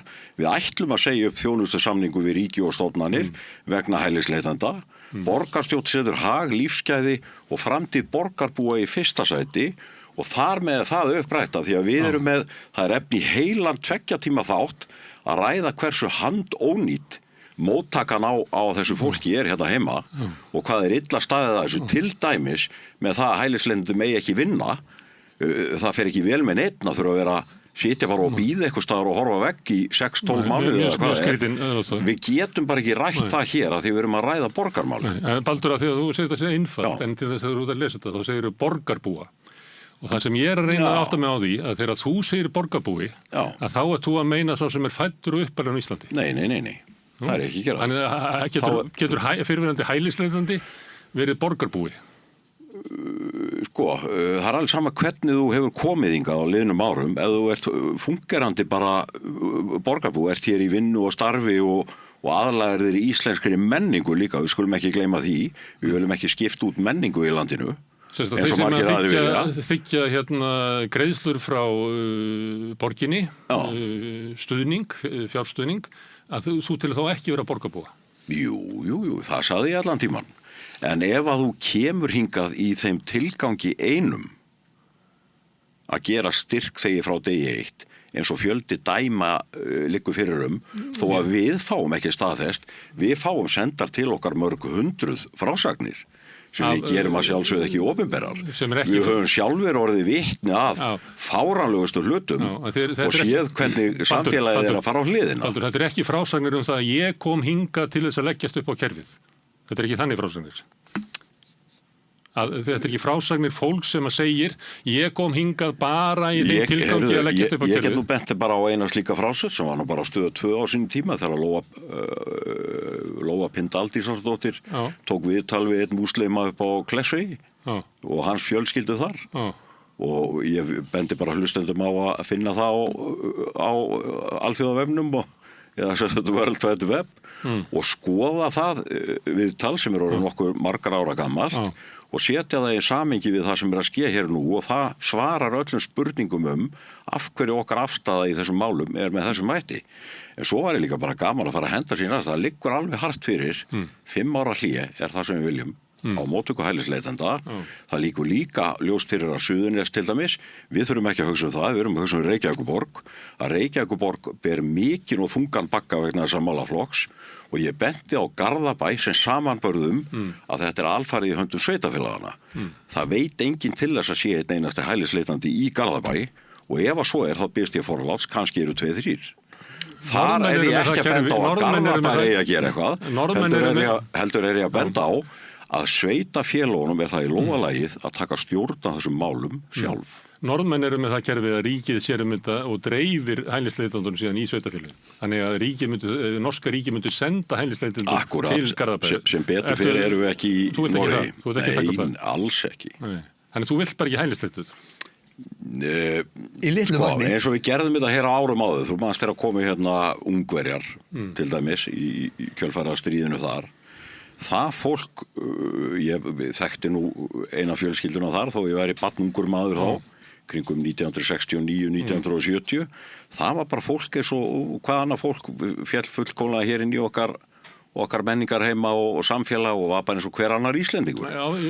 Þarna tókum við líka, nei, já, Víetnamar, Asíubúar hafa verið mjög duglegir við aðalega. Það eru innflytjendur, koma hingað. Man eftir var hann Ali sem vann við að få glugga með pappa í kringum 1970. Já, þú mátt ekki blanda saman þeir sem kemur hingað. Ég bý í húsi með afganskri fjölskyldu og strákur frá Ghana og ég sé ekkert andamál. Þú mátt ekki blanda saman því að það komi hingað hælisleitandi eða fólk sem kemur hingað með atvinnuleyfi í þeim tilgangi að koma hingað til að vinna. Og þar nú stór hópur sem á inni. Ég hefði nú gaman af að tala eitthvað fleira á stefnuskránni. Afstaða okkur í þessu máli mjög hörð, mjög skýr og mjög afgerandi. Og þeir eru í miklum ham þegar ræðið þetta. Nei, ekkert meira en þú, Gunnar. Það sem ég að reyna að átta mig á. Já. Eru þið haldaði fram að hér sé fólk sem að grafa undan samfélaginu sem kemur hingað? Það nákvæmlega málið. Og sem kemur hingað með einbeittan vilja um það. Einbeittan brotavilja. Já, og það sé ykkur þá herskarar því að við... Það talsverður fjöldi. Já, og þeir eru að tala um þúsundir. Nei, við höfum ekki sagt þúsundir. Ég sagði við áðan hundruðir. Hundruðir manna sem að koma hingað.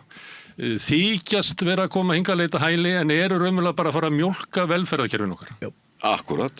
Og þið hafið ekki tölur um þetta vegna þess að ákveðu haldið að... Jú, við höfum tölur. Við vitum að það eru 6.000 erlendir ríkisborgarar sem að fá mánaðarlega greiðslu frá Tryggingastofnun ríkisins. Við vitum að það eru mörg þúsundir, ekki nákvæmlega, en við vitum að það eru sennilega eitthvað starf bilinu 5-6.000 viðbótar sem fá mánaðarlega greiðslur frá Vinnumálastofnun. Og þetta er orðið svolítið hátt. Þetta vísa í fyrirspurn sem var þingið. Ef þetta er komið á annan tug þúsunda erlendra ríkisborgara sem eru upp á kerfunum, það ekki bara nóg? Talar það ekki sínu máli? Já, það var fyrirspurn í þinginu sem var Ég er bara vitni í þessa tölu frá þessum tveim stofnunum. Þú sagði frá Tryggingastofnun, það var fyrirspurn í þinginu. Tryggingastofnun og Vinnumála. Og það kom fram, Moggi sagði frá þessu og við sögum frá þessu. Þar kemur líka fram sem að skoðar hlutföllin. Að þá eru færri innflytjendur sem eru að fá greiðslur frá Tryggingastofnun heldur en innfættir því að meðal eldri eru líka fólk sem eru öryrkjar eða aldraðir, þannig eru líka fæðingastyrkir og eitthvað fleira. Ef þú vilt meina að þetta sé minna hlutfall heldur en per Íslending, þá máttu nota þá reiknikúnstina. Ég er að segja hér og heldi fram að þegar þetta komið á annan tug þúsunda erlenda ríkisborgara sem að liggja upp á þessum tveim kerfum, þá bara nóg komið að mínum mati. Sko ástæðan fyrir ég spyr alltaf aftur að þessu. Því að eitt sjónarmið getur verið það að innflytjendur taki meira út úr kerfinu heldur að leggja til og til samanburðar við Íslendinga. Þetta engar slíkar... Dönsk gögn sýna þetta mjög glögglega. Þegar Danirnir halda gott bókhald þessi mál og ég skora fólk að kynna sér það, slíkum gögnum ekki til að dreifa hér og það ástæða fyrir því. Það ekki vilji fyrir því að halda þessu opnu. Þú sást bara síðast hvernig gagnaöflun staðið að henni hér. Það kom fram í sjónvarpi í gæra að barnaverndarstofa eða hvað þetta batteri heitir nú í dag. Alltaf verið að breyta nörnum á þessu. Þeir hafa ekki hugmynd hvaða börn, hver mörg eða nokkuð skapaðan hlut voru send á bakkakott. Hvers konar bull bókald í gangi. Og þetta eru að tala um börn. Það engin vilji fyrir að díteila eða taka saman gögn hælisleitendur á Íslandi, hvort þeir eru í starfi, hvort þeir eru í skóla, hvað þeir eru að gera, hvort þeir eru á kerfinu, hvort þeir eru á bótum hjá Reykjavíkurborg, hvort þeir eru á bótum hjá ríkinu. Af hverju ekki? Við kannski með þess að þyrftum ekki að eiga þetta samtal. Því að ef að þú vissir það og ég, að við höfum annarkvort talsvert rétt fyrir okkur, eða kannski eins og þú segir að við höfum rangt fyrir okkur, en þú talar alltaf innflytjendur. Við erum ekkert að tala innflytjendur. Við erum að tala hælisleitendur. Ég að reyna að koma að því sem hann var að segja áðan sem var fyrirspurn á Alþingi það hversu margir erlendir ríkisborgarar. Já. Og það var ekki spurt hælisleitendur. Þú tókst það upp og má ég aðeins klára það. Og ég bar það saman við Íslendinga og það var ekkert sem í þeim gögnum sem að bendi til þess að erlendir ríkisborgarar séu að þiggja meira út úr kerfinu heldur að leggja til frekar en Íslendingar. Og allar þessar tölur sem eru opinberar, engin af þeim bendir til þess. Þess vegna ég að spyrja ykkur, það afstæða ykkar að ef ég erlendur ríkisborgari og slasast eða þarf að örorku halda eða missi vinnuna og þarf að atvinnuleysisbótum að halda, að ég hafi ekki sama rétt. Jú, að sjálfsögðu hefur sama rétt, að sjálfsögðu. En ég vík aftur að því, nú byrjar aftur að tala þetta sem miklu hærra hlutfall hjá okkur heldur en erlendur ríkisborgurum. Ég veit ekki hvernig þú færð það út, af því að síðast ég vissi þá voru erlendur ríkisborgarar búsettir á Íslandi 20%. 22% vinnumarkanum? Þeir sem að fá bætur hjá lifibrauð hjá Tryggingastofnun ríkisins, heildartalan þar rétt 20.000. Það með endurhæfingarbótum og fleiru. Það bara öryrkjarnir, þú ert eftirlauna fólkið og það fólk sem að fær mæðrastyrkir. Þannig að þér finnst sem sagt vit að flytja frá Afganistan og Súdan og öllum þessu löndum eldri borgara til að henda þeim á kerfið hér. Hvers konar bull það? Sko ég að reyna að átta afsaka. Þú vilt ekki... Íslendingar sem að flytjast hingað heim eftir ég þekki nú bara góða stúlku sem búsett í Noregi í dag og veiktist alvarlega og þarf að fara í langar og mikla meðferðir. Hún getur ekki komið heim og verið hjá fjölskyldunni af því hún þarf að vera í 6 mánuði og þá náttúrulega bara deyr hún. Áður en að hún fær þjónustu hjá heilbrigðiskerfinu á Íslandi, hún búin að búa hér af sínum 60 árum, 57 þeirra á Íslandi og borga hér skatta í fullri vinnu, hún fær bara nei. Þú mátt koma en þá býður í 6 mánuði og deyrð. Þetta bara dæmi. Þetta dæmi Ég flutti til Danmerkur og þá fór ég beint inn í heilbrigðiskerfið þegar ég flutti aftur tilbaka til Íslands bara eftir, ég var ekki svona heilt ár sko. Þá var ég í hálft ára utan kerfisins. Akkurat.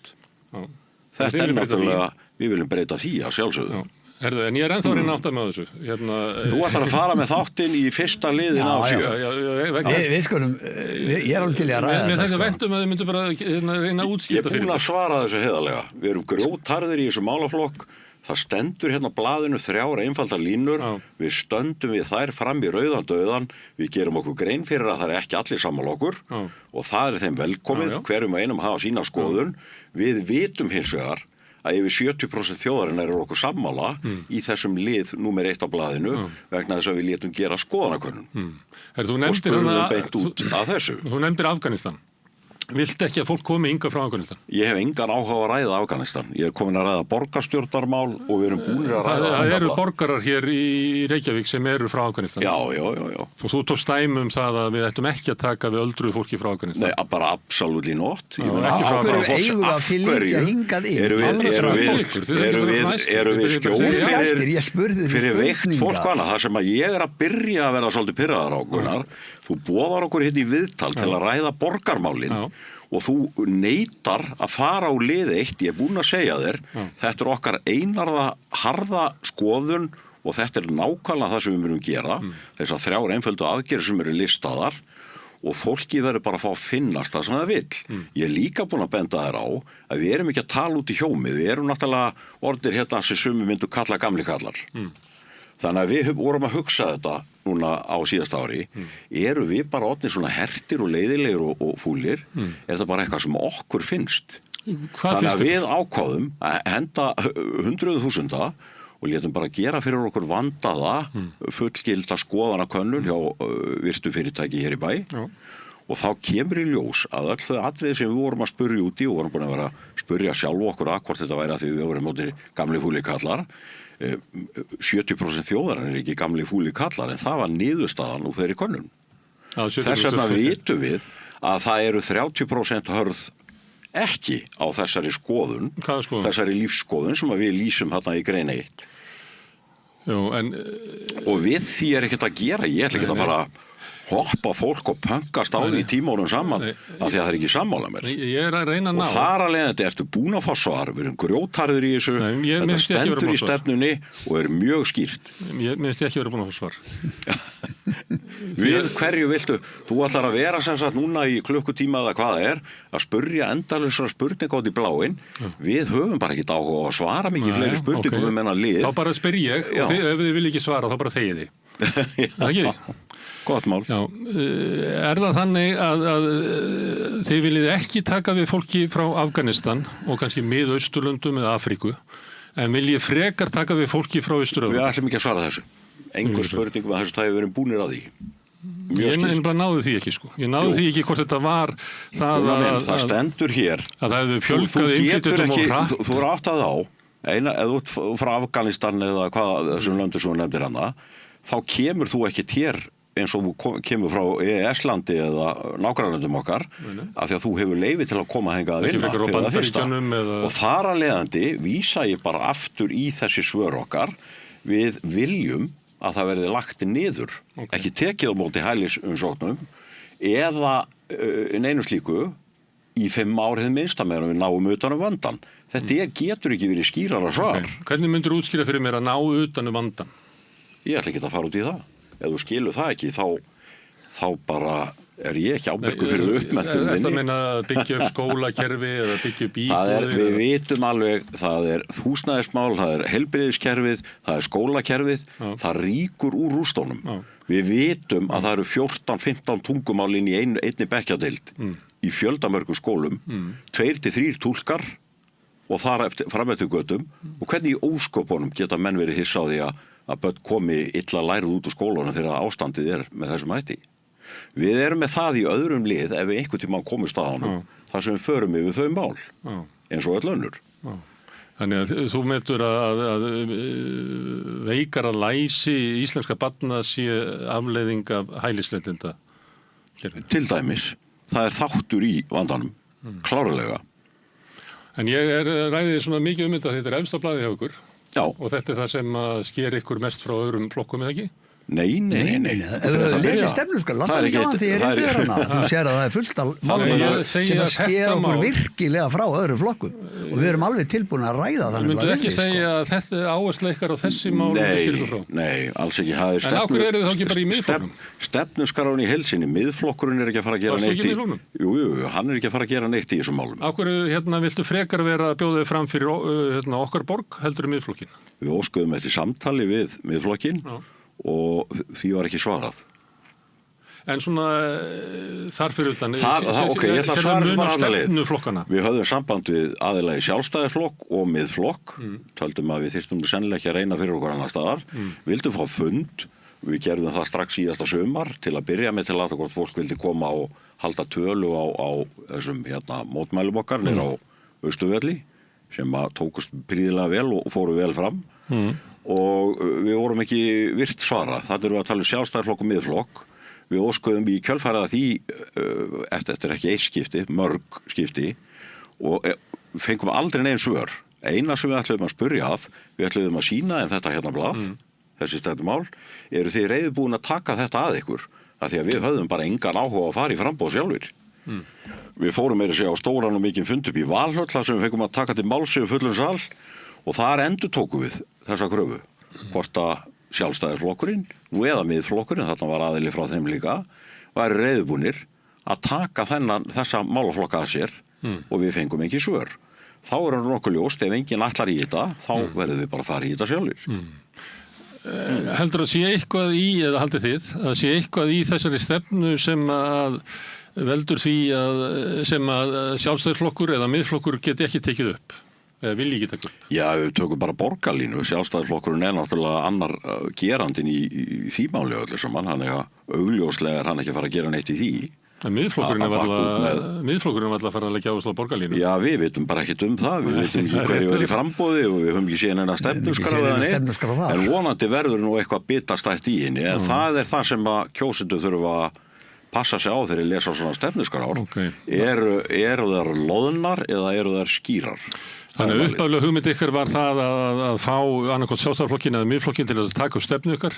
Líklega með þá loforðum að þið hafi eitthvað fylgi, að á bakvið eitthvað sé eitthvað fylgi. Nei, við vorum ekkert að velta því. Við vorum bara að velta fyrir ykkur þjóðþrifa mál sem eru á þessu blaði og við vorum bara að vonast til að annarkot flokkurinn væri reiðbúin að ganga í þessi mál. En það reyndist bara því miður ekki vilji fyrir því. Og ekki einu sinni vilji til að eiga samtal við okkur, þannig að hann náði aldrei neitt lengra. Það er að merkilega við það.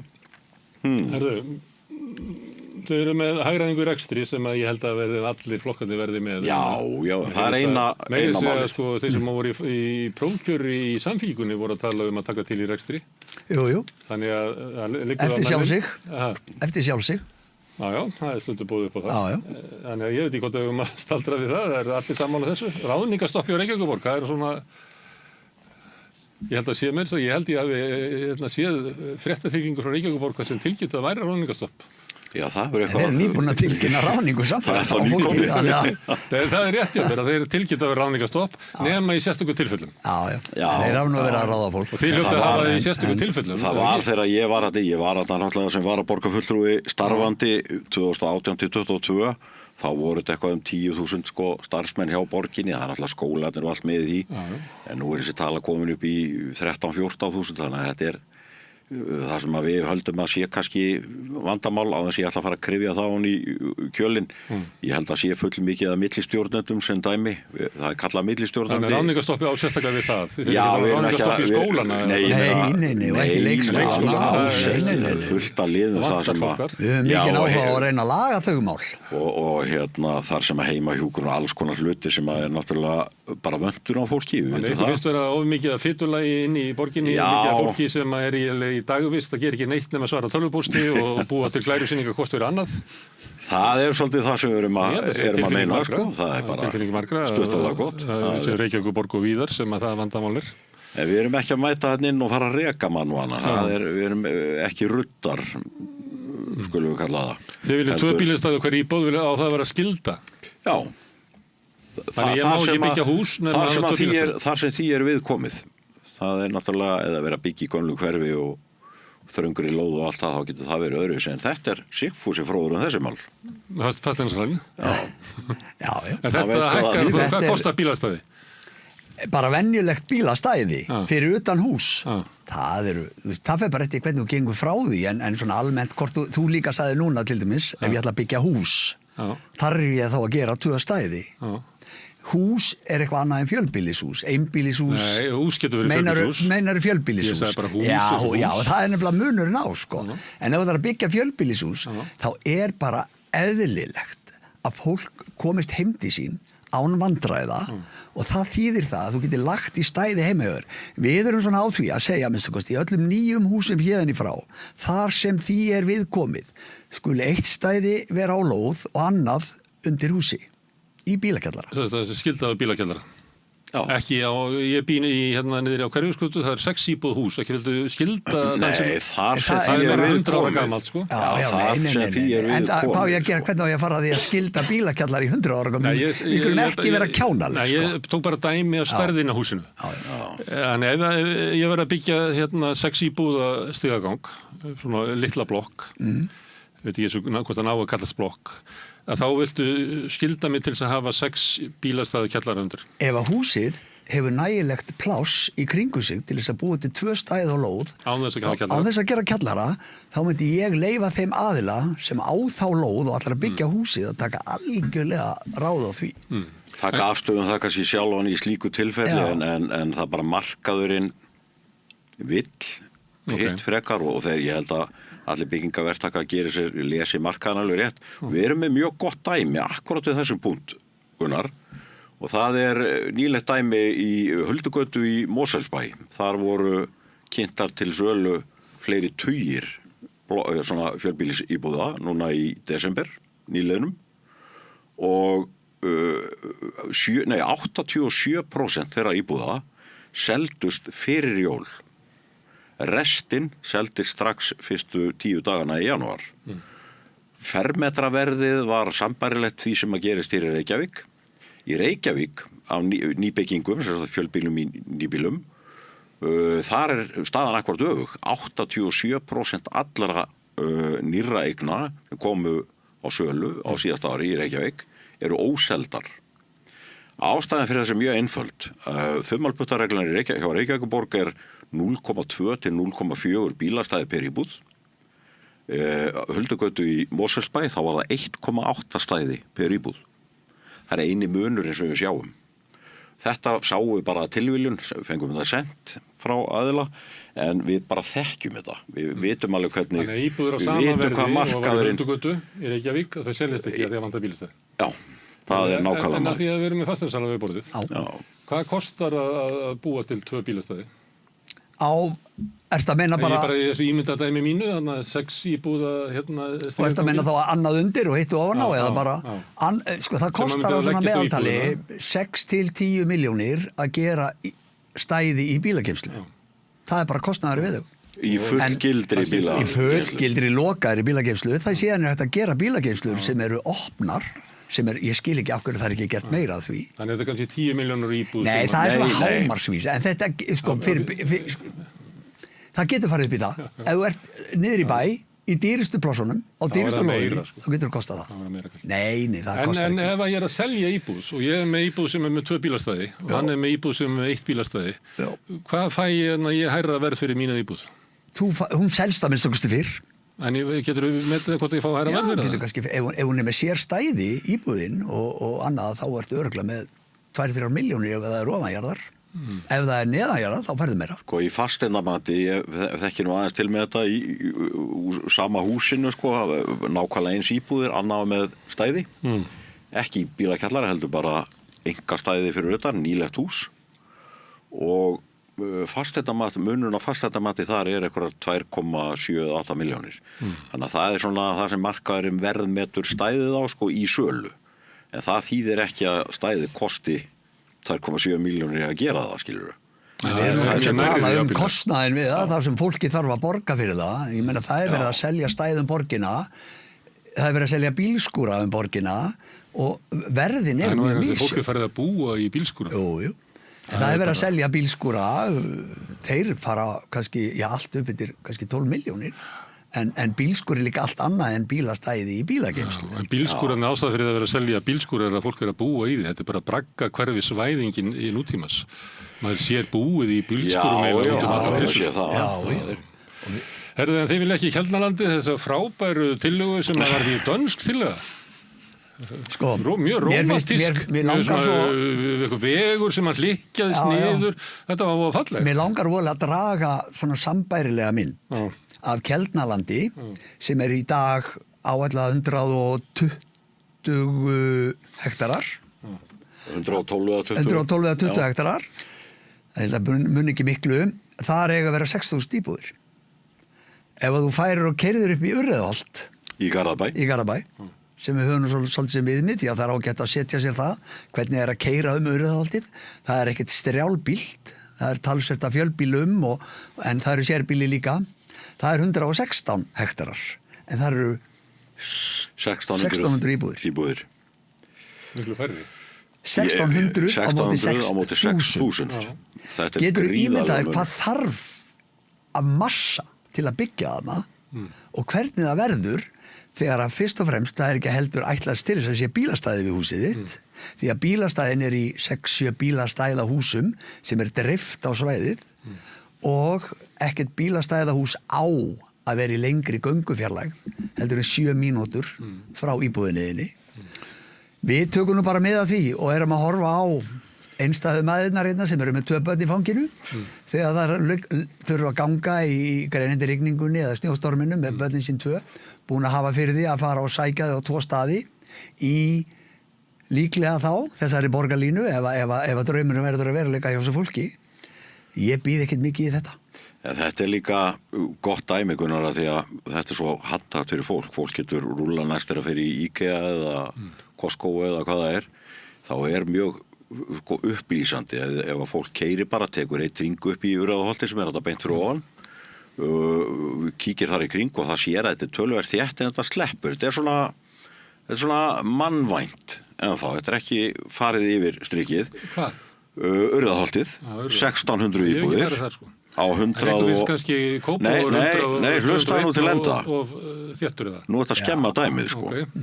Þetta dæmið gengur út á það að keyra Urriðaholtið, kíkja í kring, fólk hugsar, sumi finnst það þröngt, ég er á því að þetta sé, í efri mörkum með ekki vera meira.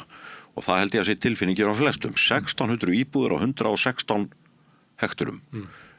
Keldnalandið er ívið minna ef maður rétt og þar á að setja 6.000 íbúðir eða 4 sinnum fleiri íbúðir heldur en er í Urriðaholti og þá ætla ég að beða fólk að tilla sem bara stoppa þessi bílnum, horfa kring á sig og ímynda sér að það komi 3-falt magn í viðbót af þeim byggjum sem eru fyrir þá er þetta ekki mjög mannvænar byggingar eða umhverfi. Það er það sem við erum að tala um.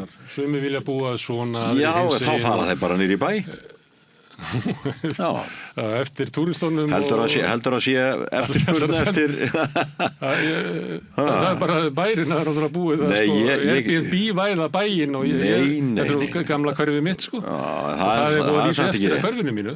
Þú getur auðvitað keftir, ég er með allavega 2 dæmi bara í kollinum nú þegar frábært fermetraverð á glæsilegum eignum niður í bæ, önnur á Laugaveginum í það sem að kalla nýlegt hús byggt 2005 eða 6, glæsileg íbúð, fermetraverð á henni er réttu 1 milljón, innan við 1 milljón og ég get farið niður í Hafnatorg í glæsi íbúð með svo kölluðum garðsvölum og þar er ég líka að tala 1 milljón á fermetrinn. Og svo get ég farið upp í hverfi mitt sem er Úlfarsárdalur upp í Grafarholti og það er bara nákvæmlega sama fermetraverð, það munar kannski einhverjum 10 sköllum en nána sama. Þannig að fólk getur alveg valið. Það er ekki jafn dýrt að kaupa niður í bæ í dag eins og fólk heldur og það er ástæðan fyrir því að þau verð hafa svona aðeins dempað, þetta selst ekki. Það er ekki markaður fyrir þessum bíllausa lífstíl sem allstar er verið að tróða inn. Bíllaus lífstíl er fín, en það er bara ákveðið markhópu fyrir því. Við höfum ekki byggja allt í bíllausum lífstíl. En þetta nefndi ég að fólk hefur svona mismunandi skoðanir. Það er ekki heldur að við höfum að byggja allt eins og ykkur myndi líða best í. Ég heldur reyndar sko að þessi skipulagsmál sem við setjum fram í okkar stefnusgrá séu vandlega hugsuð. Ég vinn við þetta svona meira og minna og hlusta á fólk. Og hvað heldur þú, svona í alvöru tala, að margir spyrji mig þegar þið byrja á því að tala er gott stæði? Það er bara stæðsti hluti. Það eru allir á einum eða jafnvel 2 bíl. Má ég spyrja þig, ertu á bíl? Nei, ok. Ég hef verið á bíl, sko, en ég bara hef ekki verið á bíl í 3 ár og bara kam mjög vel og mæli með því að fólk pröfi það. Allavega hafnið því ekki svona fyrirfram, pröfi er ekki fólk að taka svona edru febrúar eða eitthvað? Jú. Að taka 1 mánuð án bíls. Það er miklu auðveldri heldur þið haldið tryggir. Já, það er, ég held að fólk sé alveg reiðubúið að skoða. Við erum alltaf með lausnið því líka. Ég er náttúrulega heldur ekki að vera hérna á götunum fastur í umferðarteppu. Já, það eru nú búna til með vilja, þessar teppur að mestu. Þú er náttúrulega þegar strætósamningur í fræði var gerður 2011 við strætó sem sagt sveitarfélaginu og höfuðborgarsvæðinu gerðu samning við ríkið að þá átt að fara að ráðast í mislæg gatnamót til dæmis á Bústaðaveg og Reykjanesbraut og víðar borgina, stórar og miklar framkvæmdir hér og þar. Því var allir hent á kantinn og ákveðið að gera samstarfssamning við sveitarfélaginu hérna með strætó, milljarður á ári skildi renna til þeirra.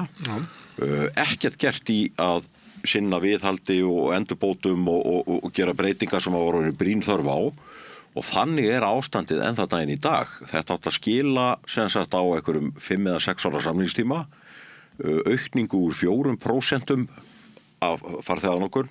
Það þýðir að fólk sem notar almenningssamgöngur sem sinn aðal ferðamáta daglega skilur til vinnu, skóla og annað sem var 4% á þessum tíma og það átti að auka það upp í 12% á 5-6 árum. Árangurinn lá fyrir þegar ég er að koma inn í borgarstjórn og þá hafði þetta farið úr 4% niður í 3,8. Samt hann og endurnýjaður samningur, Sigurður Ingi gerði það 2019 og áfram með borgaður réttum milljarður í þetta verkefni en talan breytist aldrei, hún er alltaf bara 4%. Þá verðum við að átta okkur að því þú, Gunnar Smári, þú vilt vera bíllaus, allt í góðu, þú hefur alls konar möguleika með það. Það voru trúður ekki Nei, en svo eru líka þeir sem að vilja það bara alls ekki og það er það sem við stöndum fyrir. Við viljum bara að fólk hafi þetta val. Og þess vegna erum við með svo frábærar lausnir sem að þú ert alveg að fara að klúra að heyra að þú ætlar að vera á lengi hérna stefnum. En við verðum að hafa, til þess að hafa val, þá verðum við að hafa val þannig að séu svona boðlegar göngubrautir. Já, sjálfsögðu. Við byggjum upp hjólabrautir, göngubrautir. Við viljum stór efla strætó líka, það er engin spurning um það. Við viljum fá sérfræðinga það. Vegna þess að alls þar sem við komum eru almenningssamgöngur. Og ég held að það sé engin borg í heiminu sem segir að djöfull sé ég eftir að við höfum byggt upp almenningssamgöngur. Ég kannast ekki við það. Já, það er ekki sama hvernig þú byggir það upp samt. Þið eru ekki að móti almenningssamgöngur. Nei, við erum með masterplan í þeim málum. Hvernig strætó hefur verið rekinn? Já. Hvernig vil ég hafa almenningssamgöngur í Reykjavík? Það er mjög einfalt. Viltu ekki bara ég hendi því? Sigfús, því þetta er nú svona barnið mitt sem ég er búin að vera að berjast fyrir það í 2018 og það er einfallega þannig að við ætlum að varpa borgarlínu með tilheyrandi vegatolla fargi sem að lendir á borgarbúum, komi borgarlína til, þá að fjármagnana með stórfeldum vegatollum út allan bæ. Og Sölu og Úlfarsdalnum.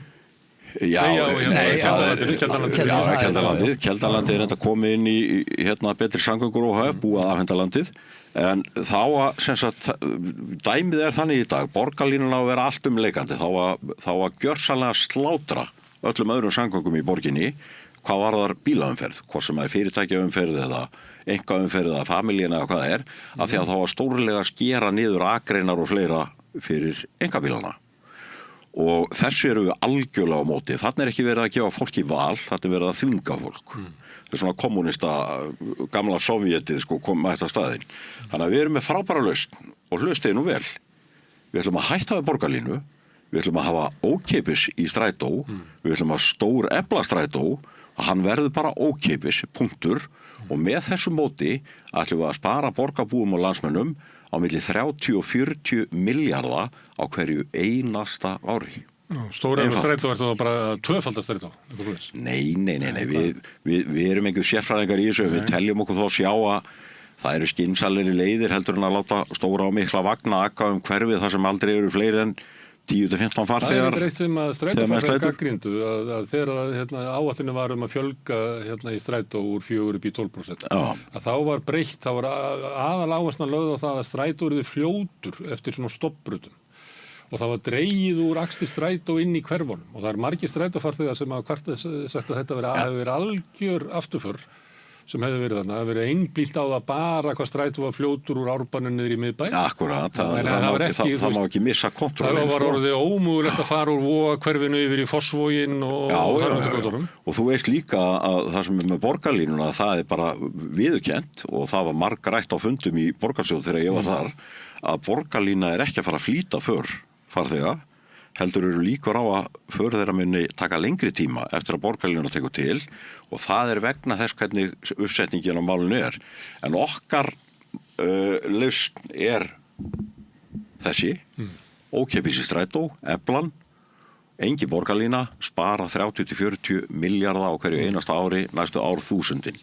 Og þetta eru staðreyndir og við höfum tölfræðina til að styðja við bakið á þessari kenningu. Sundabraut í göngum, þið viljið mislæg gatnamót Reykjanesbrúku bústafur, það er hérna hjá Fox-heimilinu, er það ekki líklega auðveldast að segja það hannig til þess að fólk áttir á því. Þið viljið að Reykjavíkurborg sjálf reki bílastæðahús, viljið þá losna við þess sem er alltaf að rukka fólk? Nei. Hvað snýst þetta? Það er búið að koma margsinnis fram hjá borgarstjórn og hjá Sjálfstæðisflokknum að þeir vilji bara bílastæðahús borgarana verið selt og helst bara bílastæðið inn og séu í höndum einkaaðila. Við viljum það bara ekki neitt. Við viljum bara borgin haldi áfram að passa upp á þessa hluti. Þeir getur farið út í algjört óefni eða þeim er hent á þennan hátt. Sundabrautigöng, við erum að tala um Sundabrautigöng fram að Geldinganesi og eftir það fyrir hann í Brýr. Það er svona við erum ekki sérfræðingar en við sjáum að það er eðlilegasta leiðin enda hvers vegna á að koma brú frá Laugarnesi og yfir í Geldinganes eða yfir í Grafavog og hvað á þá að gera við höfnina þar sem að samskip er að koma, það er enginn talað um það. Það er enginn að tala almennilega þetta á bara að vera sama hvað það kostar.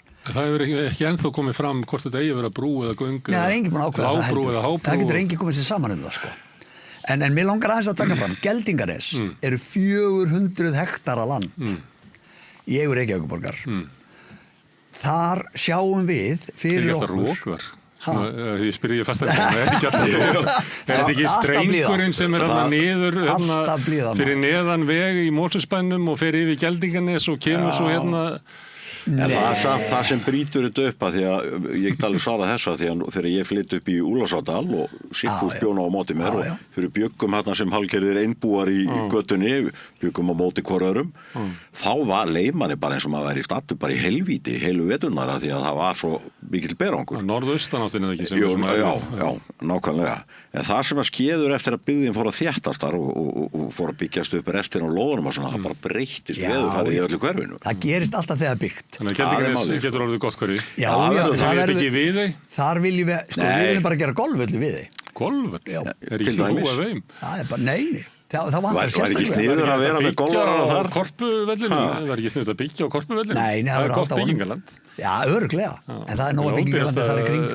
Bygging sem hægt að vera að hafa. Ég held að við geti verið alveg farið saman að væri þar golfvöllur og útivista paradís fyrir borgarbúa. Það verður ekki einn um það. En mér langar bara svo að taka það fram að það sem að ég finn úr mínu starfi er að fólk kemur til maður sem sé áttu lóð. Nei, ég á enga lóð. Nei, mér langar svo að byggja, já, nei, þú getur ekkert byggt. Það fær engin lóð. Það er búið að vera í marga áratugir, sko. Já, ég held ég hafi byggt síðan sótt lóð og skrifað undir víxilin í Reykjavíkurborg fyrir 30 árum eða eitthvað, en þá gat maður bara byggt sitt eigið hús. Og við sjáum þann draum geta orðið aftur. Þá þurfum við að fara 30-40 ára aftur í tíma, því að þá var lóðum úthlutað, það var litið á sem almanna gæði og við gotum bara að fara í biðröð eftir lóðinni. En síðan er búið að bjóða þetta upp, þannig það eru bara einir ríkustu sem að aðgengi að mesta fjármagninu sem kaupa lóðirnar. Já, og svo náttúrulega það er nú eitt brandarinn hérna í borgarstjórn núna síðustu misserinn þegar borgarfulltrúar í minni hluta, það er að segja Sjálfstæðisflokk og fleirum eru Gaspart og Gólandi yfir að Reykjavíkurborg hafi ekki rukkað nógu mikið fyrir þessa og hinna lóð, sko. En síðan í næstu viku á eftir þá er að tala að Reykjavíkurborg sé að drepa niður alla byggingar að því að það sé svo dýrar lóðirnar og við viljum bara komast aftur á þann ballas að þetta er alltaf frambúð eftirspurn. Þannig ef við tekum eins og Sigfús bendir á Geldinganesi sem eru 400 okkar hektarar, skipuleggjum þar blandaða byggð, einbýlispar, sérbýli og lágreist fjölbýlishús. Ef það er eitthvað sem við erum sammála að hata algjörlega með öllu og heilum hug, þá er það þessi kubbaháhísi sem við teljum ekki mjög mannvæn til íbúðar. Og það sleppur alveg inn í miðborgum og eitthvað slíkt, en í útkverfum er ekki mikil eftirspurn eftir einhverjum háhísum og törnum og dóti. Á ekki að byggja höfðan svona meira og minna? Jú, það er komið í gang, sko. Og ég verð nú að segja, það er nú eins og vorum að benda á áðan, 87% af öllum þessum eignum sem eru komnar á sölu og koma á sölu í síðust ári, allar óseldar, það villit enginn. Það er bara mjög einfalt. Þetta er líka mjög þétt og svona. Já, þetta er ekki... Hvernig heldur það að verði þá þétt? Í tímabili æskunni átti ég heima í ljósheimablokkunum. Ég veit ekki hvort þið munið eftir þeim, 4 blokkir sem er svona röð.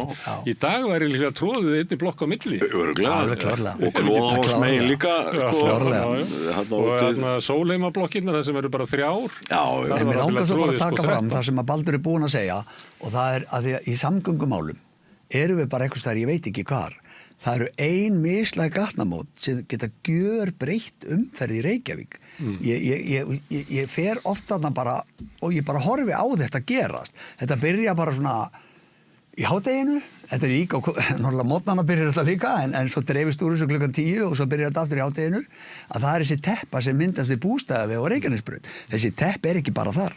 Hún leiðir eftir öllum Kleffsvegi bara alveg út á Sæbraut. Það liggur eins og angi allar áttir. Já, og síðan fyrir hún upp Miklubraut og hún er upp Bústaðaveg og þetta er ein mislæg gatnamót. Þið kannið þau ein andmæli við þessu sem að segir að ef þú leysir þennan tappa þá kemur tappið bara annars þar. Já, það má alltaf segja það. Akkur er að lækna fólk, það kemur bara meira af veiku fólki.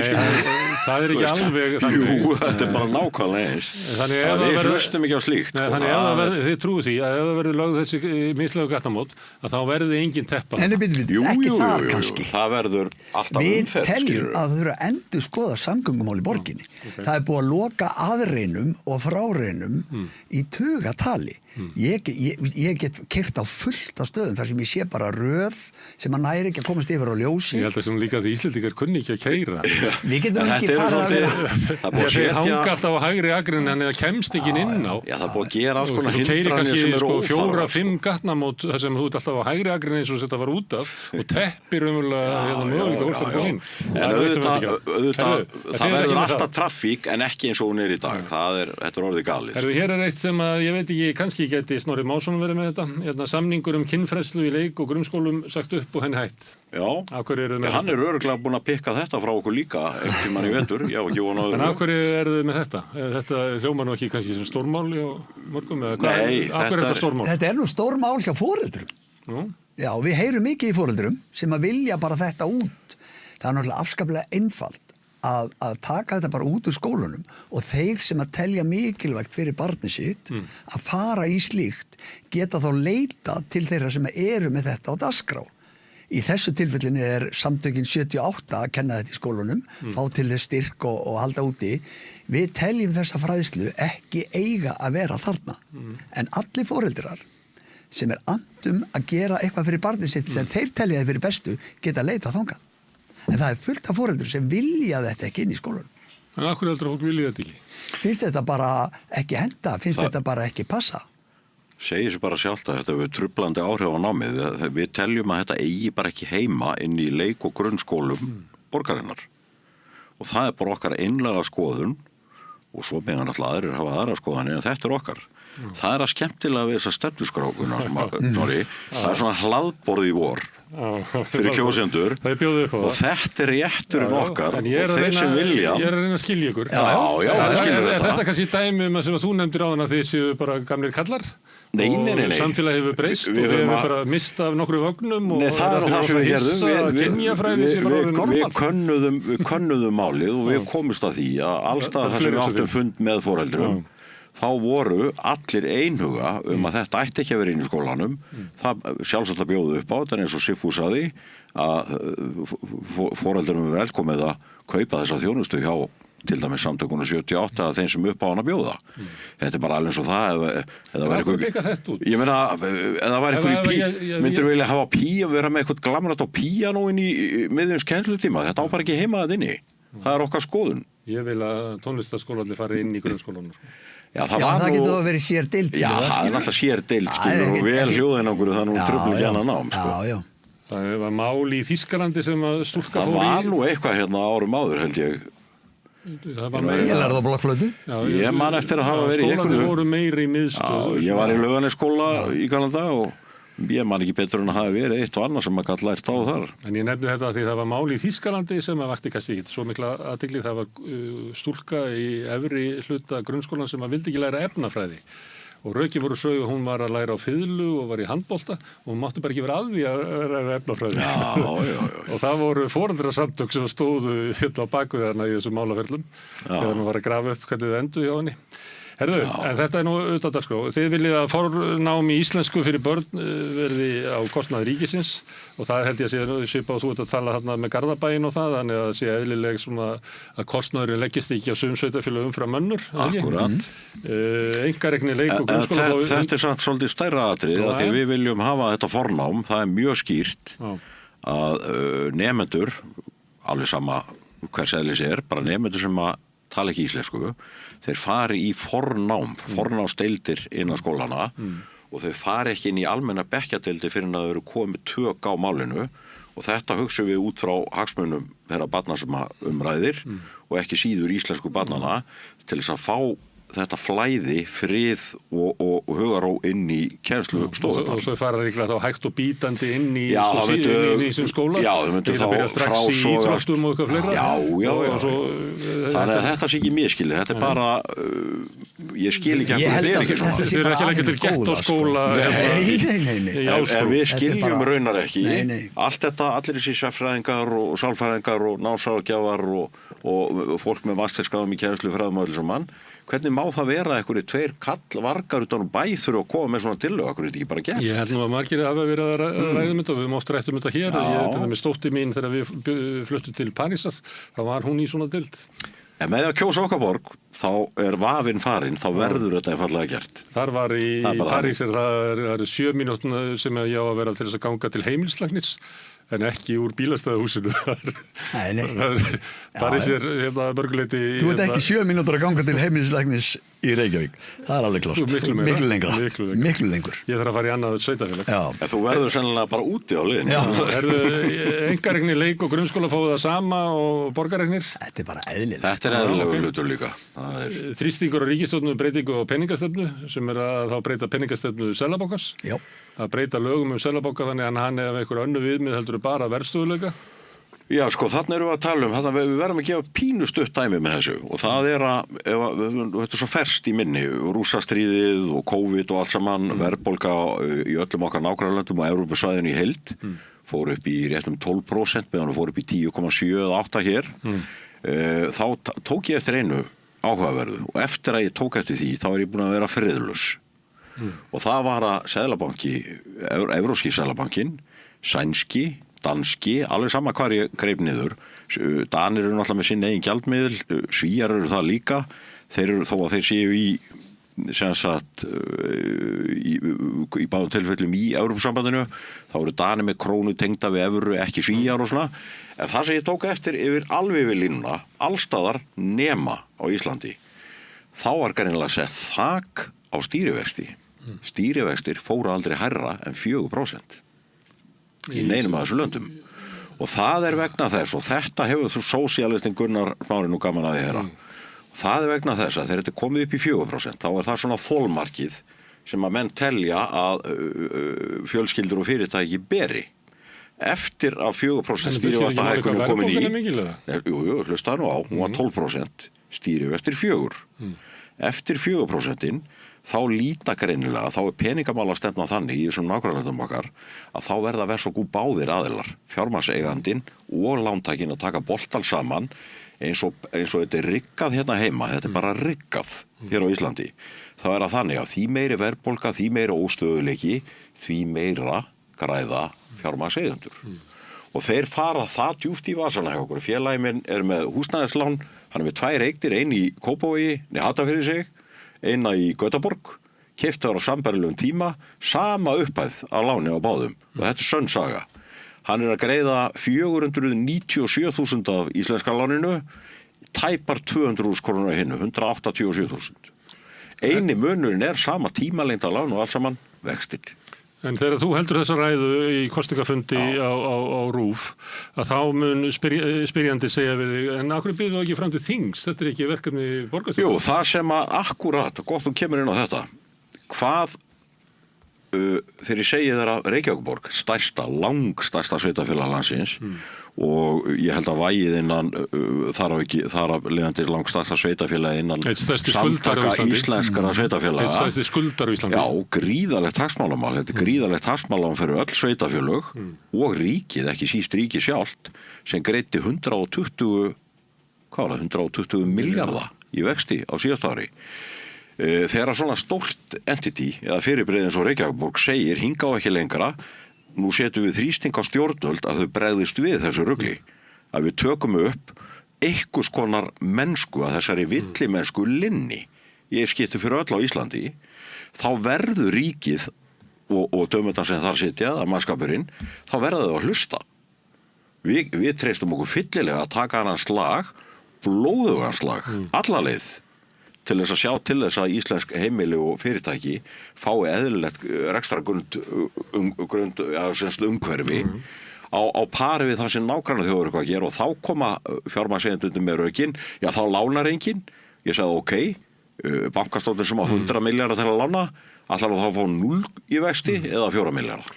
En ástæðan fyrir því að spyrillinn á RÚV mun spyrja það þessu, er það að þú stillir þessu upp eins og að Reykjavíkurborg eigi að vera baráttu tæki íbúa Reykjavíkur gagnvart ríkisvaldinu. En aðrir munu segja, já, en ég kýs líka til þings. Þótt ég bý í borginni, ég kýs þig til þess að fara í ráðhúsið, svo kýs ég hann eða einhvern annan til þess að fara í þingið. Það alveg sama. En þú færði ekkert umboð raunverulega frá mér til þess að reka mín mál á þinginu. Jú, ef að þú kýst þennan vel nú rétt að hlaðborðinu og kýst okkar borg, þá veistu að þetta eitt af stórum málunum sem við munum fara í því að þú veist það jafn vel og við, Gunnar, að þetta alveg gríðarlega mikið órétti sem í gangi. Vexti. Við viljum fá stöðuleika hérna. Ég trúi ekki að menn borgi þessa vexti. Kannski ekki sá sem að lána. Nei, að sjálfsögðu ekki. Spurðu þið bara Arjónbanka, viljið þið lægri vexti? Já, ég þekki nú öfluga fjármagnseigendur sem að horfa á mig eins og ég sé með Holsveiki en ég læt það ekki á mig fá. Herðu, síðan koma meginmarkmið og það er svona hljóma hagur, lífsgæði og framtíð borgarbúa skulu ávallt verið í forgangi. Reykjavík först, gæti þetta heitað, setju borgarbúa í fyrsta seti. Og þá kem ég aftur að það sem við byrjuðum, að borgarbúar, mín hugmynd borgarbúa og þín hugmynd borgarbúa ykkar, kannski önnur. Allir borgarbúar sem eru konir með íslenskt ríkisfang búa hér á Íslandi, stunda hér starf og eru með fjölskyldu. Já, sorry, við skulum sleppa því. Bara 3 ár. Ég var nefnilega í framboði til Alþingi síðast. En málið er að sjálfsög allir borgarar sem eru konir hér að taka þátt í þessu með okkur, lítum við á sem borgarbúa. En nágrannar mínir sem fjölskylda frá Afganistan og strákar frá Ghana, þú flokkar þá sem borgarbúa líka? Já, ég veit ekkert þá. Að öllum líkindum ger ég það, en ég veit ekki meir. Ég nefnilega líti ekki á skipulega glæpamenn sem koma frá alls konar löndum, sem eru múin að brjóta hérna af sér árum saman við eigum náttúrulega okkar glæpamenn. Já, og við eigum nefnilega nóg. Þurfum við að flytja þá? Við þurfum ekki að flytja inn. Það er ekki vöndun á glæpamennum. Þetta er svo skrítin, þetta er svo skrítið þegar þið segir þetta. Þetta er svo skrítið, við erum líka með glæpamenn og allt það. Já, komið þá allir hérna, það er glæpamenn á Íslandi, gjör þið svo vel. Kannski að þú getur ekki séð fyrir. Það er svo einfalt. Þá var að henda þeim út. Það kemur hinga fólk. Akkurat. Og þú hefur fólki sem býr hérna, að þá ertu með svona það umburðalindi að ég meina sumir bara bugast í lífinu og tapa áttum og ég meina við erum alveg til að rétta þeim hjálparhönd og ég vonum að þeir rísu upp sérstaklega. Að sjálfsögðu, en það er þetta. Við þurfum að hjálpa börnum. Hvert eigum við að vísa Íslendingum til Noregs? Ef þú kemur til Íslands, færð atvinnuleyfi, dvalarleyfi, ríkisborgararétt, alveg sama hvað það heitir. Þú kemur til Íslands og það kemur í ljós að þú ert ótíndur glæpamaður og ert til dæmis í síbrotum, nauðgunum eða hverju sem það á undantekningarlaust að svipta viðkomandi öllum leyfum og senda hann úr landi. Og ég minni bara á að any given day, svo í sletti nú, svona liggum við sama hvenær afsessu grípur niður, veistu þá hvað margir fangar í fangelsiskerfi landsins eru erlendir. Eru túristar? Nei. Þetta eru burðardýr? Nei, það er ekki málið. Það hefur komið fram, það hefur afbrotafræðingar komið fram og greitt þetta. Þú segir ekki bara að þetta er allt túristar, það er ekki þannig. Við vitum að það er skipulega glæpastarfsemi hérna. Jú, en það er fólk sem kemur hingað inn á vegum fjölþjóðlegra glæparinga til þess að flytja hérna inn. Fólk sem aldrei komið til Íslands. Það eru fjölþjóðlega glæparingi starfandi í landinu. Tekið með eiturlyf á Keflavíkurflugvelli og dæmt í 7 ára eitthvað og situr inn á liðurunni. Nei, og þar kemur nú með mistök nummer 1. Ekki reyna þetta. Ef við að tala hælislendur sem er búið að sennilega senda úr landi núna sem hótuðu vara ríkissaksóknara lífláti. Viltu ræða hann? Var hann túristi? Ef þú vilt ræða... Maðurinn sem myrti stúlkuna út á vestur í bæ með hrottafengnum hætti, var hann túristi? Þú getur tekið svona dæmi. Þú getur líka tekið dæmi. Þetta er dæmi um einstakling. Þetta er mjög einfalt. Þú vilt draga þá mynd... Ef þú kemur hingað... Þú vilt draga þá mynd að maðurinn sem hótaði ríkissaksóknara, sem var frá Sýrlandi ef maður rétt, að það sýni hvernig fólk frá Sýrlandi er. Nei, það er ekki mín orð. Akkur þetta alltaf að snúa allir við. Þú minnir mig á ákveðna konu, ég ætla nú ekki að nefna hennar hérna og móðga þig með því, heldur alltaf ég bara að segja við þig, við vorum að enda við að segja að þeir sem koma hingað reynast vera brotamenn þá að svifta þá dvalarleyfi og senda þá beint úr landi. Meira sé að gengi það það var þá það var þá allt í einu allir konir í stuð. Þið hafið búið það til. Ég er ekki að segja það, við heyrðum þetta ekki fyrir 8 mánuðum. Ég er ekki nokkrum vafa það að þessi vinna sem að sérstaklega Sigfús hefur lagt í þetta hefur skilað sér. En við skulum líka átt okkur á því, Gunnar, að það er ekki gott fyrir Íslands samfélag að allir þessi svokölluðu túristar eða hvað þú vilt kalla þá sem eru 70% af föngum en í gifin degi, þeir eru ekkert að vera í íslensku fangelsi. Íslensk stjórnvöld eiga að semja við þeirra heimaríki eða bara hvert sem láta þá afplána annar staðar, jafnvel vísa þeim úr landi með eilíðar endurkomubanni, eilíðar. Þú sækir ekki einu sinni eftir 100 ár í staðin fyrir að fylla hér í íslensk fangels og eyða milljörðum. Og við sækjum þá okkar fanga til Brasilíu og Spána. Við verðum bara að sjá okkar vandræða gemlinga. Algjörlega. Ég man eftir því, ég muni ekki að það var Íslands. Malagafanginn. Þannig að þið voru hlindir af því. Ég alltaf hlindur því að ef við erum með eitthvað helvitis pjakka, þó ég ægi nú ekki að bölva, eða bjefans pjakka, eitthvað staðar að gera eitthvað skandal, þá verðum við bara að axla ábyrgð og taka við ösnunum sem að uppeldi hjá okkur mistóst á. Það ekki flókið. Herðu, ég veit ekki með ykkur með skaman að þessu spjalling. Jú. Sigfús Aðarsteinsson sem í fyrsta sæti í framboðslista okkar borg, eru komið með listabókstaf?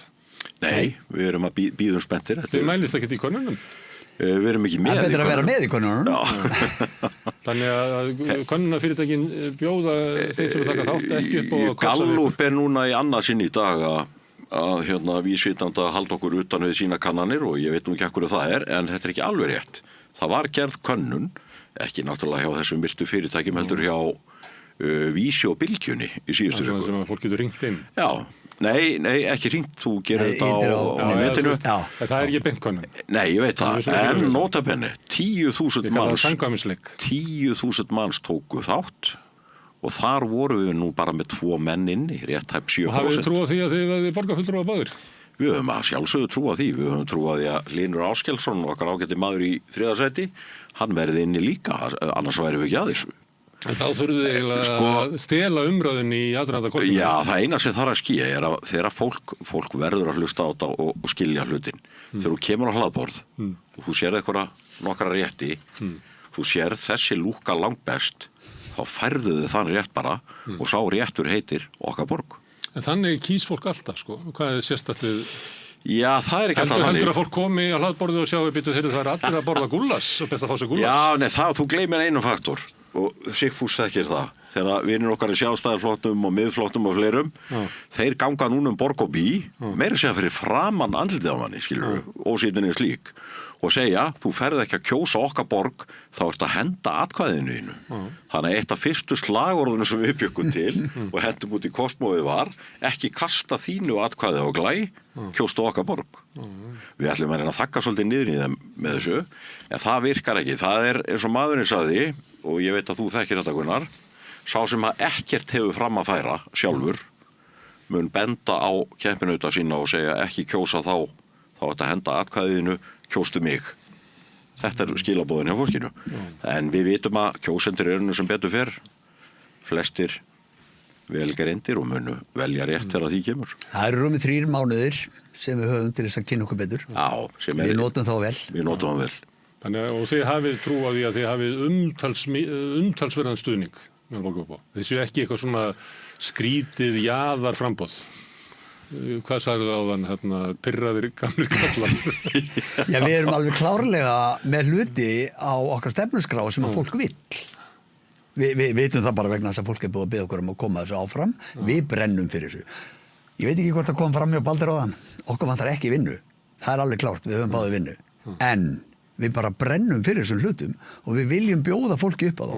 Nú ef það kemur í ljós að fólk vil þá ekki, þá er svo og við höfum bara rangt fyrir okkur.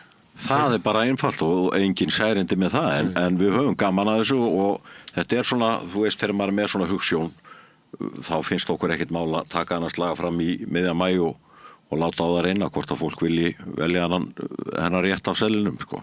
Herðu, gaman að borgarmálinu við ykkur Sigfús og Baldur. Kæra þakkir. Kæra þakkir fyrir okkur og búðið. Við ætlum að þetta verða lokin á rauðaborðinu í kvöld okkur veldugestur sem hinga komið og Birnir Þorláks og Sigurður Magnús fyrir að taka viðtöl og Pétur Fjellsteð fyrir að taka upp og senda út ykkur mest sem hafi breytt þessu samtal okkar í fjölmiðlum minni á allt sem við sjáum hér og heyrið í boði áskrifenda. Ef að þú vilt tryggja að samstöðin haldi áfram og eflist efil þá ættir að slást í þann hóp. Þú getur gert það með því að fara inn á samstöðum.is, það er hnappur sem ástundar áskrift. Það getur skráðið fyrir grunnáskristir sem er 2750 krónur sem mér er þetta hlægilegt verð með efni sem við búum til hérna. Þú mátt borga meira vilt og því sem að kjósi getur látið afskriftina renna sem félagsgjöldin í Alþýðufélagið, það er einmitt Alþýðufélagið sem á og rekur samstöðuna. Þetta er orðið gott í bili, við sjáumst þetta á morgun klukkan 16 eða 4 í eftirmiddagina, þá höfum við það sem við kallum vikuskamt, förum við fréttu vikunnar og reynum að hafa gaman að því. En takk fyrir bili og góða nótt. Segðu það á Samstöðinni. Samstöðin er í eigu hlustenda, áhorfenda og lesenda. Sláist í hópinn og gerist áskrifendur.